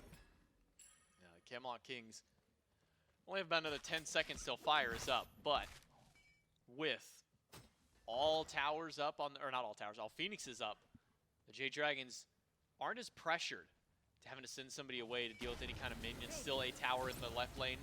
To speak at that, PBM pulled back in. Oh, swords off the mark this time by Jarcorrr. And that may have just been the one saving grace for PBM. But he is very low on HP. We'll have to go back. Magi's actually popped away from Genetics. That's a little bit of safety of the Khepri now removed. Yeah, Variety is frontlining here. Pegon and fineokay don't have beads, so Pillars of Agony still could be real crucial if you can find something. Has Blink available as well, so Variety really has the opportunity to get to that backline. He just doesn't want to get blown up before he's able to use that ultimate on a Pegon. Looks like the pull has begun. Already half health, but Earthshaker's here and Pegon's ready to send it. Pegon can full send at any point. Worldweaver hits Jarcorrr. And that's half now on that. Fire Giant still in play. The Jade Dragons take it away. But how many of the Dragons will live through the ensuing fight after? CaptainTwig pulled off the horse. fineokay being charged at by 3. PBM makes it out alive. It's a fire giant for the Jade Dragons, and all it cost them was Pegon's life. Yeah, so far the Camelot Kings weren't able to find anyone else there. I mean, it just seemed like they wanted to slow pull that objective, wait for Pegon's ult and reset, but they waited a little bit too long, and the Jade Dragons, smart, were just able to confirm that one easily. I mean, Pegon goes down, but if the Camelot Kings can't get anything else in the meantime, Jade Dragons are certainly going to accept that. Tier 2 tower on left being looked at. And it looks like slowly but surely will go down, as well as the Primal Fury. Actually, PBM does step up. Make sure that one doesn't go down. That's what I was looking for. You've got the objective now. I mean, you've got Fire Giant. I want the Jade Dragons to step up here and regroup with Pegon. The Camelot Kings have no choice. They've got to back up and get ready for the defense. They've got to defend some towers now. Emperor's Armor from PBM might be the main deterring factor that the Dragons have had in these last couple of sieges. But Genetics, oh, never mind. I thought maybe he was going to go for one of his own instead. Elects towards the Sovereignty. And a Potion of Power. What? Genetics bought a Potion of Power. Does he think that this is like the ending push? Man, he's trying to do more damage than Mike. Look how close they are. They are very close. And that extra damage is all he needs. He's ready. That's a Khepri, bro. That's a lot of damage for a Khepri, yeah, man. Like, he's going to be swinging. And just think about the extra tick damage. That's really going to start to add up here. He's going to go from 18 to 19 a tick, dude. Hey, that's power. That's got to be value. That's got to be at least 18 to 22. Come on, give him 22. Yeah, and that really starts swinging. You're going to be out damaging health pots and stuff, so that's the call. It also gives the CDR, so there are some benefits. And I think what you were saying, Genetics probably feels like these next couple fights are going to be important. Wants to be as strong as possible given that situation. If he can stop the Jade Dragons here and then look in towards EFG later on, probably a smart call. But what the Jade Dragons have been doing consistently has been splitting up the map. Scream heading towards right, fineokay towards left, was able to get back, so no one getting caught out in that regard. But finally, that tier 2 tower will go down at the very least. The Kings aren't going to stop their grouping though. They're going to channel their backs together. Jarcorrr, I was going to say, might be left alone here if they all back without him. Probably smart that they retreat together. But it looks like the Jade Dragons are going to take this as a bit of a mercy fire giant, not do anything with it, but they took it away from the Camelot Kings. Yeah, really needed to halt the momentum of the Camelot Kings, who, again, I mean, the story that we had set up for these two teams coming into today, into this weekend, the Jade Dragons, an early game powerhouse style of team, the run it down Jazzberry Jammers against the Camelot Kings, this very late game oriented PvE slanted style of team. Wait until 25-30 minutes before we really start getting super active as far as team fights are concerned. It's been a complete flip of the script for the Camelot Kings. They have been getting very active in these early game fights and very active just in general. I would say early across this entire set. Game 3 maybe the least of those, as we went nearly 12 minutes before we saw any real action kind of break through.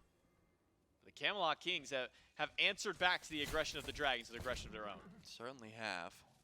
And now, I mean, I still think PandaCat has plenty of potential to ruin this fight. I mean, we saw how much PandaCat's ult did to Jarcorrr before that fight began, and only more DPS going the way of this Neith. So just unexpected, you know, not dropping Aegis in time, thinking, oh, this Neith ult's not going to connect with me, that sort of thing. Really could open up some doors here for the Jade Dragons to win one of these engagements. Enhanced Fire Giant will be touching down here just because of how long it took for that Fire Giant to peter off. 50 seconds it spawns in, 50 seconds it'll be enhanced. So this is going to be the real end-all be-all. You can't let Pegon walk up slowly and just drop Earthshaker. Those are the kind of plays that the Camelot Kings cannot afford to make in a situation like this. More specifically, someone's got to get to Pegon. You can't just let this Vulcan go untouched this fight. And because there's 3 blinks on the side of the Jade Dragons with a Neith ult being charged, oh, Janae took it. We're all good. Yeah, I don't think he intended for that to happen. Oh no, he's always calculated. He knew exactly what was going on. The ego on that man to think that he calculated that call there. And you know he's going to say, I calculated too. You know that's what he would say. Everybody would go into that one and say, yeah, I I predicted mean, the Neith ult. I bet you Twig said, oh, coming, and he just walked over and did it because Janex knows when those plays are coming. You know, he knows how to keep his team in, but PBF knows how to start the fight. Gets it started off really well by pulling Genetics back in, but just a little too early on the kill. The revive is good. Genetics back alive. CaptainTwig to the back line. Gets the Aegis away, finds a double knockback, finds a double dash in, and some massive damage. Variety goes, finds one, needs a little bit more damage, but fineokay has also found a pick of his own. But fineokay is low. PandaCat might have the path cut off by Variety. Backflip out. But how far can that really go? The answer is not far enough. Variety with the double. That is the double. Pegon's got to deal with the Trebuchet over and left. Actually, we'll just ignore it in the meantime. Try and get towards that Fire Giant. Earthshaker is almost back up. And it looks like the pull is going to start immediately. Scream doesn't have any relics to his name, and the burn begins. Variety's the only one to zone this one off, and he's got a tall task because he's already real low. He will dash away. Can Scream and Pegon make a wave on the retreat? Earthshaker misses. fineokay's back, but look at the dead procs in, and Variety lives on. Fearless by fineokay will slightly disposition fine, but Yark's by he himself. should be good. Yark 2v1ing, but gets picked up by the hunches of Bastet, jump in by Scream, not enough. And Aegis makes sure that Yark stays alive through all of it. fineokay really wants this kill, but will not be able to get back there to try and take it. Yeah, the King's got to back up, man. Yark went up by himself, got hundreds of Bast, had to beats, and then immediately was like, I'm sorry, guys. I probably shouldn't have done that. Yeah, beats, Aegis, back up. Genetics is like, all right, I'm coming. Don't worry. Like, we'll make sure that you get out of there. That left side Trebuchet did do a number on the Phoenix. It got to about half, but will start to regen slowly as the Oni Fury is going to be looked at here. And if CaptainTwig's ult was not forced before that fight began, he probably gets a triple kill there. I mean, he blinked to the backline, did huge damage to Pegon and PandaCat. Both of their relics were down, just did not have that extra gap close with the Joust field. So props to the Jade Dragons for forcing that ultimate beforehand, because that fight could have went a lot worse. EFG on 4. CaptainTwig does not have that buff, but besides that, the Camelot Kings back up, get their last upgrades, get some power potions, that sort of thing. And it looks like that left side bird is what they're after. The Jade Dragons have done plenty of defending this set. And now it looks like they're going to have to sit back at this bird and just wait for the Kings to roll up. So we come back down to more Phoenix Siege defense for the Dragons. It worked out fairly well for them in game number 3. It's when they tried to take a fight outside of their base that things went a little bit south for this Dragons team. Camelot Kings are so close to their SWC berth at this point. If they can get into a fight for first and second seed, could be massive for this team's morale going in towards SWC. PandaCat charges up the ult. Another 3-2 split, but this time BMT joins the duo lane. Ult from Scream does not get anything that time around, while the other 3 of the Kings push up left. Yeah, it was the beads from Variety that fineokay was able to get. And actually ult to the back line, trying to grab this Hades, but Pillars of Agony is going to be the call. Grand Joust, the loop around for Twig, slams Scream into the Phoenix, and fineokay not able to get the last hit onto CaptainTwig.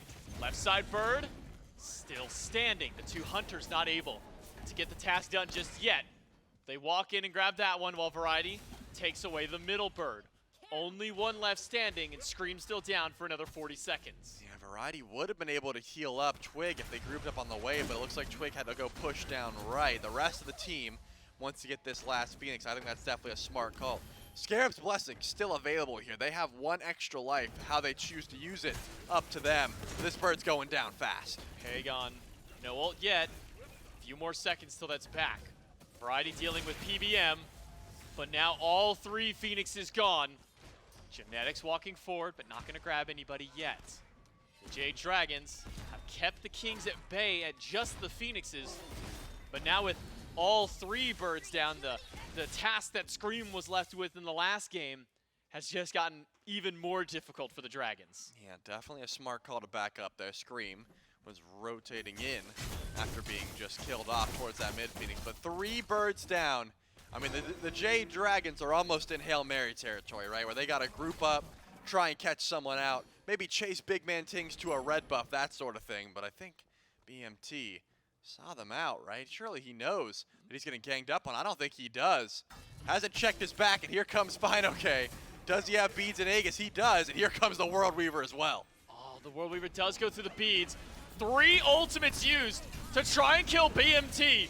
But He's BMT alive. is still alive. He is life-stealing through all of it. And the team has rallied around. Big Man lives. The Camelot Kings take 2 down.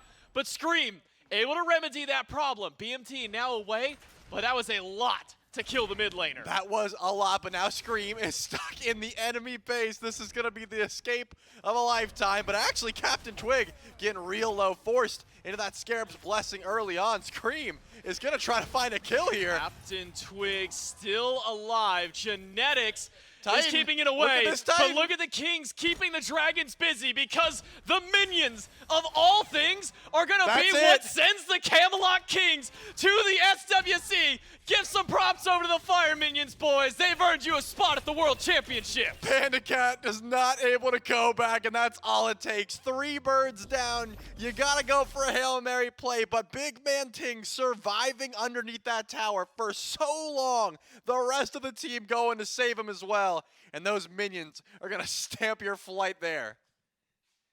So we had a Winions be the last game of the regular season for the Olympus Bolts to beat the Valkyries, and now the Winions once again come back in full force to send the Camelot Kings to what a storyline that these guys have moving to the SWC, Trelly. I mean, the minions are trying to prove their worth, man. They're letting They you have. know. We're not just here to endlessly march up. We're also crazy damage towards the Titan if you let us flood in. Props to the Jade Dragons, though. They tried to force something. They realized back against the wall, we need to make a play happen. Scream found the kill, but what did it cost him? Cost them the game, Yep. cost them everything beyond there. The Jade Dragons, I mean, it's been so much to kill BMT. So far that Scream even had to dive all the way to the Phoenix to get it. The Camelot Kings, BMT coming up big to stay alive throughout all that. The Camelot Kings rally together. Game number 4 in, the set go to the Camelot Kings. They're going to Worlds. We're going to hop away from here and take it back to the desk. My goodness, talk about some fight between these two teams. It's the Camelot Kings who break the trend in the last couple of best-of-5 sets between themselves and the Jade Dragons. We're used to seeing back and forth all the way to Game 5. This one starts back and forth, ends with the Camelot Kings win here in game number 4. Plenty of fight back in from the Dragons. Simply not enough, though. And the Camelot Kings, officially, we knew they'd make it eventually, but today, the Camelot Kings book their tickets, and they will arrive at the SMITE World Championships. What seed? We'll find that out on Sunday. But a 3-1 win over the Jade Dragons. Myth, it's a fantastic way for this Kings team to set the stage for the last part of their year. And I think, really, the Jade Dragons got diffed by a god pick. It was a singular pick. Every single time that anything started up for the Jade Dragons, Genetics was sitting in the wings, hands steepled, emerging from shadow, just giggling like an anime villain, dude. It was disgusting how often the Jade Dragons had set up at least one pick, and then all of a sudden Scarab's Blessing comes through. And after like the 5th or 6th one, it was as if the Jade Dragons, all the wind had been removed from their sails. They started playing a little bit differently. The positioning took a pretty major hit, and the Camelot Kings, when given an inch, take a mile every time. Well, the odds of these two teams matching up in the quarterfinals almost 0. That's going to require the Dragons now to fall the group stages and then the Kings to choose them as their opponents, which I find hard-pressed to find out what will happen. But these two teams, I imagine, slated in their own minds and play on field for a run, maybe back into one another at the SMITE World Championships. Guaranteed placement, though.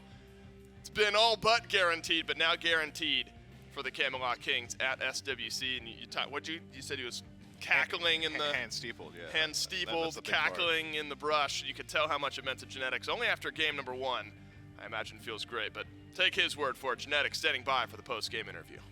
Yeah, thank you so much. We do have Genetics support for the Camelot Kings. First off, congrats on your win up against the Jade Dragons, and congrats on your qualification now.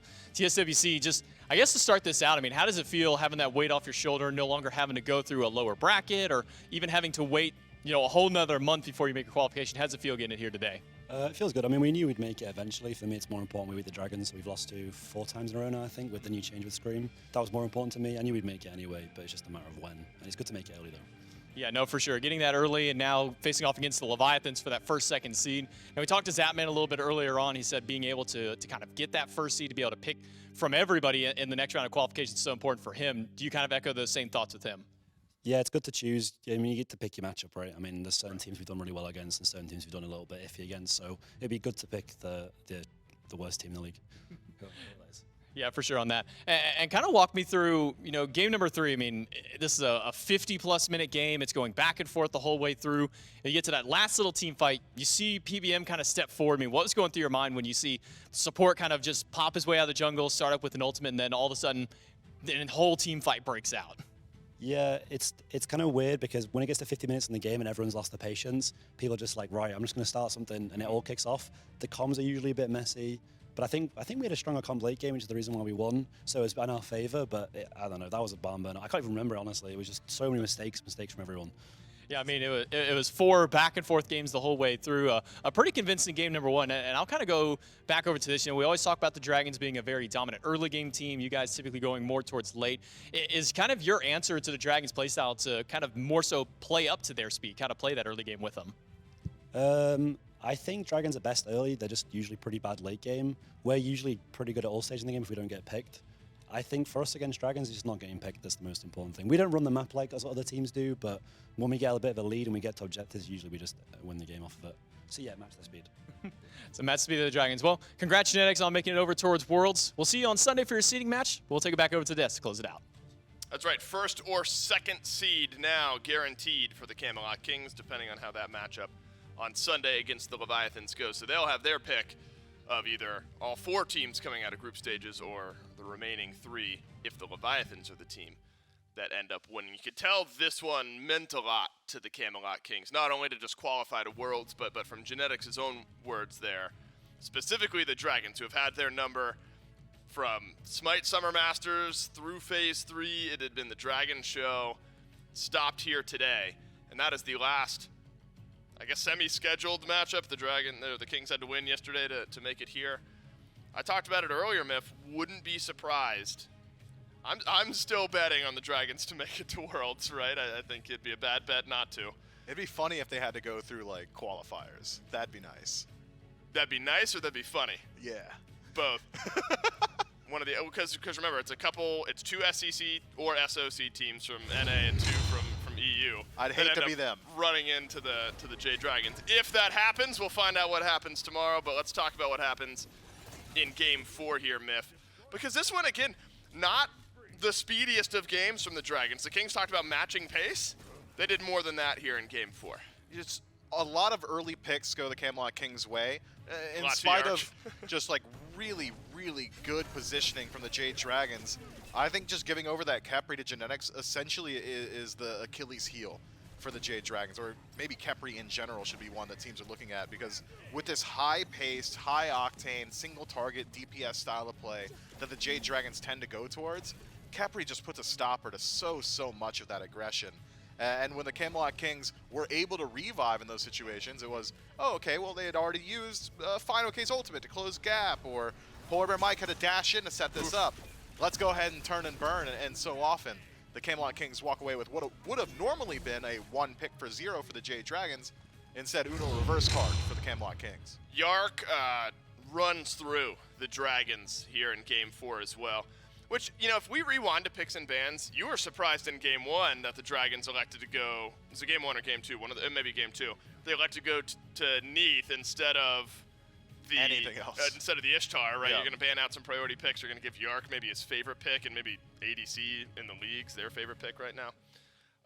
Happens again here in Game number 4, and Yark just decimates the Jade Dragons. So if you needed any further convincing, which I can't imagine you did, that Yark has now slotted into this Kings team quite nicely, be convinced, because Game 4, miraculous. And I saw Mama Yark in chat cheering on Jarcorrr and the rest of the Camelot Kings.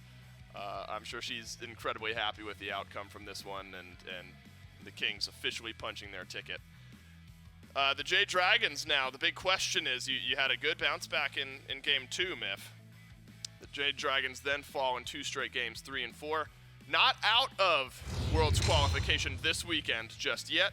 The Jade Dragons will play against the Oni Warriors tomorrow, as well as the Titans and the Bolts will be playing up against one another. So, Atlantis Leviathans, Camelot Kings officially at the SWC in mid-January. They will play on Sunday just for seeding. First seed gets to pick any of the 4 teams coming out of group stages early in January. Second seed gets a pick of the remaining 3. Tomorrow, somehow higher impact games than we even had today, Myth, because those are, what we call them, 2-pronged matches. We've got 1 prong. I'm not going to co-sign that You're not on it. All right. No. I'm going to call it the 2-pronged matches we've Sure. got tomorrow. Elimination round, but also qualification round tomorrow. Winners go to Worlds. Losers go to groups in January. And so we'll have Titans, Bolts, Jade Dragons, Oni Warriors. And then, of course, the 2 winners from those will also play on Sunday for their seeding, because technically third seed then gets to pick from the remaining 2 options coming out of group stages. So my goodness, we had a 3-0 for the Leviathans. They looked about as convincing as it gets. The Kings in 3 of the 4 games look hyper convincing here as well. You have early predictions for Elimination Day tomorrow, Miff, or are you keeping that close to the chest? I'll give you a bailout. You don't have predictions, I'll let you keep it close, but if you have some obvious thoughts, I'll let you say your word, say your piece. I think the more interesting of those 2 matchups is going to be the Tartarus Titans up against the Olympus Bolts. Okay. I predict that set will likely go long. If I had to choose a favorite as of right now, I might be leaning towards the Titans. To be clear, I didn't force you. I said you could Yeah, you didn't that force if you me. wanted to. You didn't force me. Okay. That was I gave that to you guys. That's from me. Because look, what we've seen is now some great from the Titans, and that was yesterday, and then not so great from the Titans, which was today. So what Titans are we getting? Are the Bolts suddenly going to have some adjustments made from their rough day yesterday? How is it all going to look? I cannot wait to see how it all breaks down. Remember, 2-pronged matches tomorrow. Do it with me, Miff. 2-pronged matches tomorrow. Elimination and also qualification to Worlds. That'll be happening again at 11 a.m. Eastern Time right here on twitch.tv/SMITE. Again, congrats. Leviathans and Kings officially headed to Worlds. We'll send 2 more teams on tomorrow as well. But that's it for today. I've been Dolson. That's been Mifflin on behalf of us, all the other casters, everyone back in production. Thanks for watching. We'll see you tomorrow.